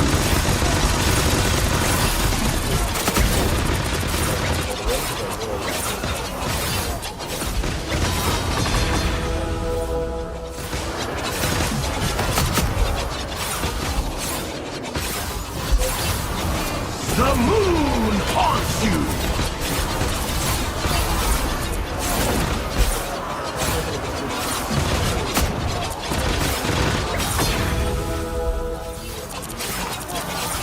A gift from Khonshu.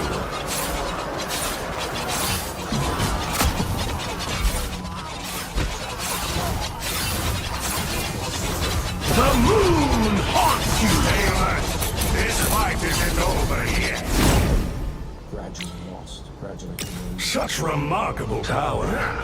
I hope you put it to good use for once. Another wave incoming. You are nothing compared to me. The moon haunts another less than no seals and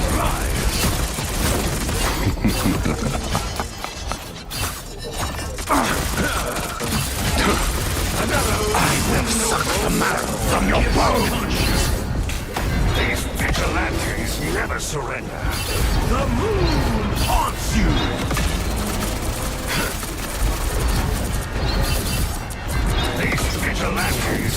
surrender. Another less than noble sacrifice. Another less than noble sacrifice.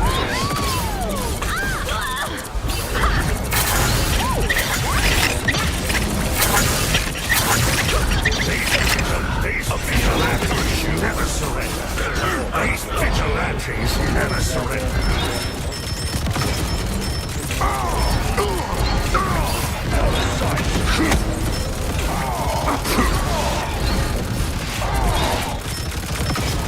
These vigilantes never surrender. The moon haunts you.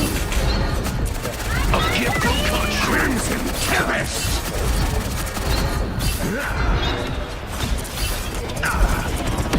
Another less than noble sacrifice. Another less than noble sacrifice. Another less than noble sacrifice. Crimson Tempest. Sealed in blood.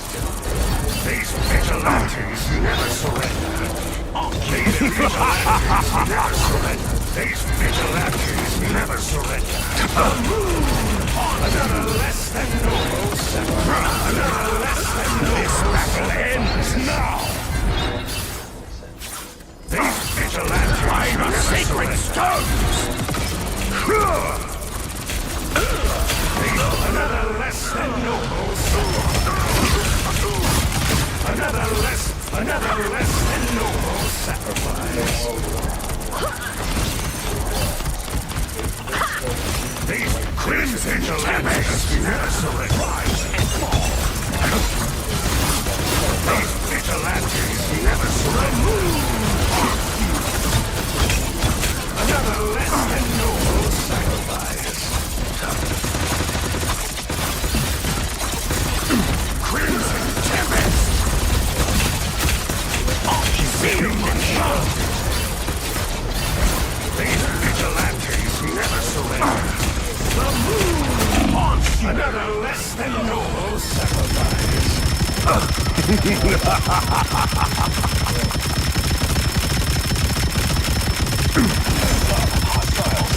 Judge, jury, executioner! These vigilantes never surrender. A gift will touch you. The moon haunts you.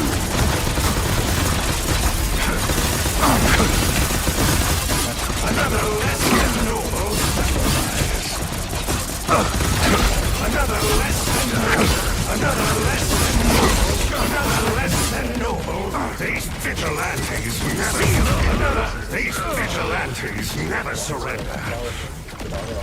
These vigilantes never surrender. Tempest. Another less than noble sacrifice. These vigilantes never surrender. Another less than noble sacrifice. These vigilantes never surrender. Another less than noble sacrifice. These vigilantes never surrender. Another less than noble sacrifice.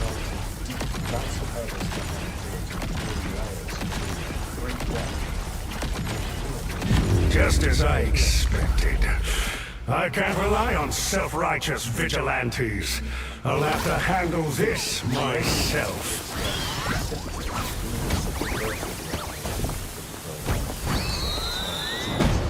3. The idea needs to come across as genuine inspiration, rather than something the subject is simply being told to believe. Now, in the first layer of the dream, I can impersonate Browning and suggest concepts to Fisher's conscious mind. Then, when we take him a level deeper, his own projection of Browning should feed that right back to him. So he gives himself the idea. Precisely. That's the only way he'll stay. He has to see himself generate. 4. The idea should convey emotion, not just reason. Ooh. And that makes sense. Humans are heart-led creatures. What the heart loves, the will chooses, and the mind justifies. The subconscious is motivated by emotion, right? Not reason. We need to find a way to translate this into an emotional concept. 5. This emotion should be positive. Ron's relationship with his father is stressed, to say the least. You could suggest to him breaking up his father's company as a screw you to the old man. Because I think positive emotion trumps negative emotion every time. We all yearn for reconciliation. Catharsis. And so there are probably quite a few insights here in terms of how ideas have spread in general throughout history. Apart from perhaps point 3, that's a very modern Western concept. This sense that I am a self-made man, and the ideas in my life that are really worth pursuing must come from me, rather than being something that is handed down to me. That's not how most people have thought around the world and down through history. But I can see why it's being leveraged in the context of the film. So anyway, back to the heist. Is it successful? Well, it is deep within the third layer that we witness the planting of the idea. Robert Fisher watches his father die. I know you're disappointed.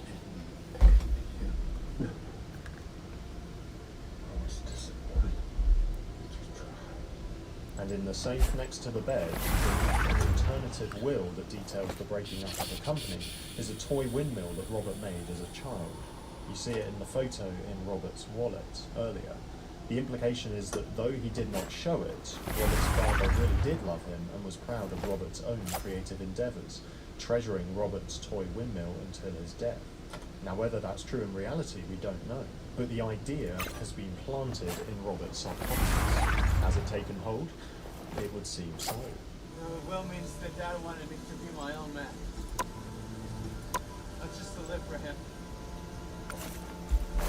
That's what I'm gonna do, Uncle Peter. But notice we're witnessing Robert say that within the first dream layer. Will the idea actually develop fully and shape reality? We don't know. We don't even know if it's a good thing if it does. Sato may not have the best of intentions. Soon they'll control the energy supply of the world. In effect, they become a new superpower. The world needs Robert Fisher to change his mind. Sato frames the quest in terms of global interests. But is it actually about eliminating the main competitor of his own company? It's ambiguous. And that's a key feature of heist movies. You're rooting for the main characters, but their job is morally questionable. What makes Inception work is Cobb's desperation. Cobb wants to get home to his children, and he's willing to break a few laws along the way. It's understandable, even if the end Dracula wishes to reclaim my city. You call yourselves New York's guardians. Now is the time to prove it. They want blood, but so do I. Absolute basic. Which is what? Relationship with father. Gear up. Enough His enemies talking. won't I'm ready quit. to knock out some But neither things. will you. A gift from Kashu. A hero at their peak. I hate to admit it, but I'm impressed. Vacation's over. Back to work. Hope you've still got some heroism left in you.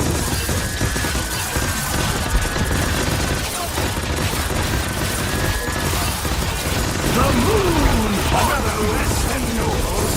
Another less than nobles. Very much.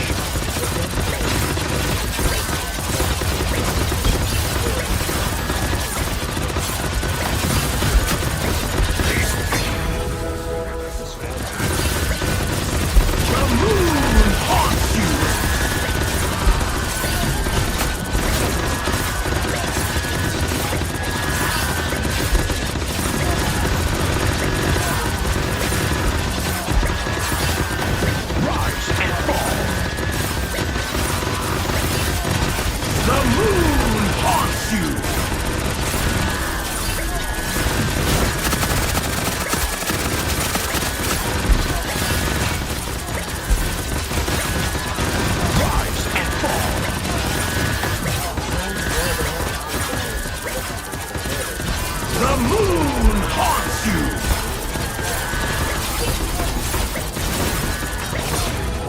Congratulations on surviving another round.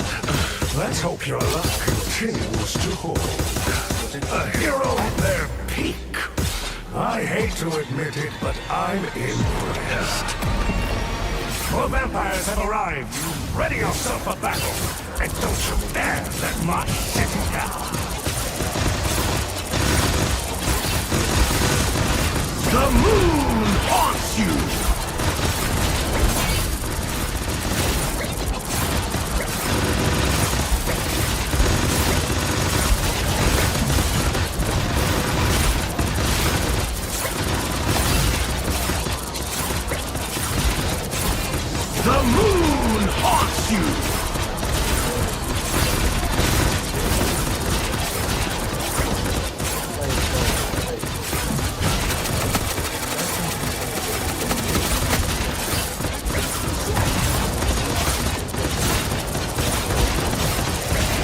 The moon haunts you!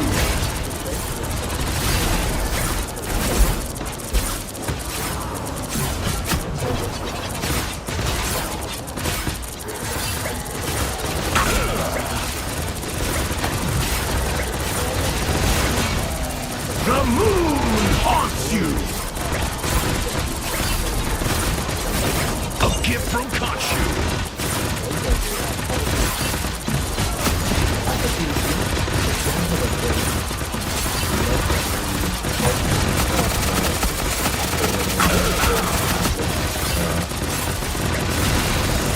The moon haunts you!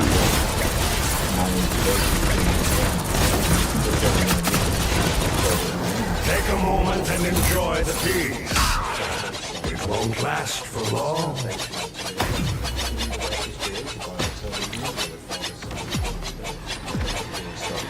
Fascinating. Now, who's the real monster? Those monsters. Time to see if you're the hero you say, or just another snap. Very much.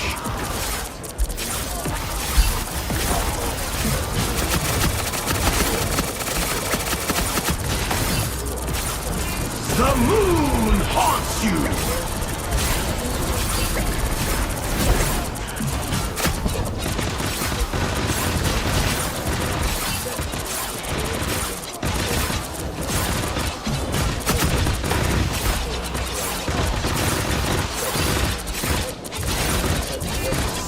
The moon haunts you!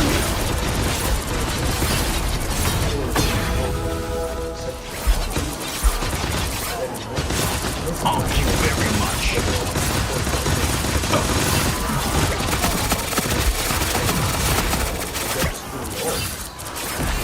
The moon haunts you! Another less than noble sacrifice.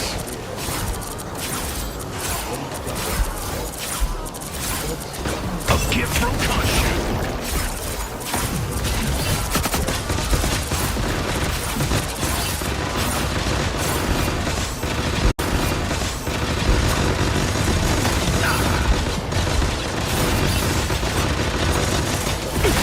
The moon haunts you!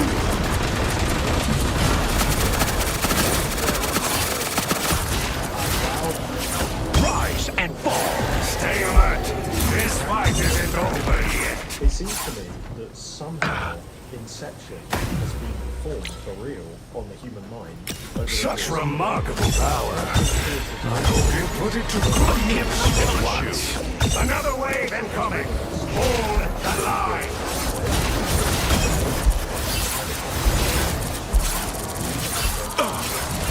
The moon haunts you!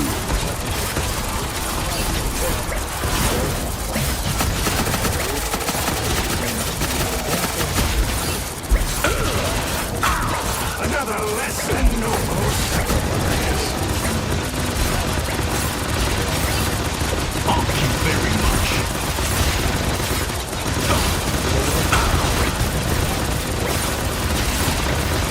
These vigilantes never surrender.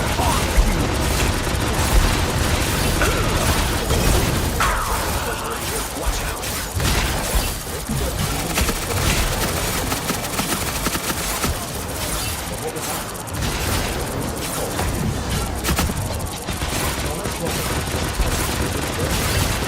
A gift from Khonshu. Another less than noble. The moon haunts you.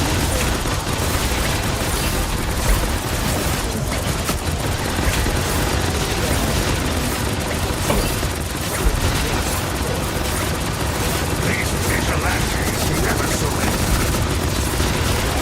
Congratulations on surviving another round. Let's hope your luck continues to hold. Such remarkable power. I hope you put it to good use for once. Those monsters. You truly believe yourself my equal? You say, or just another snap. The moon haunts you.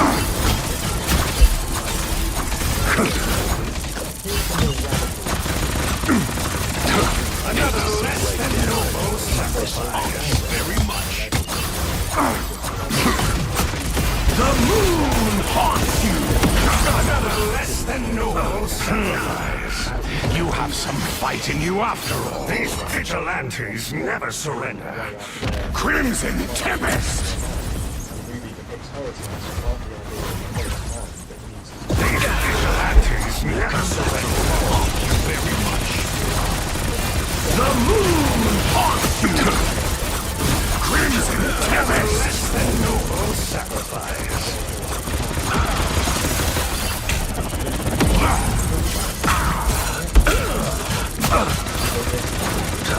Rise and fall. The moon haunts you. These vigilantes never surrender. I will suck the marrow from your bones. A gift from Khonshu. The moon haunts you!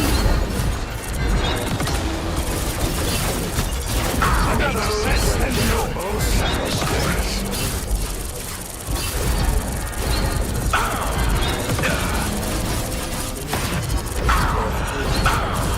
Another less than noble sacrifice.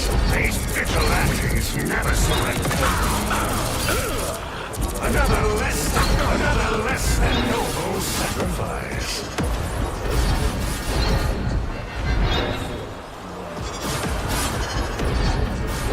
Just as I expected. I can't rely on self-righteous vigilantes. I'll have to handle this myself.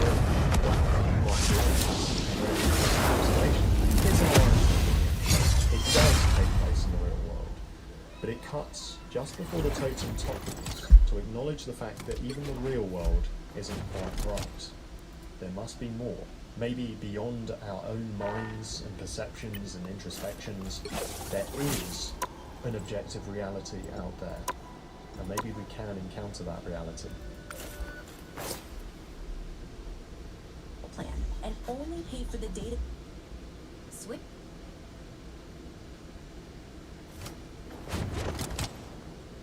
You heartless monster. You have no more feelings or love. Prison is too good for you.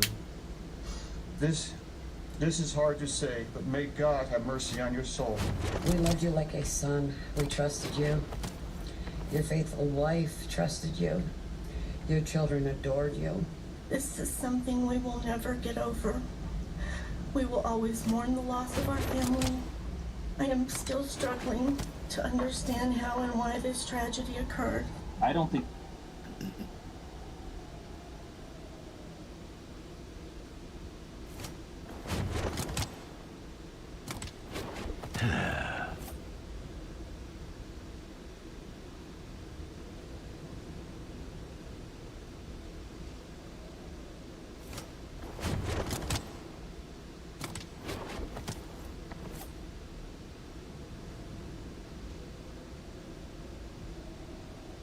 So in this video right here, David is literally like apologizing for the smell in his bathroom. And there was like this girl there and his friend, the friend that's always around, Leo was there. Check this out.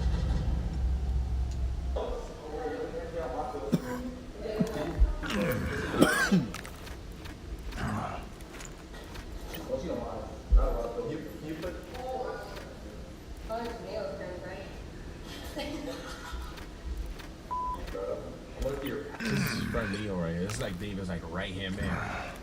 I don't even get paid, guys. I'm not getting paid for this bullshit. Dude, bro. Oh, I got that.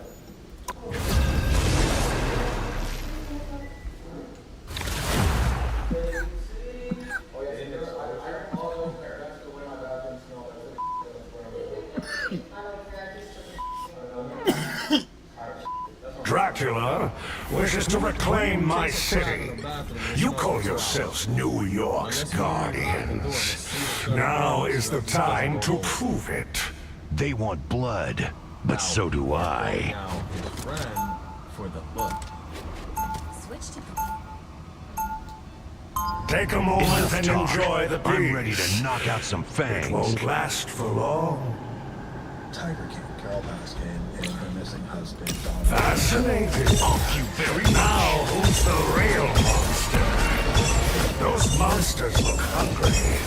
Time to see if you're the hero you say, or just another snack.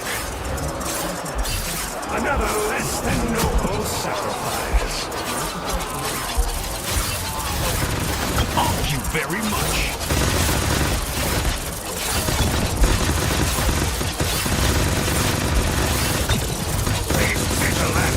Never surrender. Another less than noble sacrifice. The moon haunts you. Thank you very much. These vigilantes never surrender. Another less than noble sacrifice.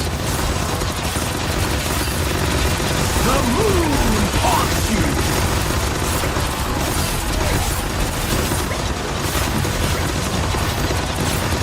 These vigilantes never surrender. A gift from Khonshu. The moon haunts you!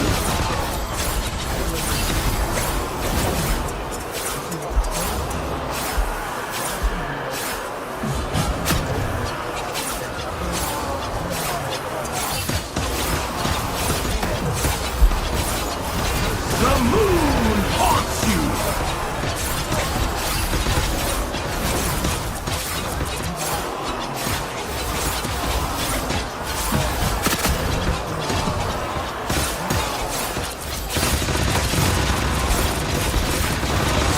The moon haunts you!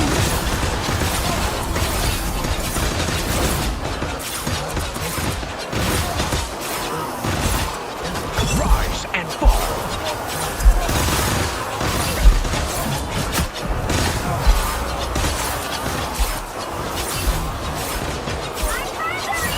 The moon haunts you!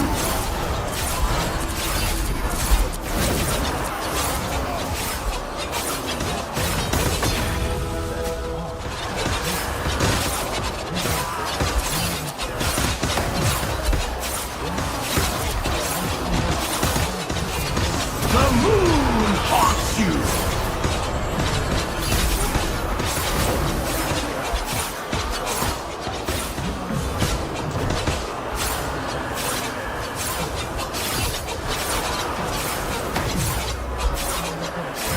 The moon haunts you!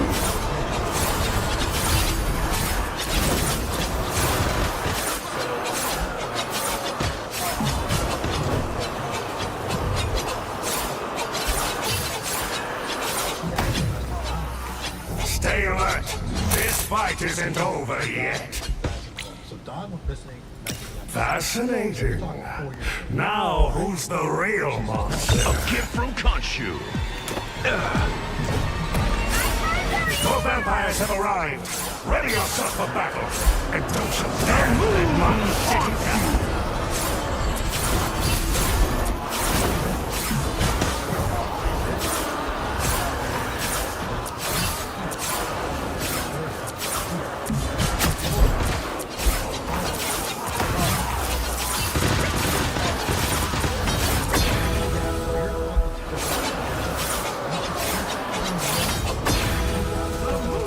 Haunts you!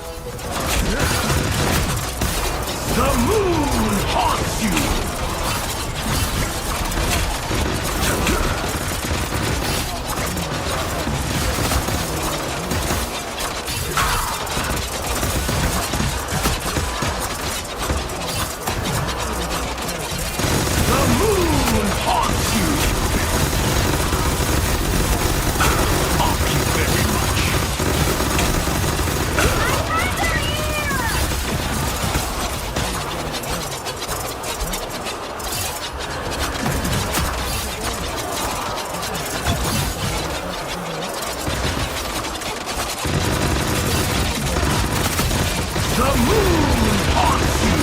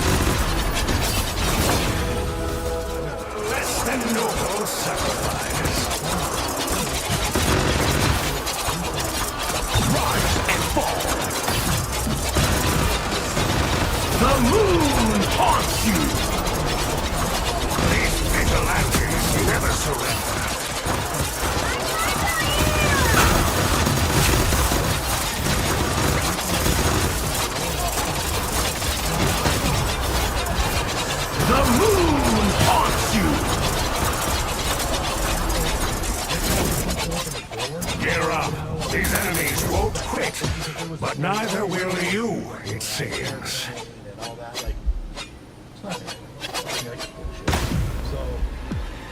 Such remarkable power. I hope you put it to good use for once. Another wave incoming. Hold the line. The moon haunts you. Thank you very much.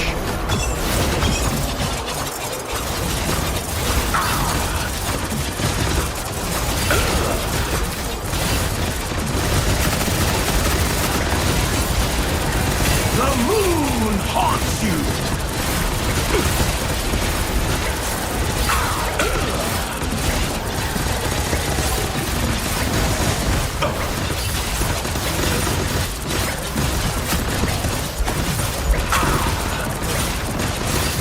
The moon haunts you!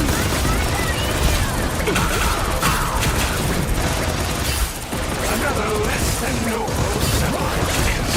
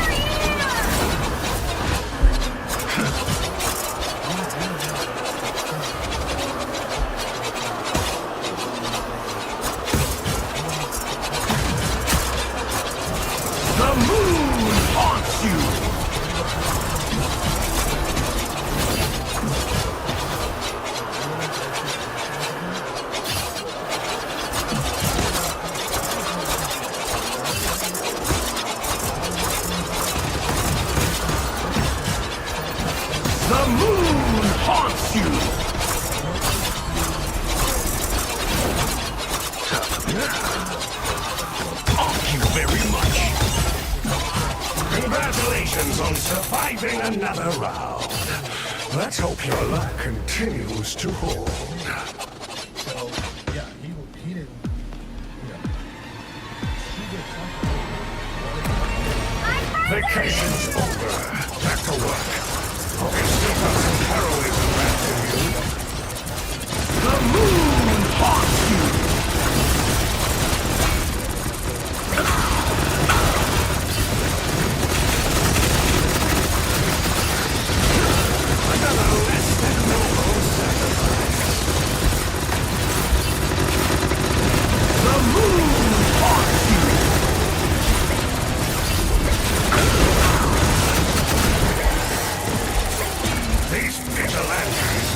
The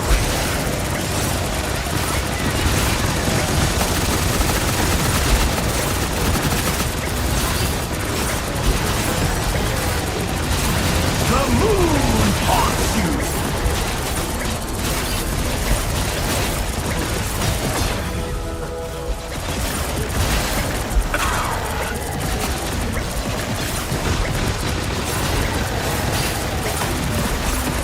Another less than noble sacrifice.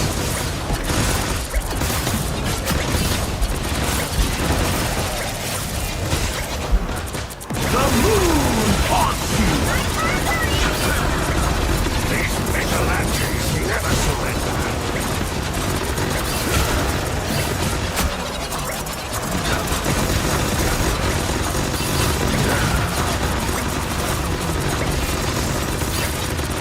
The moon haunts you!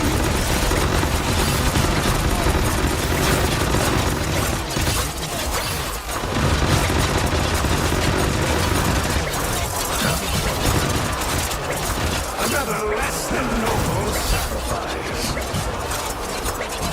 The moon haunts you!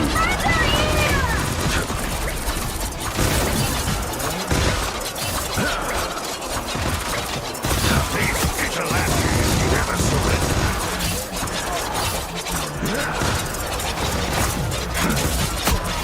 The moon haunts you! Gear up.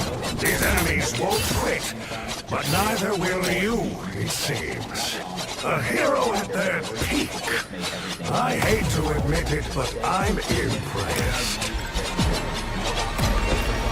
Another wave incoming! You are nothing compared to me! Another less than noble sacrifice.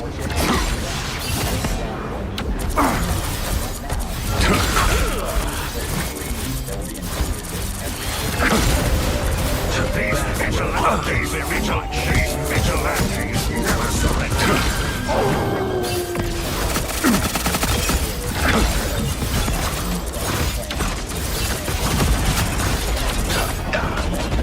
Another less than noble. Another less than noble sacrifice. Enough! My blood-forged sword will deliver your doom. Another less than noble sacrifice. These vigilantes never surrender. Crimson Tempest!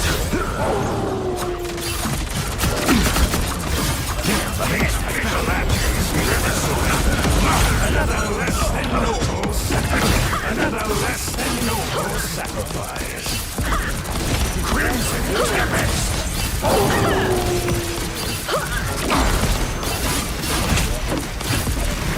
These vigilantes never surrender.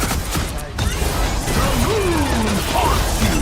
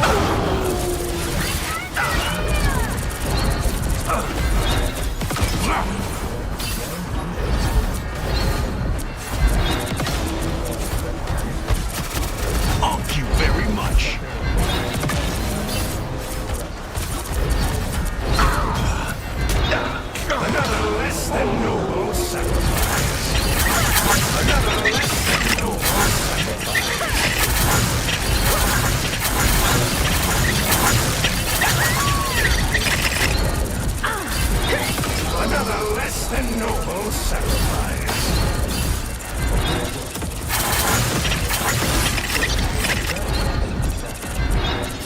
Just as I expected. I can't rely on self-righteous vigilantes. I'll have to handle this myself.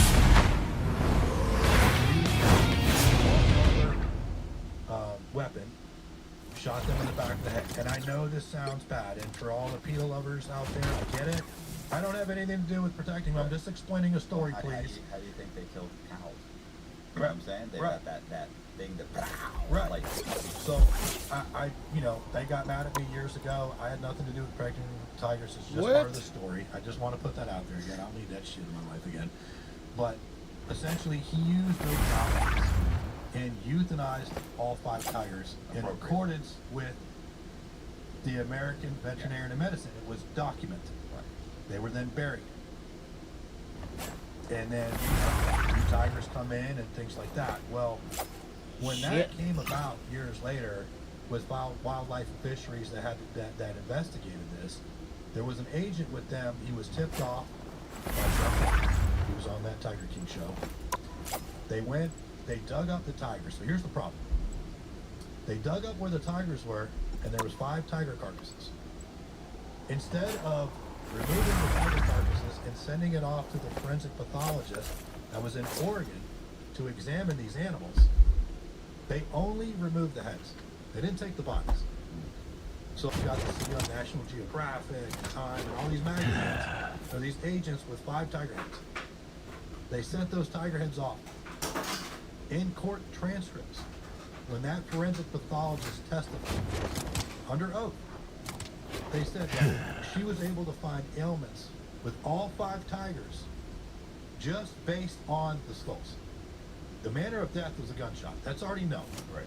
But there were ailments outside of that was not caused by the gunshot that goes to show, hey, one of them had like a crack from like up here, like in, I don't know what you want to call it, mandible or whatever, all the way down across.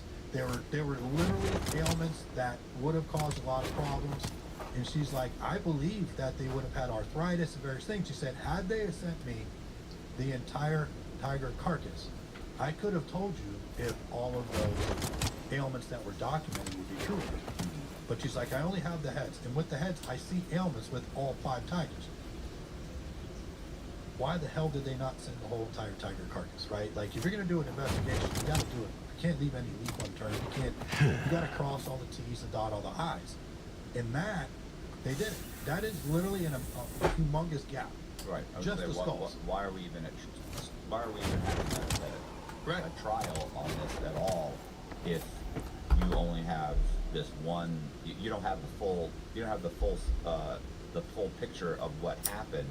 So why am I being tried for this? Like, you could, because you wanted to save some money? Well, then let's not put me in prison. And they're saying he was killing tigers in order to bring in new tigers and so on, and cubs, and like, that wasn't what the case was. And you know, there was another part of the trial that they talked about, you know, Joe doing some other illegal action with somebody that wanted the exotic animal. No, this person paid for it. There's paper trails. Like, when you take an animal and you have like a zoo that goes from state to state, there's records, there's documents that you have to provide. The person that they were claiming purchased one of the tigers or brought in this tiger wasn't even in the state at the date that this was even alleged. But somehow or another, this shit all seeps its way through. But again, you have the forensic pathologist that's telling you there's ailments with all 5 tigers. If I had all the tiger carcasses, I could tell you every detail. But of course, they made Joe look bad for the 5 tigers. And what people fail to realize, like, why didn't you shoot them with a dart and, you know, wait for them to fall asleep? Well, yeah, that works well in movies. Like, I fire off one dart that has some sort of, you know, chemical in it that puts an exotic animal down and has them going to sleep. It works that way in movies. But that's not how it really works. You got to think, this damn thing, the needle on that alone is about 8 to 9 inches long. It's a tighter, right? But aside from meat and muscle, you have bone. So you might fire off this shot to try to put this animal to sleep, and you're hitting bones, you're hitting nerves. So what ends up happening? The tigers are in pain. Like, that hurts like hell. and they don't go to sleep right away. Sometimes you got to shoot them 2 or 3 times with that dart to get them to go to sleep. So what happens? They're freaking out. They're having seizures. They're climbing up the walls, and I mean they're going nuts inside there. It's extremely painful until they pass out. A bullet's quick. But that could take 35 minutes of agony and pain just to now have them go out, and now you're going to euthanize them by putting in a needle in their vein and using the chemicals they do to euthanize an animal. That seems far more cruel than something that's quick, because he's built that company. And I think people fail to realize that. And I don't think the defense did enough to talk about that and capitalize that process of what really goes on, right? So that was one part. But now you move into the murder for hire. Total bullshit. And here's how I'm going to say it. The law, right, for murder for hire, federal law, because who's charged federally? You have to show intent. That is written in their statute, right? You're hiring somebody to go commit this crime, you have to show intent. You and I can have a conversation right now. You could say whatever the hell you want, right? Free speech, right? Even if I'm undercover, it doesn't matter. You can talk all the shit you want. The moment you show intent, it now turns criminal. And in Joe's case, you have James Garrettson. He was the heavy-set fat dude on the jet ski, right? He ended up getting the undercover FBI agent to go to Joe's zoo. He tried to arrange this meeting multiple times. Why? Because James Garrettson himself was in trouble. So this is his way of trying to get the attention off of him, right? So James Garrettson brings the undercover FBI agent to Joe's zoo. Joe didn't invite the guy. Joe didn't ask for him. James Garrettson brings him. He shows up to Joe and he says, "Hey, Joe, this is the guy, the guy that we talked about, that to get care of thing for you. Can we talk? Let's go to this back office." So they go to this back office in the zoo. And this is what we recorded on an audio, and it goes on for like 47, 48 minutes, whatever the hell it was. James Garrettson brings it up about, "This is the guy I told you about to take care of that thing for you." And so after prompting Joe multiple times, Joe's like, "Yeah, what does something like this cost?" Guy's like, "I need $5,000 up front and $5,000 upon completion." And Joe goes, "Yeah, all right, fine. I'll sell some tiger cubs or something," right? Again, he said it. He didn't take action on it, right? So then he brings the conversation completely away from a murder for hire. Completely away from it. Goes to talk about other shit. Now the FBI agent's going, "Hey," bringing it back in. And he's like, "If you go to Walmart, get 2 burner phones. Bring me one of those burner phones. That's our only way to communicate. You have the burner phone, I have the burner phone. Nobody knows we're ever talking. And as soon as the deal is done, as soon as we're done and I take care Dracula wishes to reclaim my city. You call yourselves New York's guardians. Now is the time to prove And the it. guy then goes back to a random conversation. He brings it back again. And says, "I'll tell you what, Joe. Why don't you give me the firearm?" Gear up. The night These won't be enemies safe won't until quit. these But vamps are neither will dust. you, it seems. I'm gonna give you a firearm. The hunt is on. Be traced back. That you're gonna use in the firearm. Fascinating. Now who's the real monster? Vacation's over. Back to work. Hope you've still got some heroism left in you. Leave them to hunt you. The moon haunts you. A gift from Khonshu.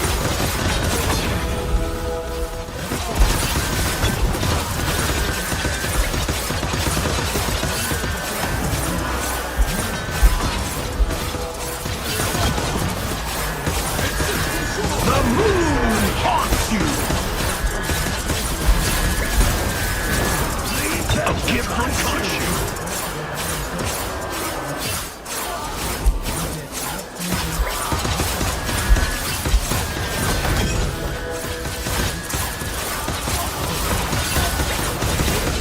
The moon haunts you.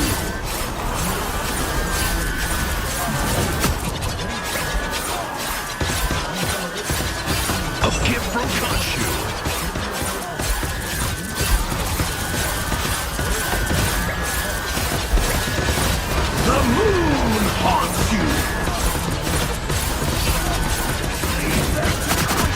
a moment and enjoy the peace. It won't last for long. Such remarkable power. I hope you put it to good use for once. Those monsters look hungry. Time to see if you're the hero you say, or just another snack.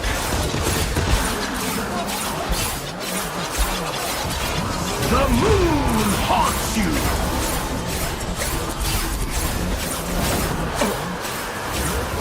Leave that to Kaishu!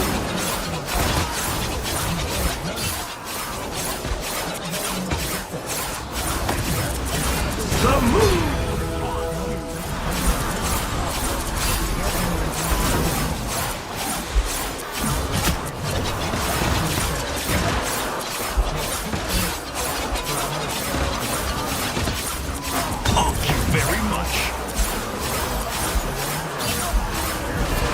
The moon haunts you!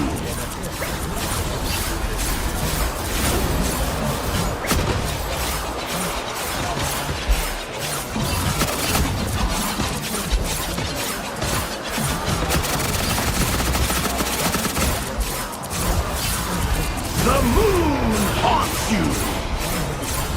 Lead them to Kaishu!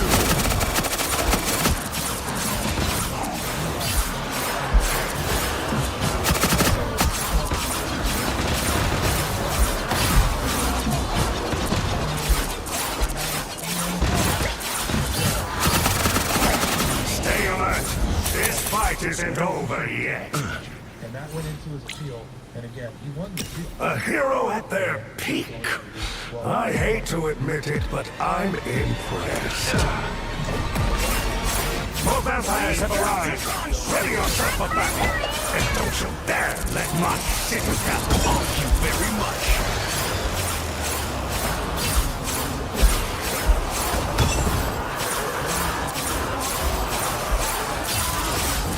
The moon haunts you!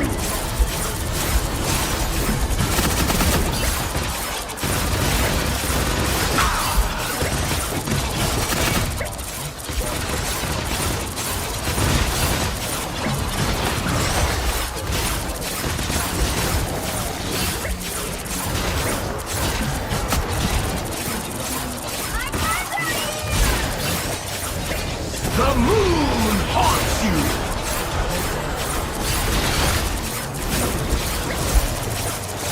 Thank you very much.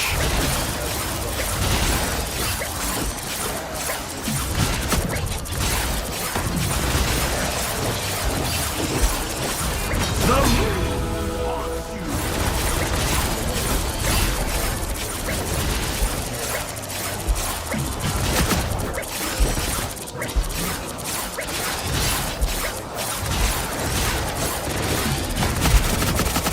Congratulations on surviving another round. Let's hope your luck continues to hold. Such remarkable power. I hope you put it to good use for once. Another wave incoming! Hold the line!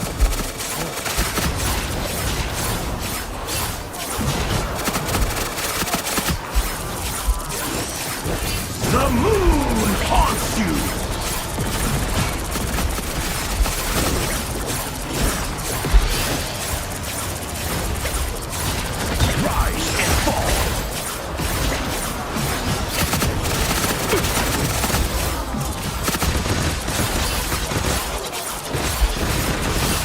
The moon haunts you!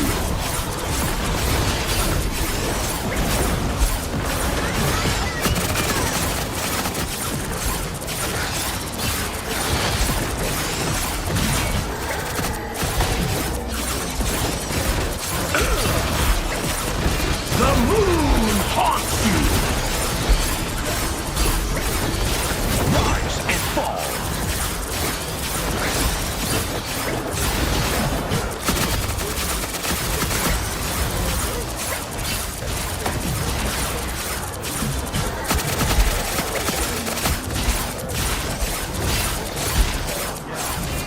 The moon haunts you!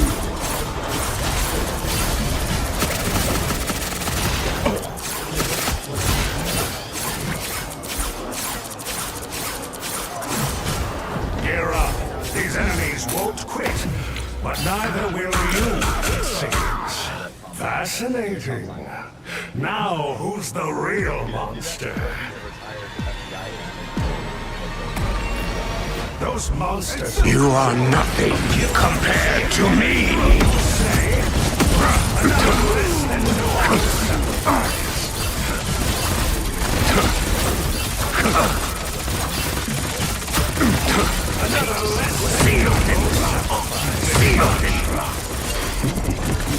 These vigilantes never surrender. Crimson Tempest! Crimson Tempest! These vigilantes never surrender. Slice and dice! Crimson Tempest! These vigilantes never surrender. Crimson Tempest! Another less than sealed in blood! A gift from Khonshu! These vigilantes never surrender. The moon haunts you!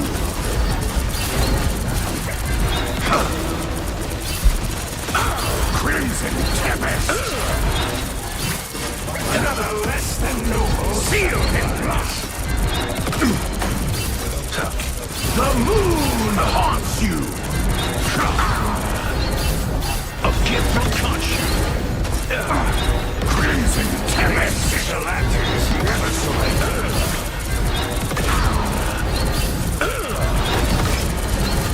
The moon haunts you! Thank you very much. Crimson Tempest! Good. Another less than noble. Another less than noble sacrifice.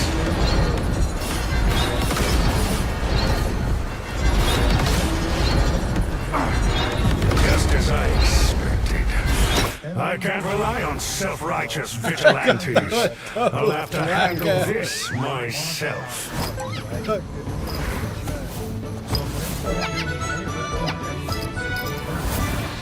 2019, the same day they were arrested, they did a search warrant on his house. They uncovered enough camera equipment inside that residence to outfit an entire movie set. Every corner of the house, everything was recorded at all times. They found numerous hard drives, monitors, just a whole bunch of evidence, right? So they have to start extrapolating it. How they got caught was, and this is going to be gross, okay, to be descriptive, like warning to anyone that's listening. The problem with how he got caught was they made cupcakes at the house. And he ejaculated into the cupcake batter. It was made into cupcakes. The wife brings cupcakes into the school. You remember this? No. Horrible, bro. The cupcakes are then fed to the students, and pictures are taken of the students eating the cupcakes.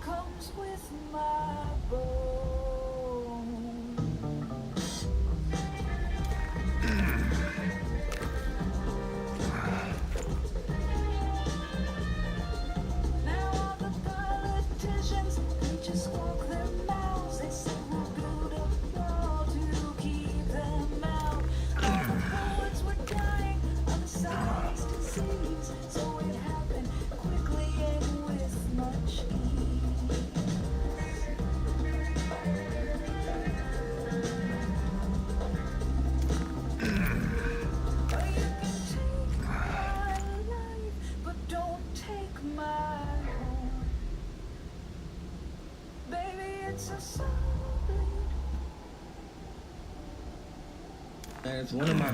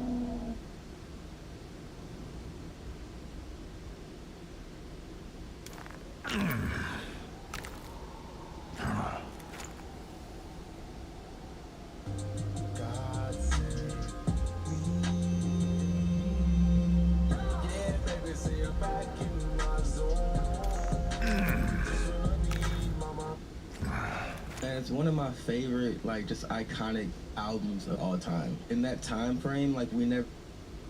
Oh, this is the kind of information I love right here. Animals that came back from the brink.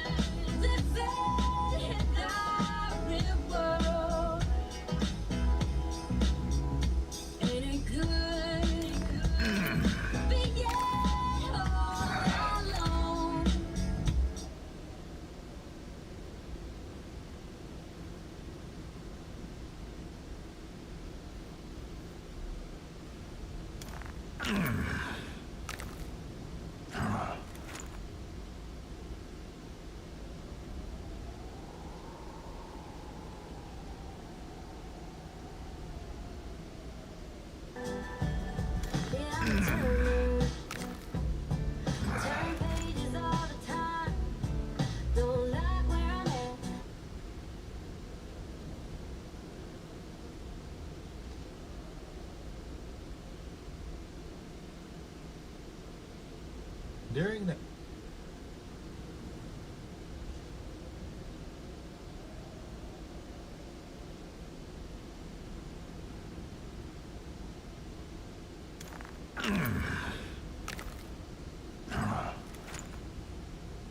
Halfway through Tenet, the protagonist loses. He just blew a multi-vehicle highway heist in Talon.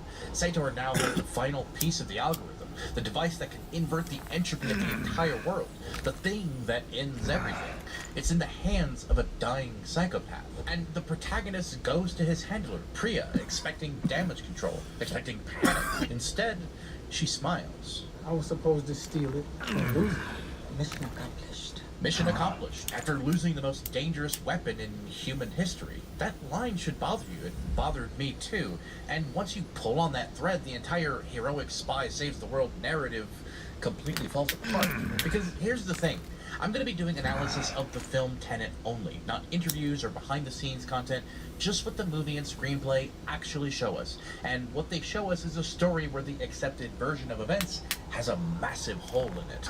The accepted version goes like this. A hostile future sends a madman to destroy the past, and the protagonist stops him. Good guys win, credits roll. But I don't think the protagonist stopped anything. I think they hijacked everything. The future's war against us is real. Their ecological collapse is real. Sator works for them, full stop. But the future protagonist figured out something terrifying. He didn't need to stop the enemy's operation. He just needed to rob the truck at the final destination. Sator spent his entire life collecting the algorithm for the future, and the protagonist let him do it. Every piece, every heist, and every bribe. He let the enemy's delivery boy finish packing the shipment, then he did it all at the loading dock. Tell operations to temporal pincer. Yours! You're already halfway there. I'll see you at the beginning. Dracula wishes to reclaim my city. You call yourselves New York's guardian. What's that saying? Now is the time to prove it. They want blood, but so do I. Scientists realize her invention would annihilate the past.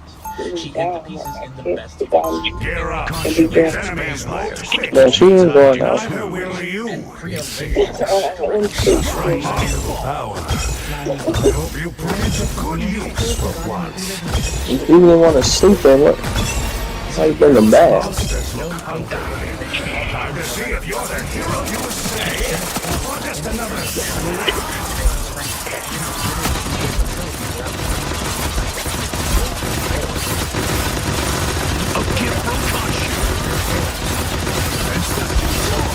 The moon haunts you!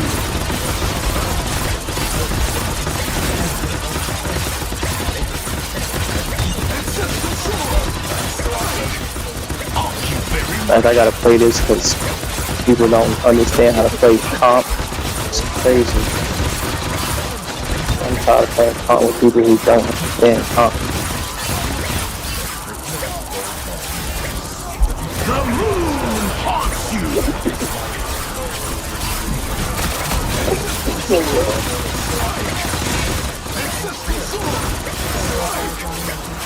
Thank you very much. The moon haunts you.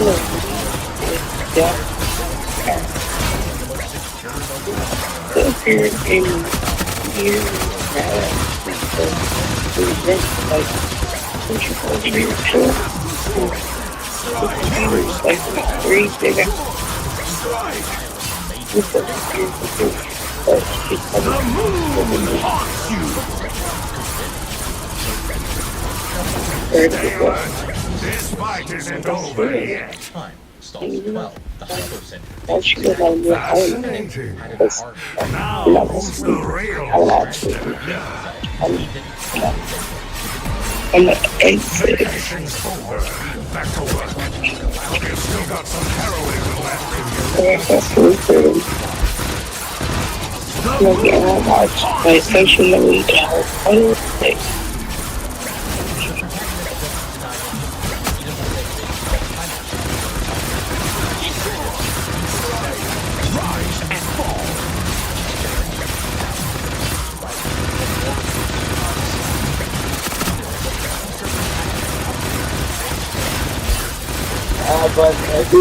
The moon haunts you.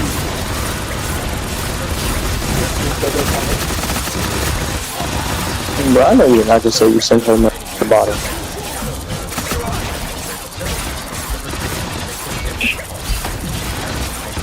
The moon haunts I'm gonna get $20. What's that? $20? Yeah. You said you was her birthday. You could have said you got a copy. You could have just said that. But now you're lying. No, I didn't get a bottle. I was spending her money to get a bottle. I didn't get a bottle. No, you said that 50, you sent her 20 because Apple and whatever took money, and you said it was for to help with her birthday. You never said nothing about a bottle.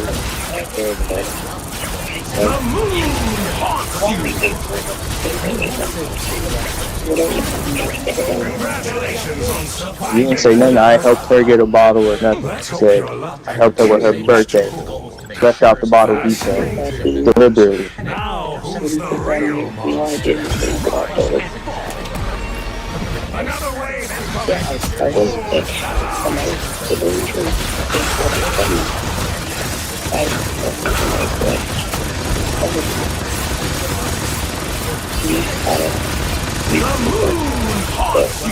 This context on I got herself for her birthday while sending me pictures, decorations, not a bottle, decorations.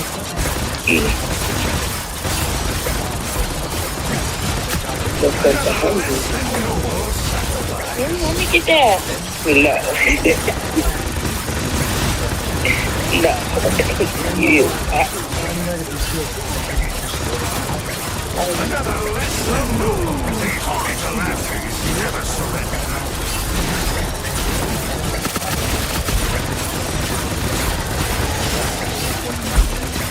Thank you very much. Another these vigilantes never surrender.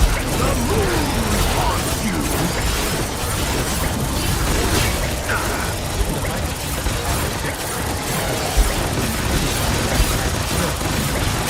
These vigilantes never surrender. Rise and fall. The moon haunts you. But didn't I just go? Didn't I ask her for $1.90 for black, right? But she can send her friends some gas money. But said she ain't got no money. Bro. Weird. Don't be fucking.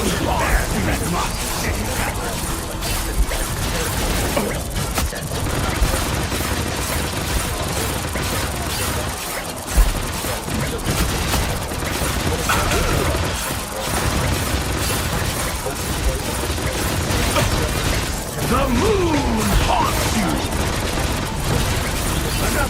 you. You guys call me separate. Just call me separate. Call me.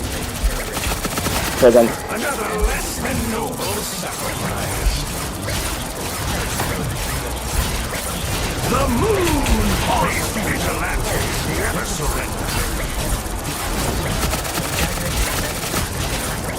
These vigilantes never surrender. Yeah. So you can send her gas money, but can't send me $1.90 for black, bro. Another less than noble sacrifice. The moon haunts you.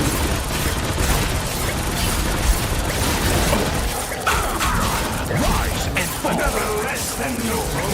These vigilantes. Okay, that's the only way you have. I understand that, but where does that correlate to sending me $1.90? The moon haunts you. These vigilantes give up. These enemies won't quit, but neither will you, it seems. A hero at their peak. I hate to admit it, but I'm impressed. Those monsters will come down. Before I devour you, say. Another less than But okay, but all of a sudden you can send her gas money now. I shall feast on another less than noble sacrifice. These vigilantes never surrender.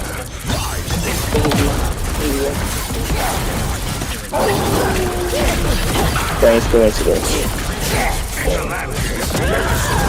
Let me read it up. The shit you do is kind of weird to me. Like,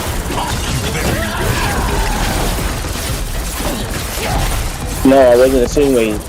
Nobody was insinuated because you said nobody insinuated it. You said let me check my. So you have it, nigga. Like, okay, but. And I was literally telling you.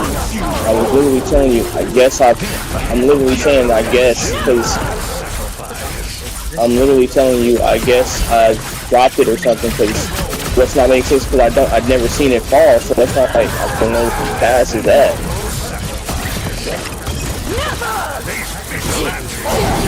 Okay, but why are you still saying that I'm insinuating? Why are you throwing that at me when I wasn't insinuating shit? So you just wanted to say that because I said that when it wasn't even like that in the first thing. So there's no need to even say that.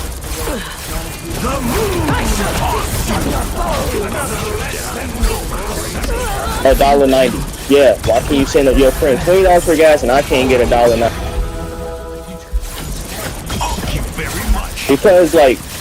Because all of a sudden you can just literally get $20, bro. Never surrender.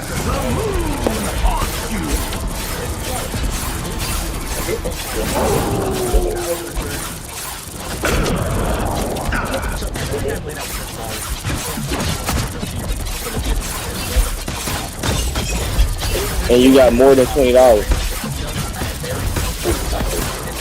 So why you over there flexing like you saying the amount for gas?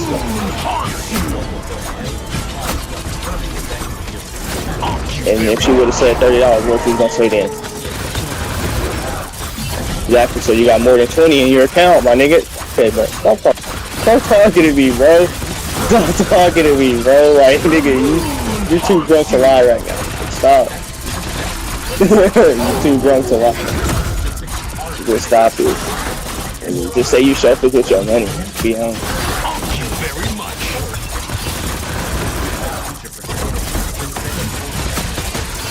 The moon haunts you.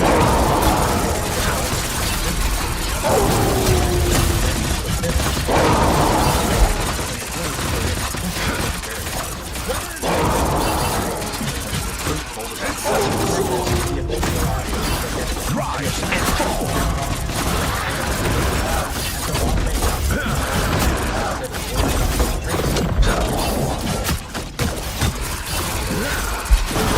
The moon haunts you.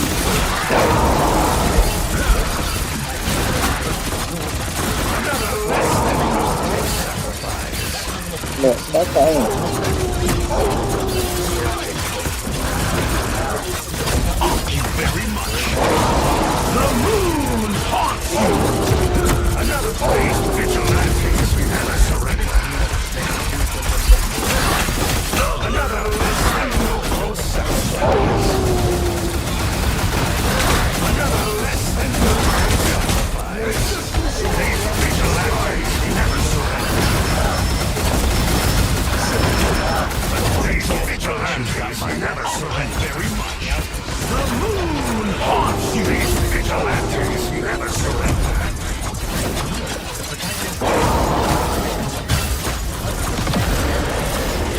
These vigilantes never surrender. Another less than noble sacrifice. The moon haunts you. Another less than Nigga, nobody's making shit up. If I actually, no, stop. No, stop. Cause no, let me tell you how this shit works. Oh, let me tell you how this shit works. Let me tell you how it's set up. Because literally, bro, if I'm asking you for some money, right, then you turn around and give your friend some money. Then you turn around and say, before any of this, you talking about you telling your her birthday stuff. I'm thinking you talking about other stuff. You got a bottle. So, like, you helped her get a bottle or whatever, which was $20. Still not that much. But, and when I go from that,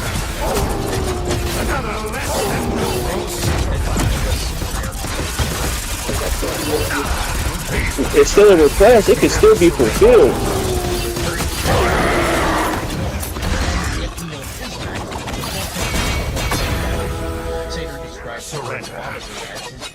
failure. Once again, the Vampire King is defeated, and the darkness has been banished.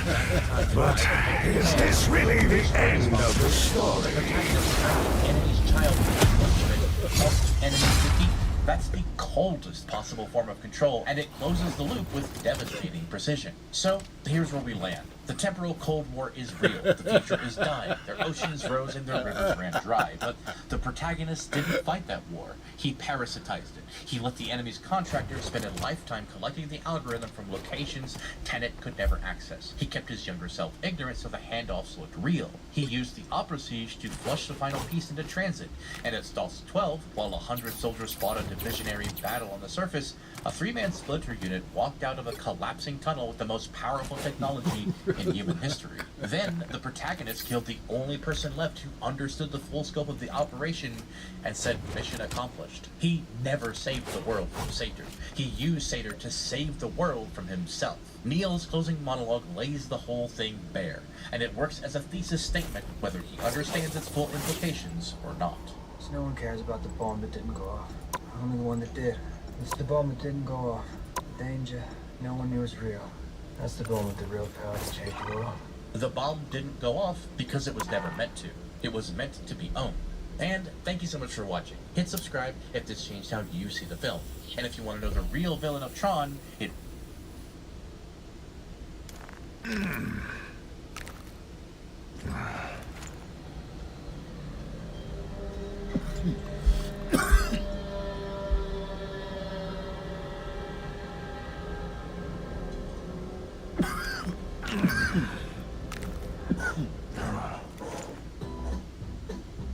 Whoa, 40 degrees, baby. Practically summer. Jesus. If you are anything like me and are a big fan of ancient history theories, you've probably heard of Lovelock Cave. It's a remote archaeological site that's most well known for... Dracula wishes to reclaim my city. You call yourselves New York's guardians. Now is the time to prove it. They want blood, but so do I. Lovelock Cave into one of the most well-known but most misunderstood archaeological sites in all of North America. Stay on. You hate vampires, which means I do too. Fascinating. Now who's the real monster?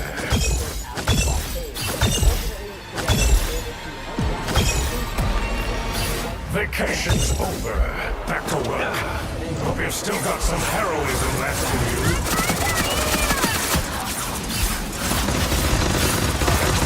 The moon haunts you! A gift from Khonshu!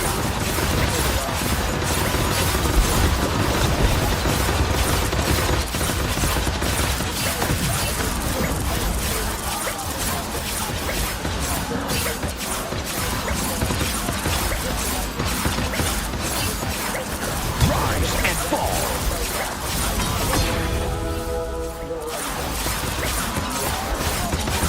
The moon haunts you!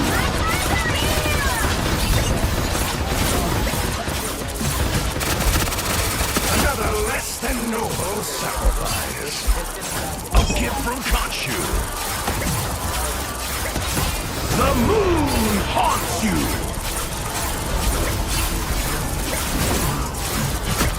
These vigilantes never surrender.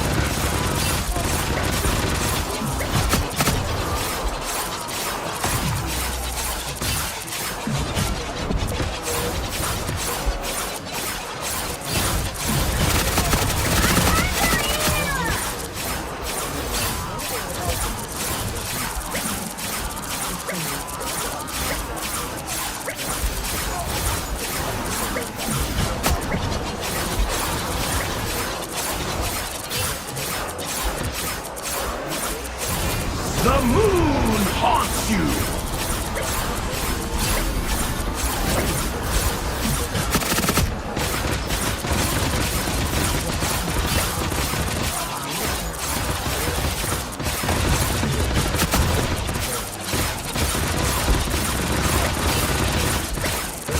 Another less than noble sacrifice. The moon haunts you!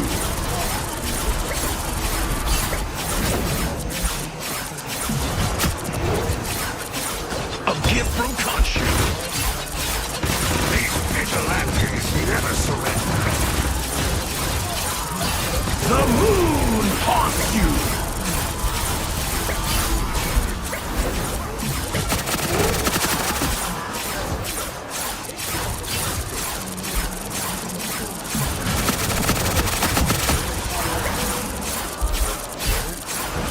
The moon haunts you!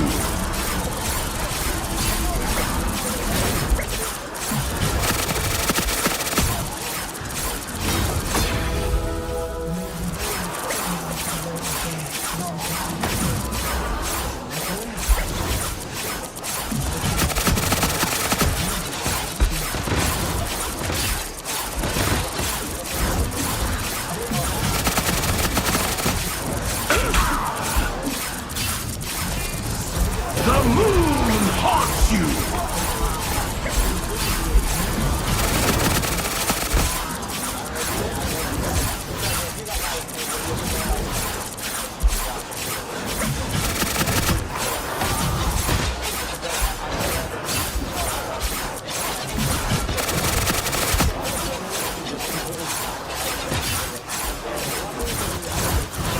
The moon haunts you!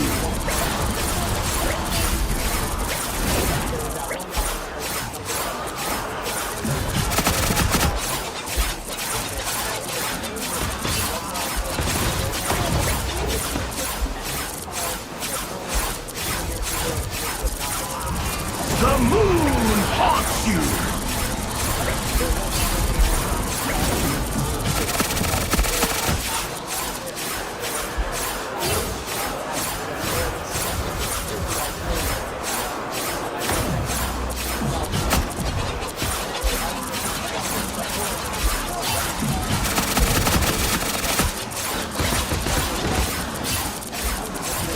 The moon haunts you!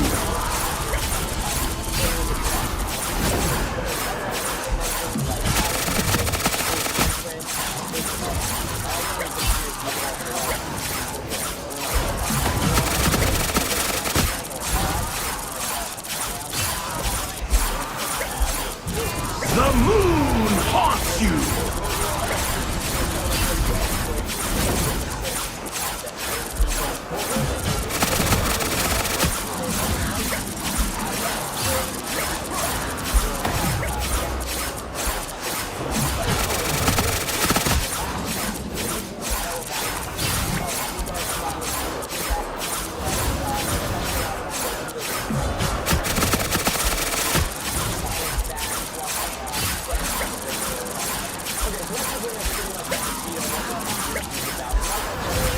The moon haunts you! Rise and fall!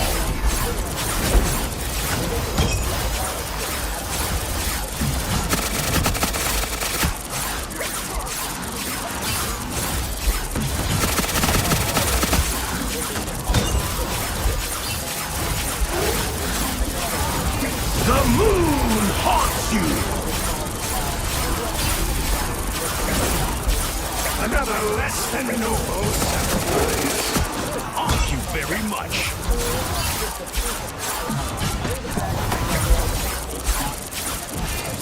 The moon haunts you. These vigilantes never surrender.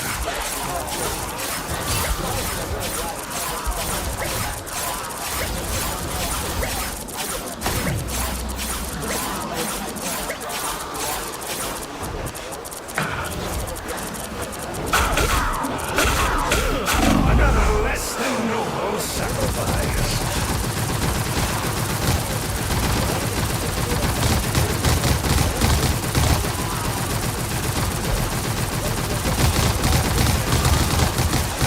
These vigilantes never surrender.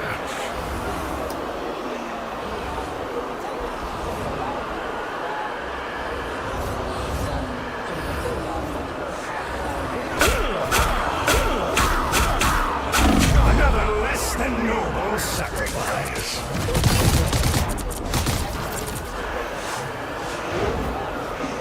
Lightning confinement.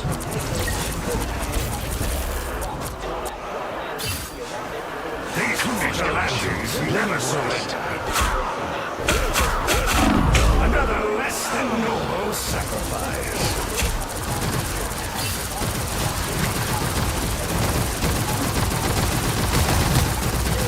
Curse thee, vile creature! These vigilantes never surrender.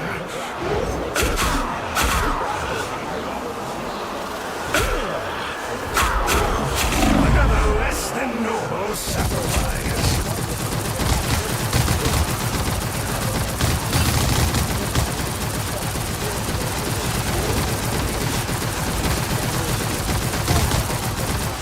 These vigilantes never surrender.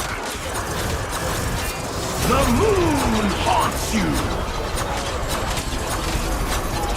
Right, another less than noble sacrifice.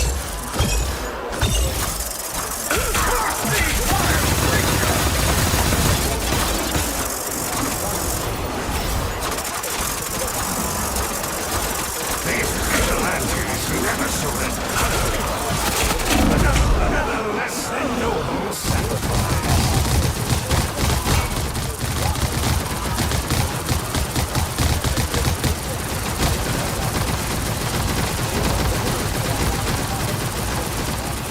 These vigilantes never surrender. The moon haunts you!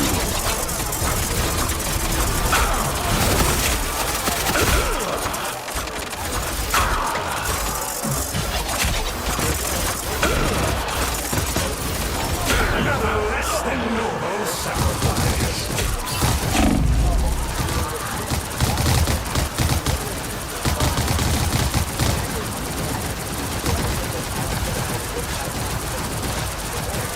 These vigilantes never surrender.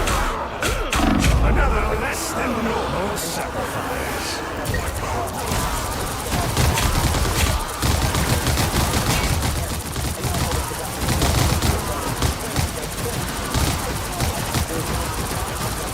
These vigilantes never surrender.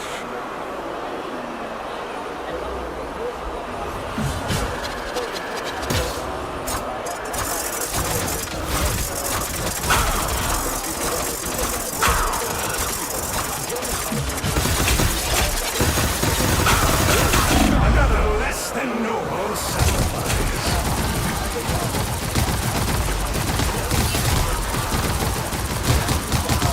Another less than noble sacrifice.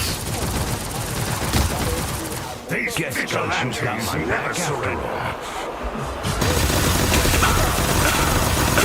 Another less than noble sacrifice. These vigilantes never surrender.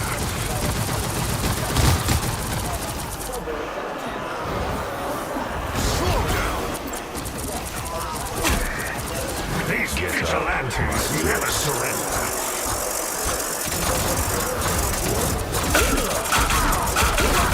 Another less than noble sacrifice.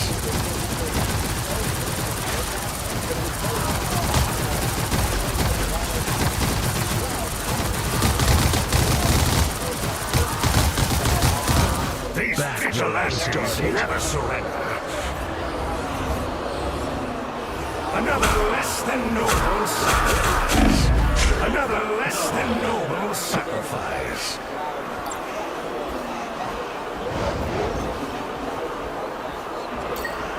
Within the range of battle. These vigilantes never surrender. These vigilantes never surrender. Far worse than that. Another less than noble sacrifice.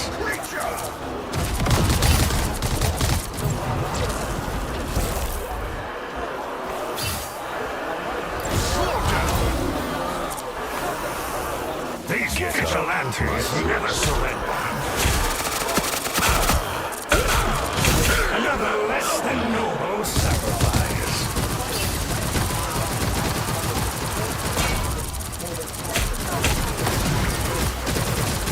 Curse thee, vile creature! These vigilantes never surrender.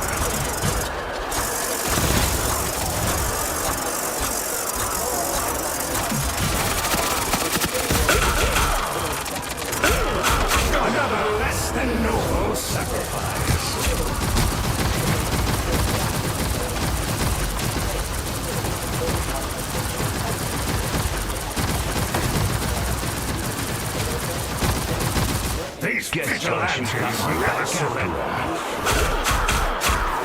Another less than noble sacrifice.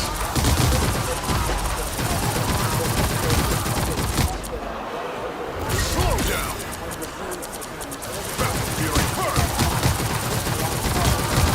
These vigilant, another less than noble sacrifice.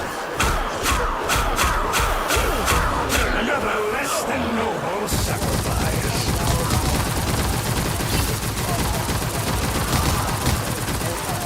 These vigilantes never surrender.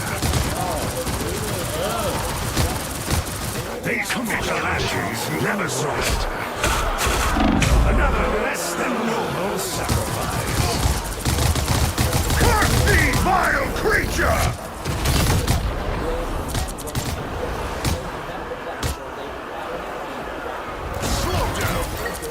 These vigilantes never surrender.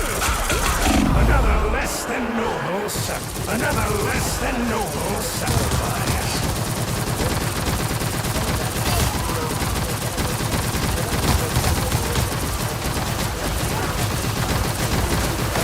These vigilantes never surrender. These vigilantes never surrender. Another less than noble sacrifice. My power grows. Fucking die. These vigilantes never surrender. Another less than noble sacrifice.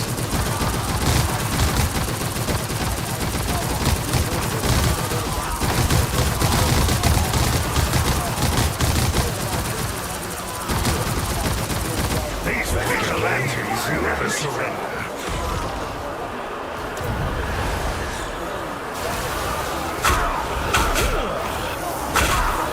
Another less than noble sacrifice.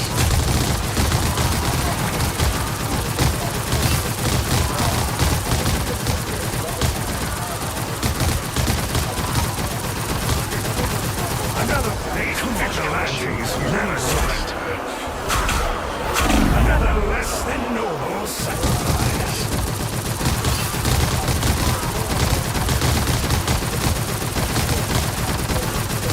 These vigilantes never surrender. Vile creature! These vigilantes never surrender. No, you farm a higher level so you get higher fast. I'm like half a level off from being 60. I have all the stuff. If I was, y'all are literally not killing me. Just quit. You're not doing anything because you're being a big baby. No, shut up. Curse thee, vile creature! Quit. Start a new game. Why haven't you left Been then? in the first round. I haven't battled in a long time. And you still haven't. That's because I'm still leveling up Thor, you dumb. It's not dumb. You're wasting time. This is not optimal for you. Well, hey, if you're not gonna contribute, then I hope you enjoy the however long it takes to get to. You're wasting time. You've been in the first round for like 15 minutes.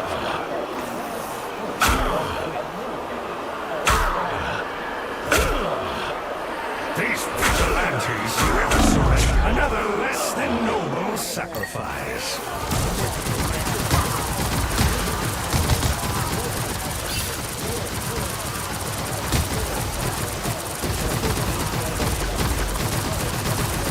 These vigilantes never surrender.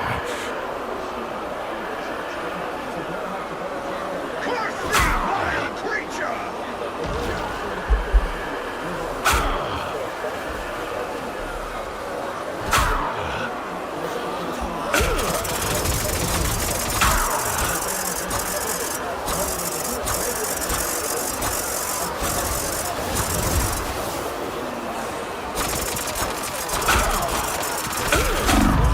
Another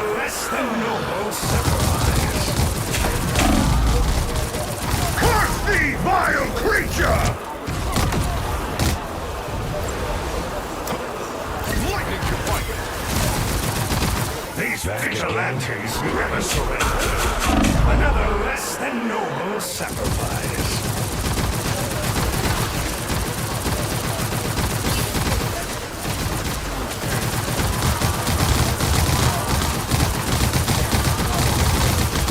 These vigilantes never surrender. Far worse than that.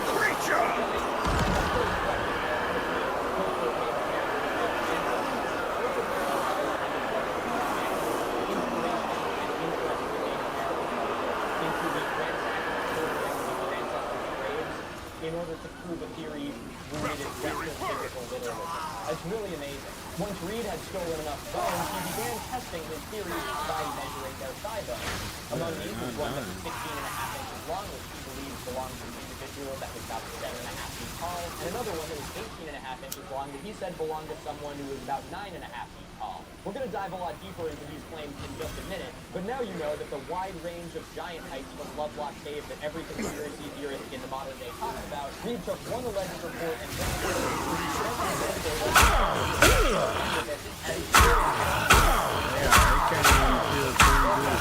Another less than noble sacrifice. Congratulations on surviving another round. Let's hope your luck continues to hold. But there's one last thing we need to understand in order for you to have all the context. These vigilantes never surrender. Those monsters look hungry. Time to see if you're the hero you say, or just another snack.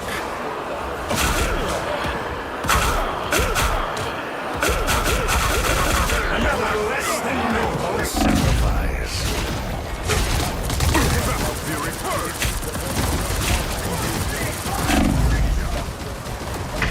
Another less than noble sacrifice. These vigilantes never surrender. Another less than noble sacrifice. These vigilantes never surrender. Another less than noble sacrifice.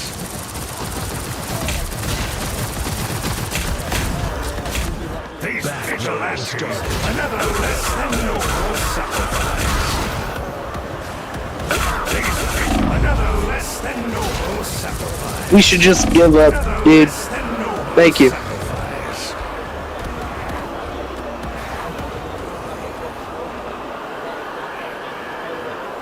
Just as I expected.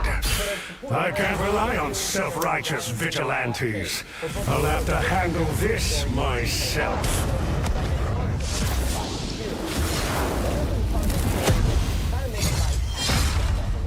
Because all of them phrase it in the same way. They all say, according to tribal historian Sarah Winnemucca. But they're not actually doing this out of reverence for Winnemucca, her work, or her people. It's a facade for conspiracy theorists to legitimize their claims with an ancient story and to armor themselves against criticism by feigning reverence for the indigenous. It is honestly sinister and fucking disgusting to watch people use Winnemucca's work not as an opportunity to learn about her culture or the plight of her people, but instead to support their conspiracy theories that directly lead to the erasure of her people through claims of biblical literalism and the lost white groups of America. Despite how pivotal Winnemucca genuinely is to this story, she's talked about by all these people like she's nothing more than a fucking token. A cigar store Indian, a stereo... I just didn't have the time or energy. That was the worst match ever. Hi, I'm Joe Delaney. Today we're going to talk about...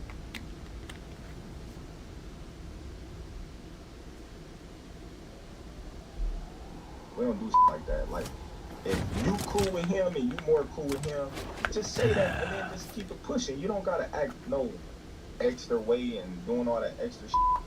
Same like Broner. You know what I mean? Me and Broner not close. You know what I mean? But we have mutual respect for each other. You know, and Broner told me to my face, and I respect his opinion. Like, he's like, man, I got Earl. You know, I'm closer. I with you. You my brother, but I got a real bond with Earl. And I've been having a real bond with Earl. So I'd rather be like that and be up front and then just watch it as a fan. Determining who that person was. For 15 years, people have been asking the wrong question about Inception. Does the top fall? Is Cobb dreaming? What does the ending mean? The movie already answered this for us, definitively. We've just been looking at the wrong object. And I can prove it. Not with speculation or Nolan intended this arguments. I'm talking about actual text of the film, the rules it establishes, and the evidence it puts on screen. Early in this movie, Arthur explains exactly how totems work. He lays out specific rules, and when you actually listen to what he says, you realize something that changes everything. Cobb's spinning totem violates every single one. The top is broken. It cannot verify reality. It never could. But that's only half of it. Once you know the top is useless, you start looking for what actually tracks reality in this film. And there's an object that appears in every single scene, one that follows Arthur's rules perfectly, one that gives us a definitive answer to the ending. His wedding ring. Now hold on, I know what some of you are thinking. The ring theory was debunked years ago. But I've seen those arguments and those Reddit posts, and I'm going to show you exactly why they're wrong. The only eye know the balance and the load of this particular loaded die. That way when you look at your totem, you know beyond a doubt that you're not in someone else's dream. Weight, balance, and secrecy. Cobb's totem fails every test. Arthur is the point man. Logistics and planning. When he explains something, it's the operating manual for this universe. So when Ariadne asks about totems, Arthur pulls out a red die. You need a small object, potentially heavy, something you have on you all the time that no one else knows. Ariadne reaches for it, and Arthur pulls back immediately. I can't let you touch it, that would defeat the purpose. The totem must have a physical property you can feel, a weight, a balance, and maybe a center of gravity. Arthur's die is loaded. It looks normal, but in his hand, he knows exactly how it should feel and how it should fall. The verification is sensation, not observation. No one else can touch it. No one else can know the secret. The moment someone handles your totem, they can replicate those properties in a dream. And the totem tells you if you're in someone else's dream. If Ariadne builds a world for Arthur, she'll populate it with normal dice, standard physics, random rolls. But Arthur's die won't behave correctly because she doesn't know it's loaded. That discrepancy alerts him to the simulation. It's a simple system, elegant even.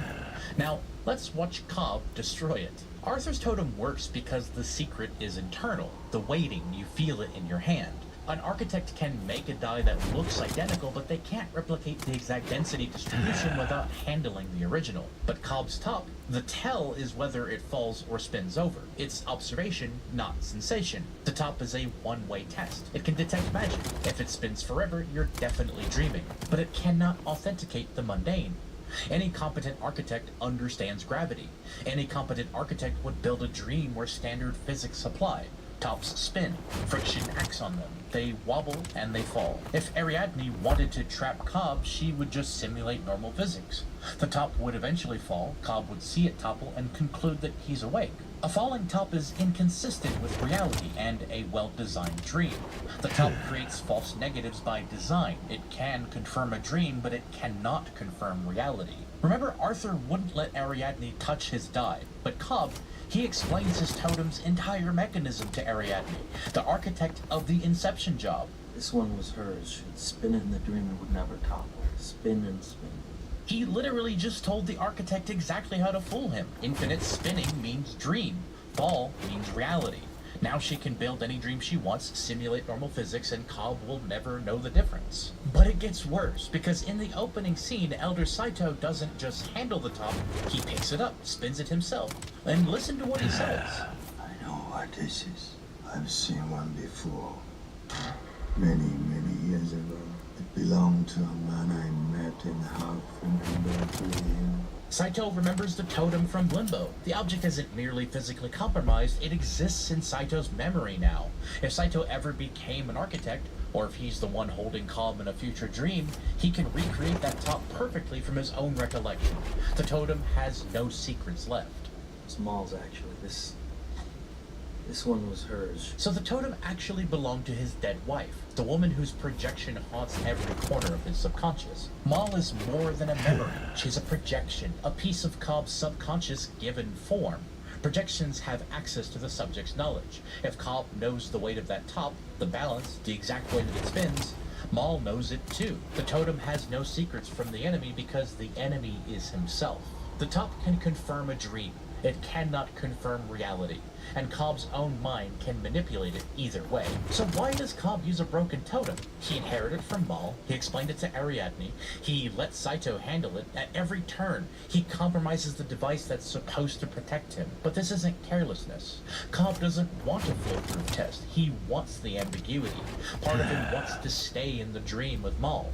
The broken totem reflects a broken psyche. He spins the top not to verify reality, but to touch something that was hers. It's a ritual, a way to keep her close. The top measures grief, not gravity. But that does raise a question. If Cobb's conscious reality testing is compromised, is there anything that actually tracks the truth? So here's the thing about proving a 15-year-old movie theory wrong. You can't just say the top is broken and walk away. You have to show your work. You have to go frame by frame, scene by scene, with both hands. 24 separate moments cataloged and cross-referenced takes hours. And those hours happen right here at... Needs to talk about what's the fastest...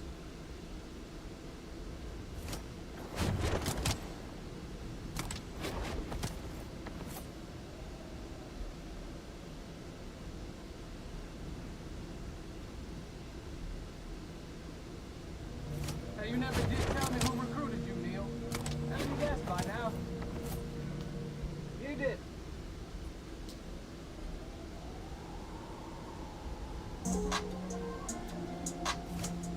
Mic check, 1 2 1 2. We in this bed.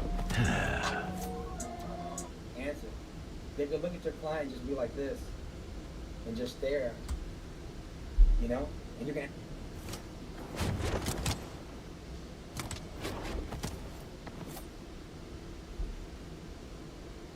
When discussing polarizing comic book creators,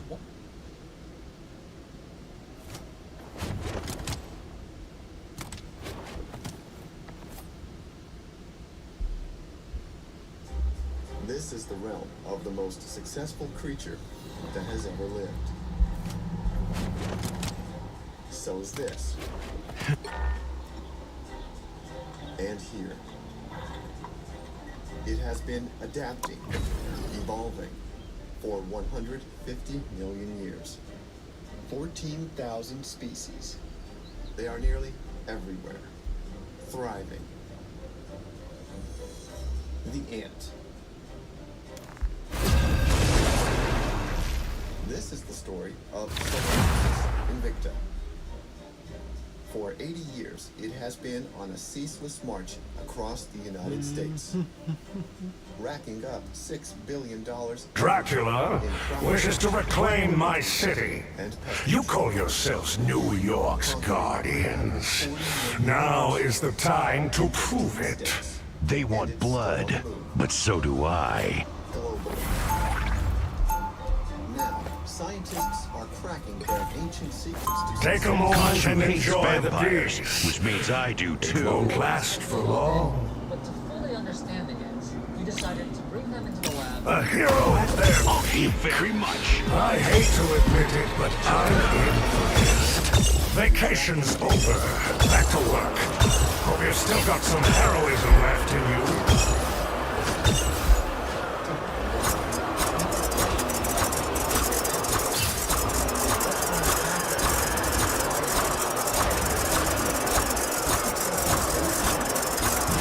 The moon haunts you!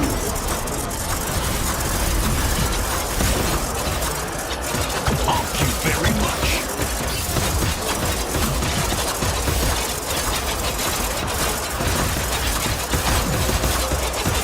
The moon haunts you!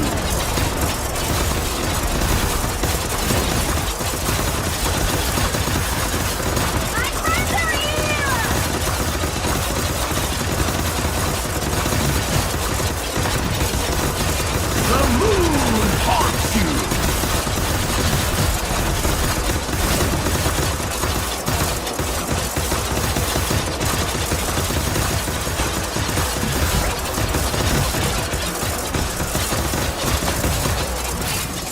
The moon haunts you!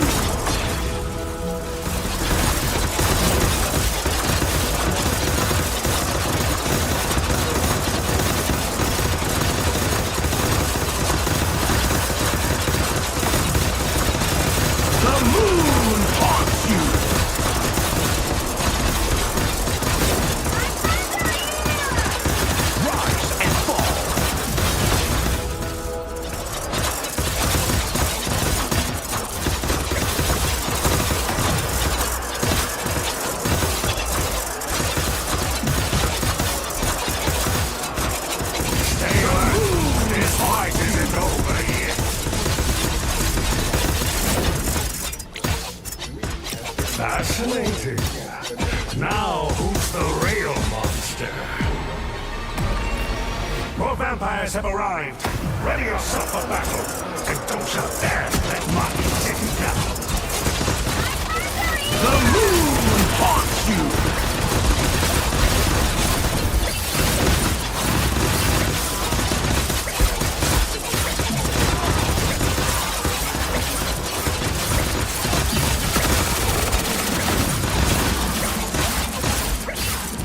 The moon haunts you!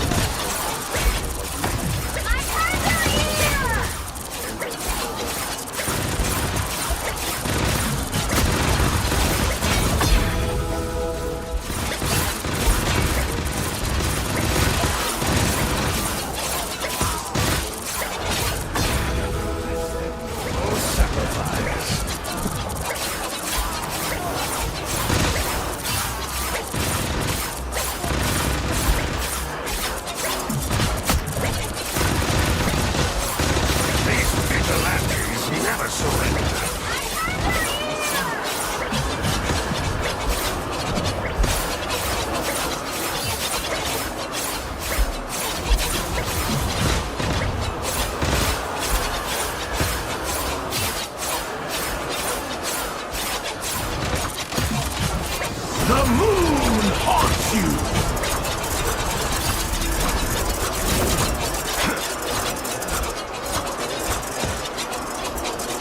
Gear up.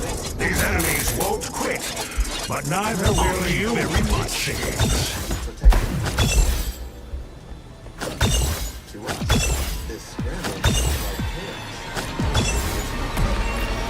Those monsters look hungry.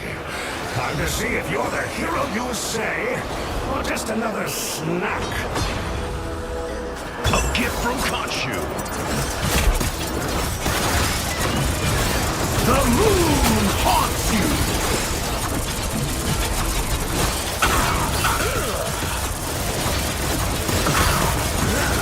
Another less than noble sacrifice.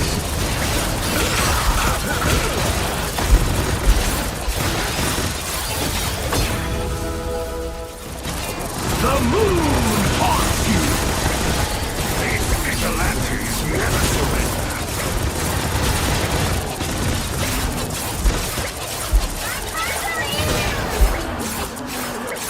Thank you very much. A little pick-me-up.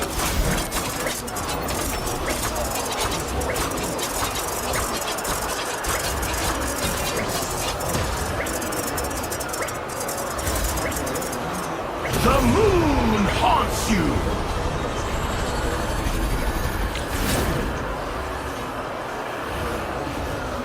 Fascinating. Now, who's the real monster?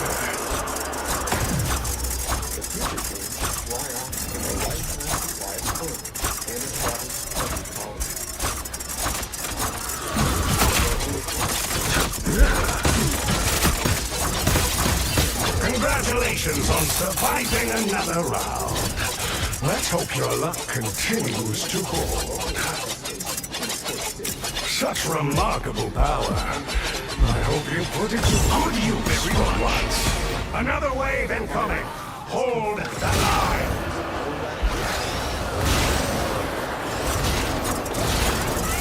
The moon haunts you.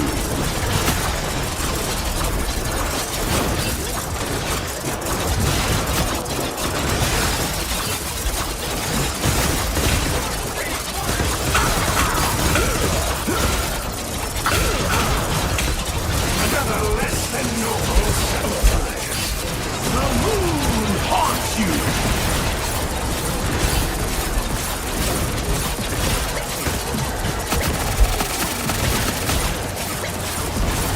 These vigilantes never surrender. Another less than noble sacrifice. The moon haunts you.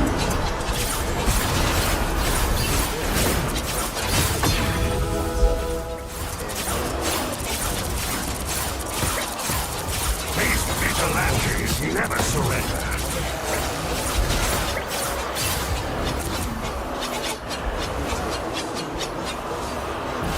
The moon haunts you!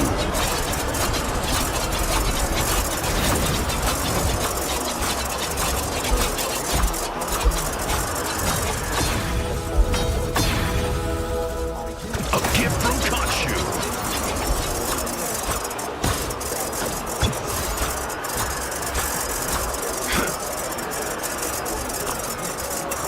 I could get used to this.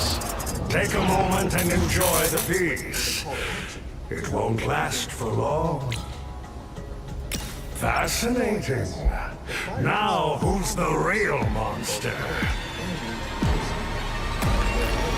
Vacation's over. Back to work. Before I devour I shall feast on your bones!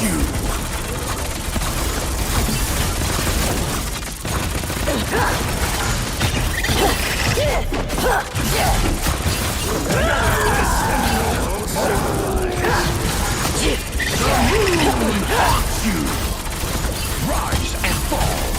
Never!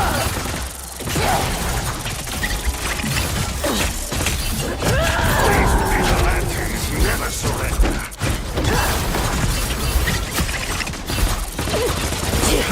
The moon haunts you. Thank you very much. While you still can.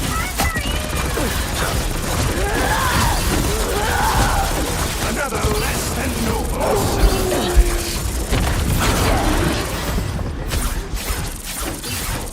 sacrifice. I shall feast on your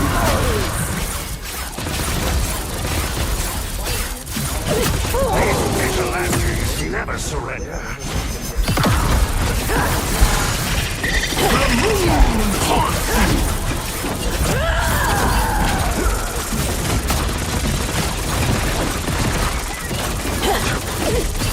A gift from Khonshu.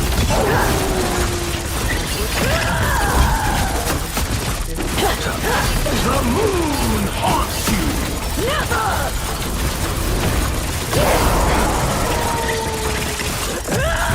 Run while you still can. Rise and fall. I shall feast on your bones.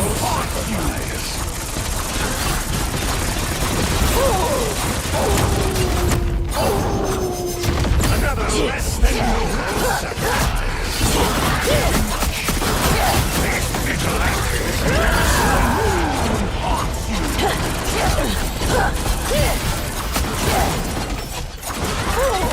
Thank you, my friends. Rise and fall.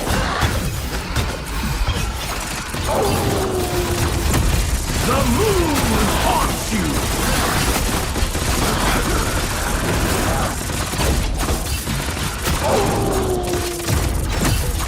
A gift from Khonshu.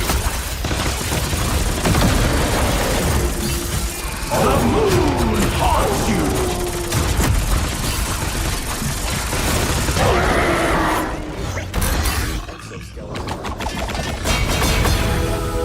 Joints and abdomen are soft joints.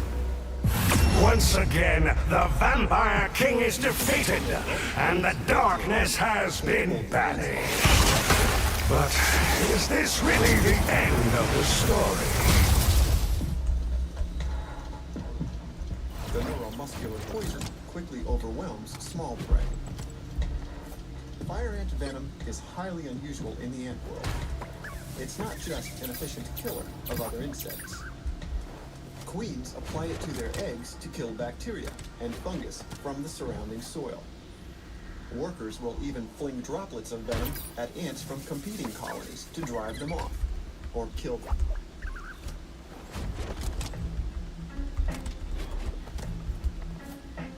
This battle-tested male Anoli may think he's earned the right to nap where he pleases. But there is no safe haven in Fire Ant territory.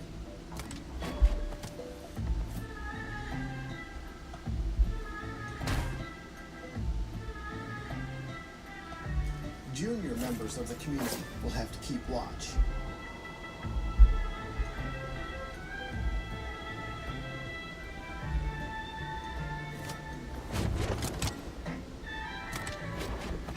Everything, everywhere, everyone will be explored in the relentless search for food.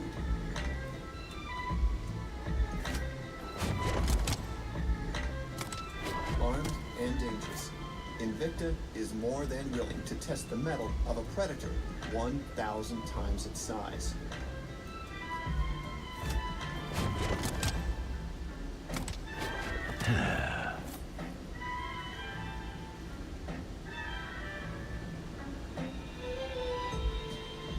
It looks like Sleeping Beauty has awakened.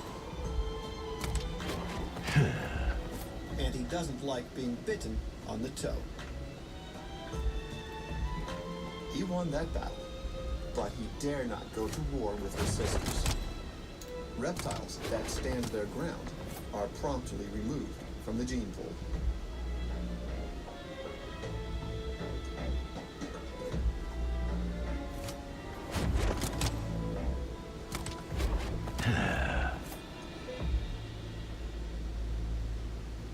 Even large mammals are at risk. Fire ants have been documented killing newborn calves. Deer fawns that instinctively freeze when sensing a threat can quickly find their nose, throat, and lungs clogged with fire ants. Invicta saves its most merciless attack for anything that dares threaten the colony. Prod a mound, and workers boil out in a mad rush.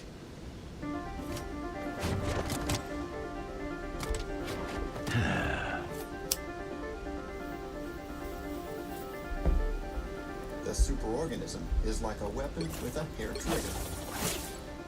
These tiny warriors can pose a serious threat, even to us. Every year, as many as 25,000 people are treated for attacks in the United States. Hundreds are hospitalized. There have been at least 80 documented human deaths from fire ant stings. Most are attributed to victims going into anaphylactic shock from severe allergic reactions to the venom. As the fire ant's territory continues to expand, those numbers will only grow. This ancient ancestor of the wasp seems to have a plan to handle just about anything we, or nature, can throw.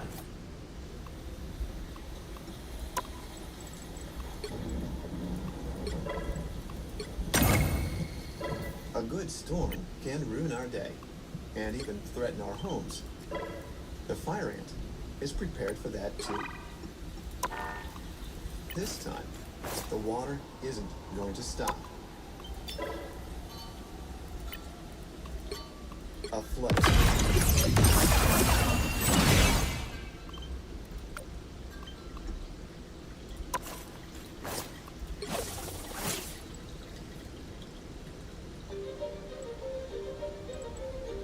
Once again, the fire ant's superorganism instincts kick into gear. Workers quickly open up dozens of new exits and evacuate the young. Scouts scramble to find higher ground or an escape route.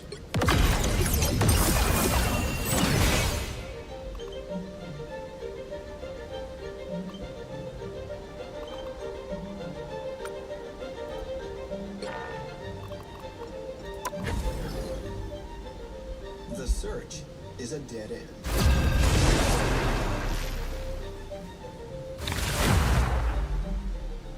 But the ants aren't finished. In minutes, the colony assembles into a raft. The queen and Dracula wishes to reclaim my city.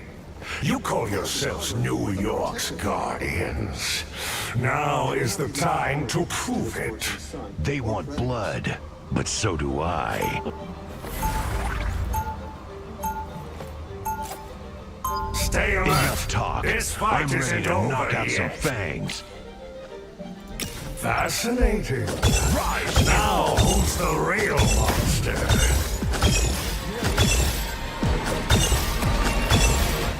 monsters look hungry. Time to see if you're the hero you say, or just another snack. Just your sword! Strike! The moon haunts you! Rise and fall!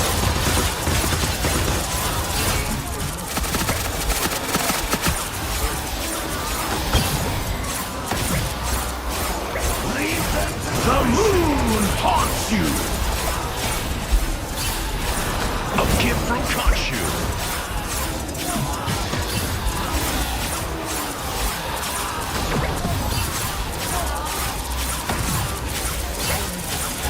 The moon haunts you! Rise and fall!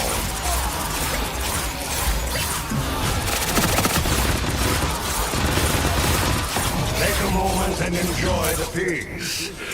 It won't last for long. Fascinating. Now, who's the real monster? Another wave incoming. Hold the line. The moon haunts you.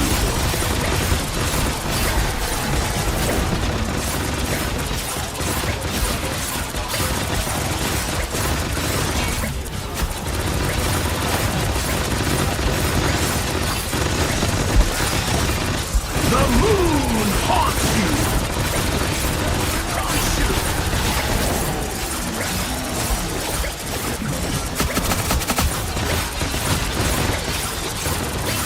A gift from Khonshu! The moon haunts you! Gear up! These enemies won't quit, but neither will you, it seems. We knew that we could speculate all day, but to fully understand it, Such remarkable power. I hope you put it to good use for once. More vampires have arrived. Ready yourself for battle. And don't you dare let my heart down.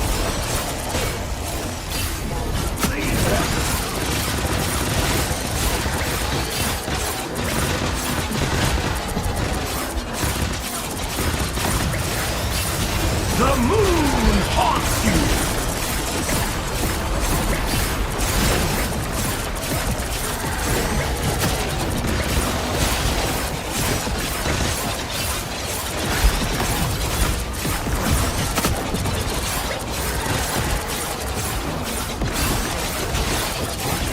The moon haunts you!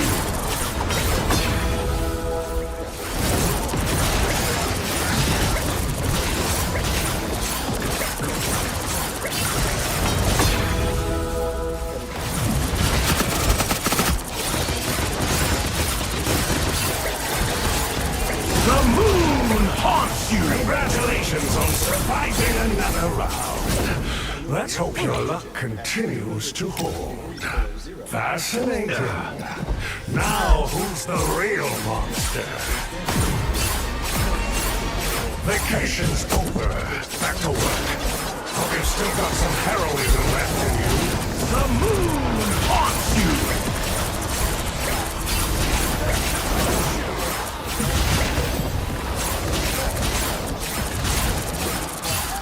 Rise and fall!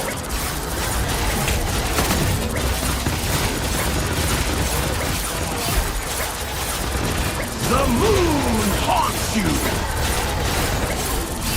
Another less than noble sacrifice.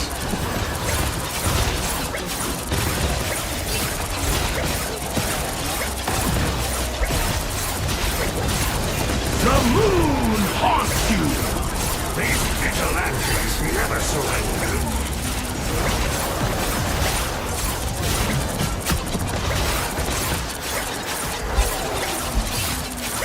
Thank you very much. Stay alert. This fight isn't over yet.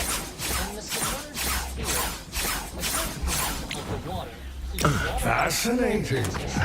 Now, who's the real monster? Another wave incoming! Hold the line! The moon haunts you! Rise and fall!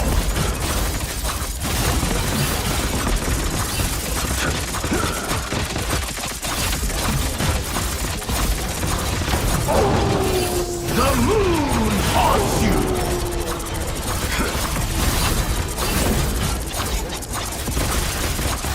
Rise and fall!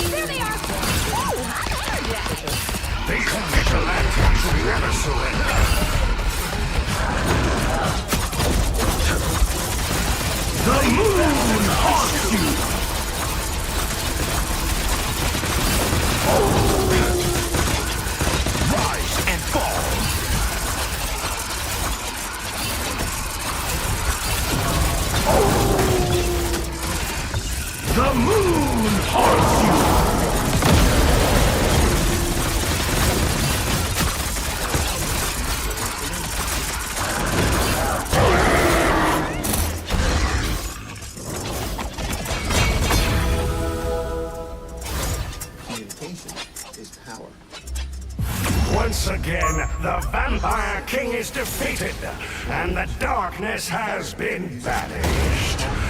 But is this really the end of the story? When a foraging ant finds food too large to take back to the colony, she lays down a trail with her stinger. The better the food, the stronger the trail. The ant's antenna serve as its nose, detecting the chemical message. By releasing different amounts and different types of pheromones, the ants spread the word that dinner is this way. It's time to move the colony, or attack the intruder.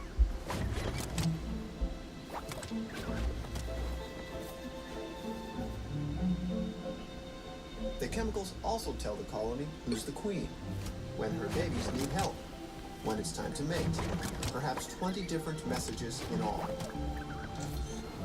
The fire ant's antennae are so sensitive, 1 teaspoon of recruitment pheromone is enough to create an ant trail 120 million miles long. That's 5,000 times around the Earth. Like many insects, fire ants have 2 compound eyes, made up of dozens of lenses. They lack the resolution of a single lens eye such as ours, but they have a far larger viewing angle and are excellent for detecting motion. The ant has 3 more eyes on top of its head for navigation. Fire ants orient themselves by the sun. If you replace the sun with a revolving light in a laboratory, ants wander around aimlessly, never laying down a trail to the food. The fire ant doesn't just enjoy our handsome, they have a taste for modern conveniences.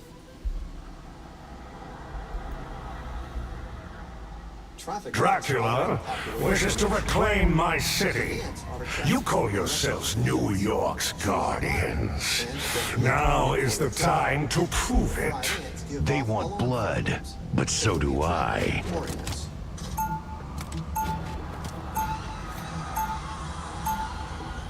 Gear up. These enemies won't quit, but neither will you, it seems. Such remarkable power. I hope you put it to good use for once. Those monsters look hungry. Time to see if you're the hero you say, or just another snack.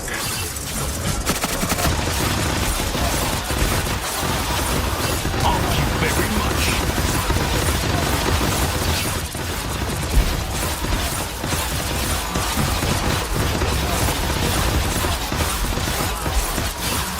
The moon haunts you! A gift from Khonshu.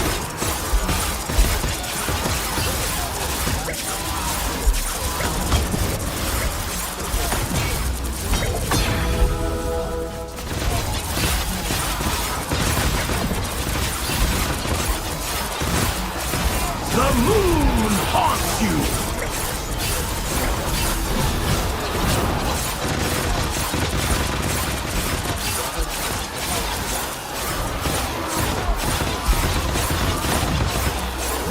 The moon haunts you! A gift from Khonshu. Stay alert! This fight isn't over yet! A hero at their peak! I hate to admit it, but I'm impressed. Another wave incoming! Hold the line! The moon haunts you!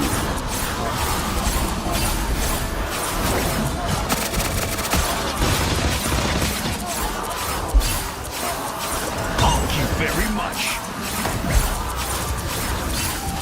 The moon haunts you!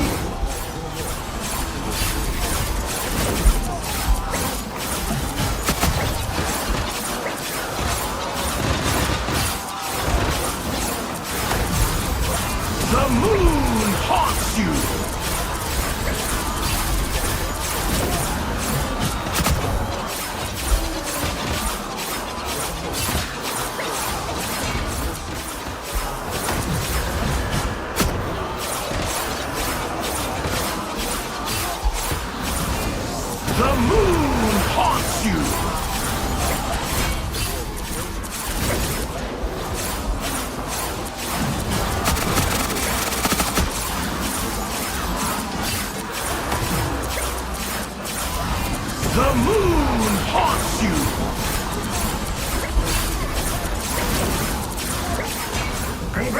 Congratulations on surviving another round.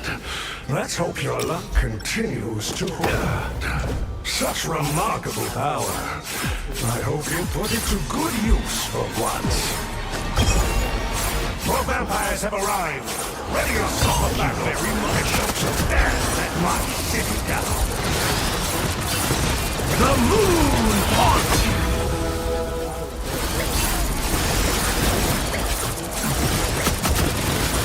Another less than noble sacrifice.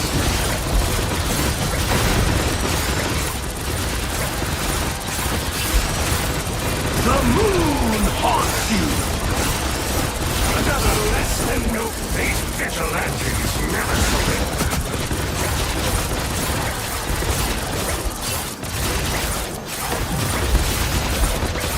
The moon haunts you. These vigilantes never surrender.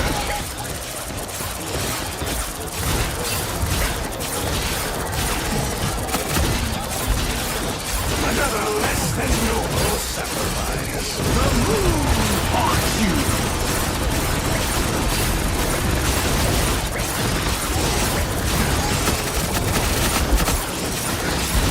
Another less these vigilantes. Another less than noble sacrifice. The moon haunts you. These vigilantes. Take a moment and enjoy. These vigilantes never surrender. Fascinating. Now, who's the real monster?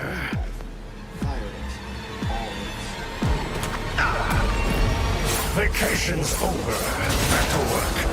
Hope you've still got some heroism left in you.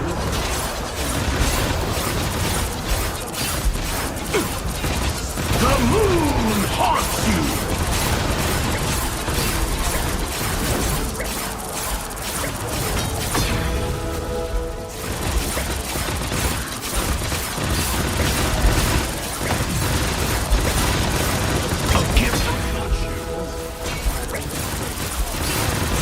The moon haunts you!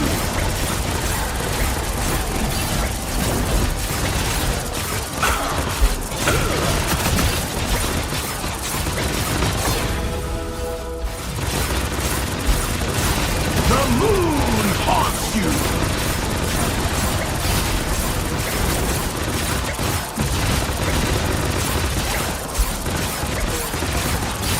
Rise and fall! The moon haunts you!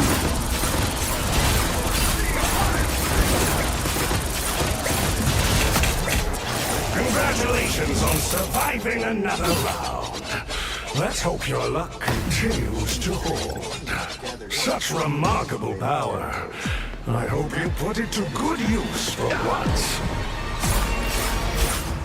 I knew you wouldn't give up easily. But now it's time to see if you're truly worthy.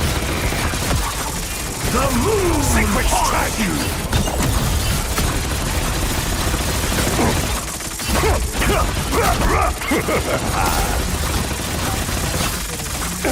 Fire! A gift from Khonshu! The moon haunts you! If I can't break your bones, I'll bend your will instead. Fire! Impressive! The moon! But I will find a way to break it.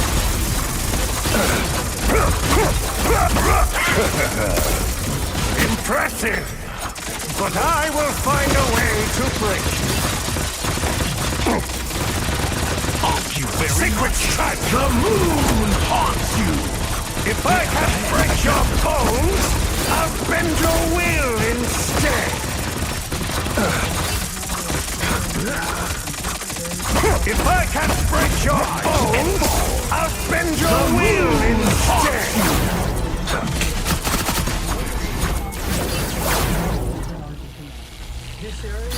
Another less than noble sacrifice. A gift from Khonshu. The moon haunts. Impressive! but I will find a way to break you.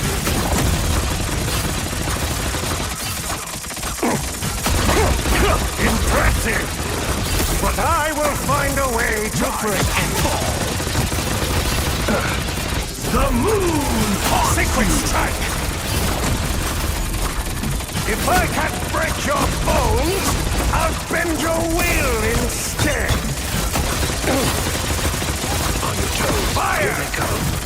Impressive. The moon. But I will find a way to break you.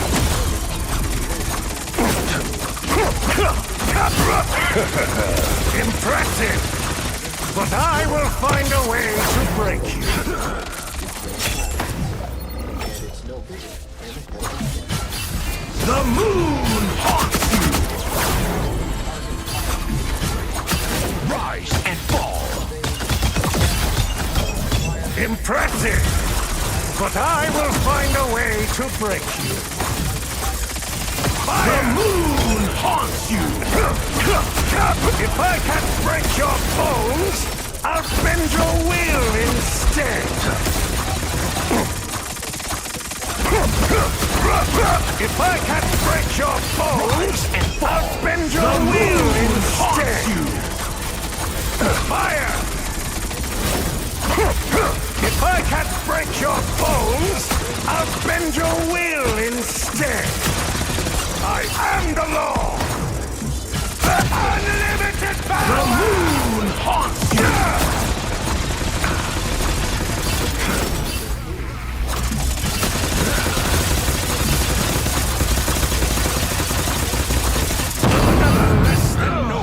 Sacrifice. And always vulnerable to the attackers hovering above them. Where humans You did your best, but your services are no longer needed. It's time for Mayor Fisk to rebuild this city. By the pheromones. The ants sense the danger and release more pheromones, gathering more flies. It's as if the ants are calling in an airstrike on their own colony. If fire ants have nightmares, they look like this. The business end of a forward fly.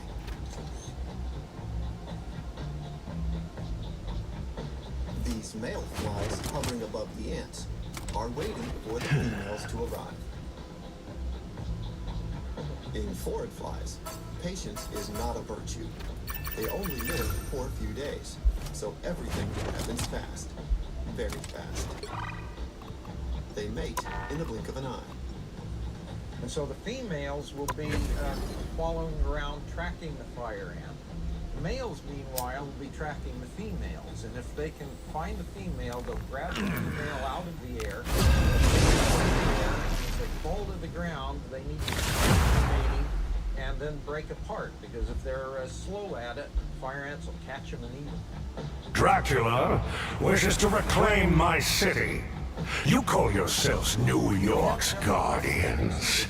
Now is the time to prove it. They want blood, but so do I. Into some part of the ant like a lock in a key. Gear up. Enough These talk. enemies I'm won't ready quit. to knock out some But neither fangs. will you, it seems. Such remarkable power. I hope you put it to good use for once. Those monsters look hungry.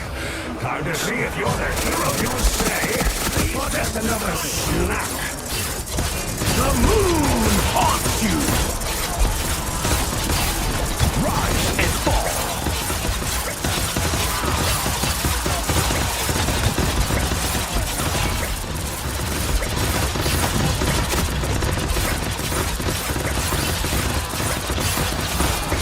The moon haunts you!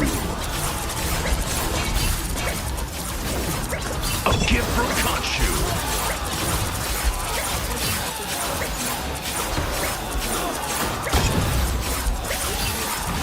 The moon haunts you!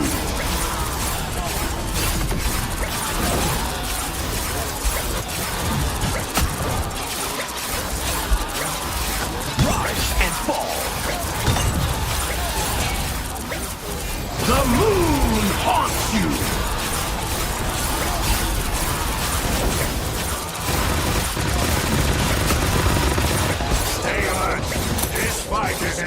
over yet. Such remarkable power. I hope you put it to good use for once. Another wave incoming! Very much alive! The moon haunts you!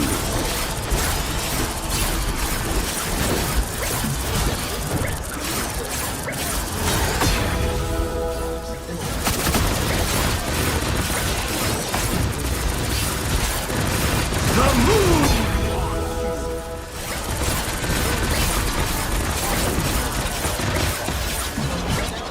Another less than noble sacrifice. The moon haunts you!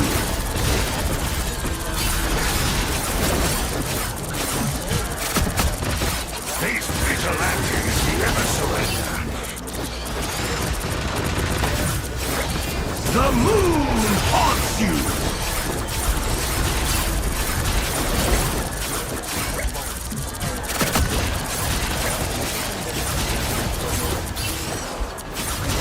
Take a moment and enjoy the peace. It won't last for long. A hero at their peak. I hate to admit it, but I'm impressed. Vacation's over. Back to work. Hope you've still got some heroism left in you.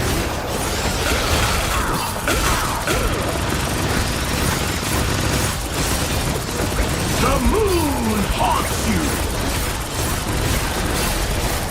Thank you very much.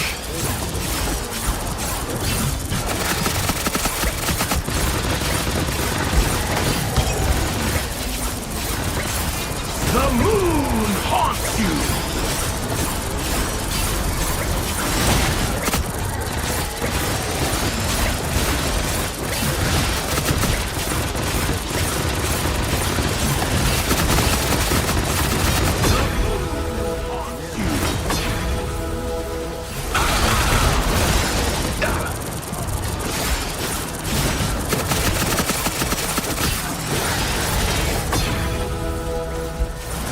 The moon haunts you!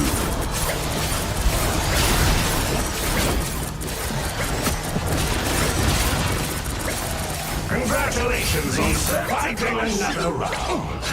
Let's hope your luck continues to hold. A hero at their peak. I hate to admit it, but I'm impressed. More vampires have arrived.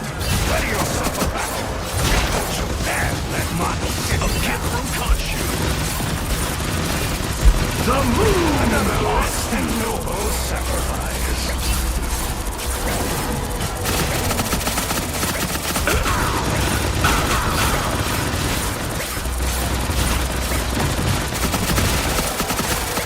These vigilantes never surrender. The moon haunts you! Another less than noble sacrifice.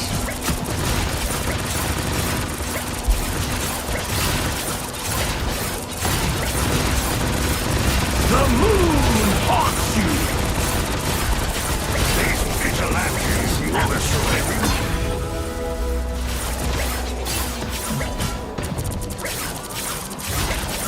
Another less than noble sacrifice. The moon haunts you! Stay alert. This fight isn't over yet. Fascinating. Now, who's the real monster?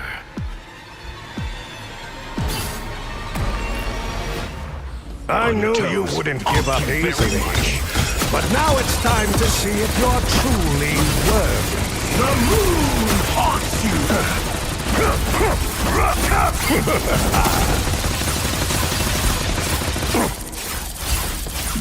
Secret strike! Impressive! But I will find a way to break you. The moon haunts you! If I can't break your bones, I'll bend your will instead. Fire! If I can't break your bones, I'll bend your will instead. Your mind is mine!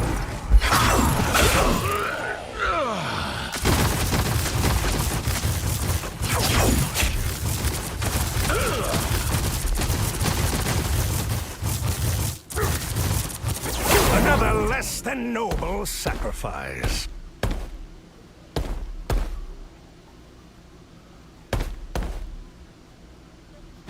You did your best, but your services are no longer needed. It's time for Mayor Fisk to rebuild this city.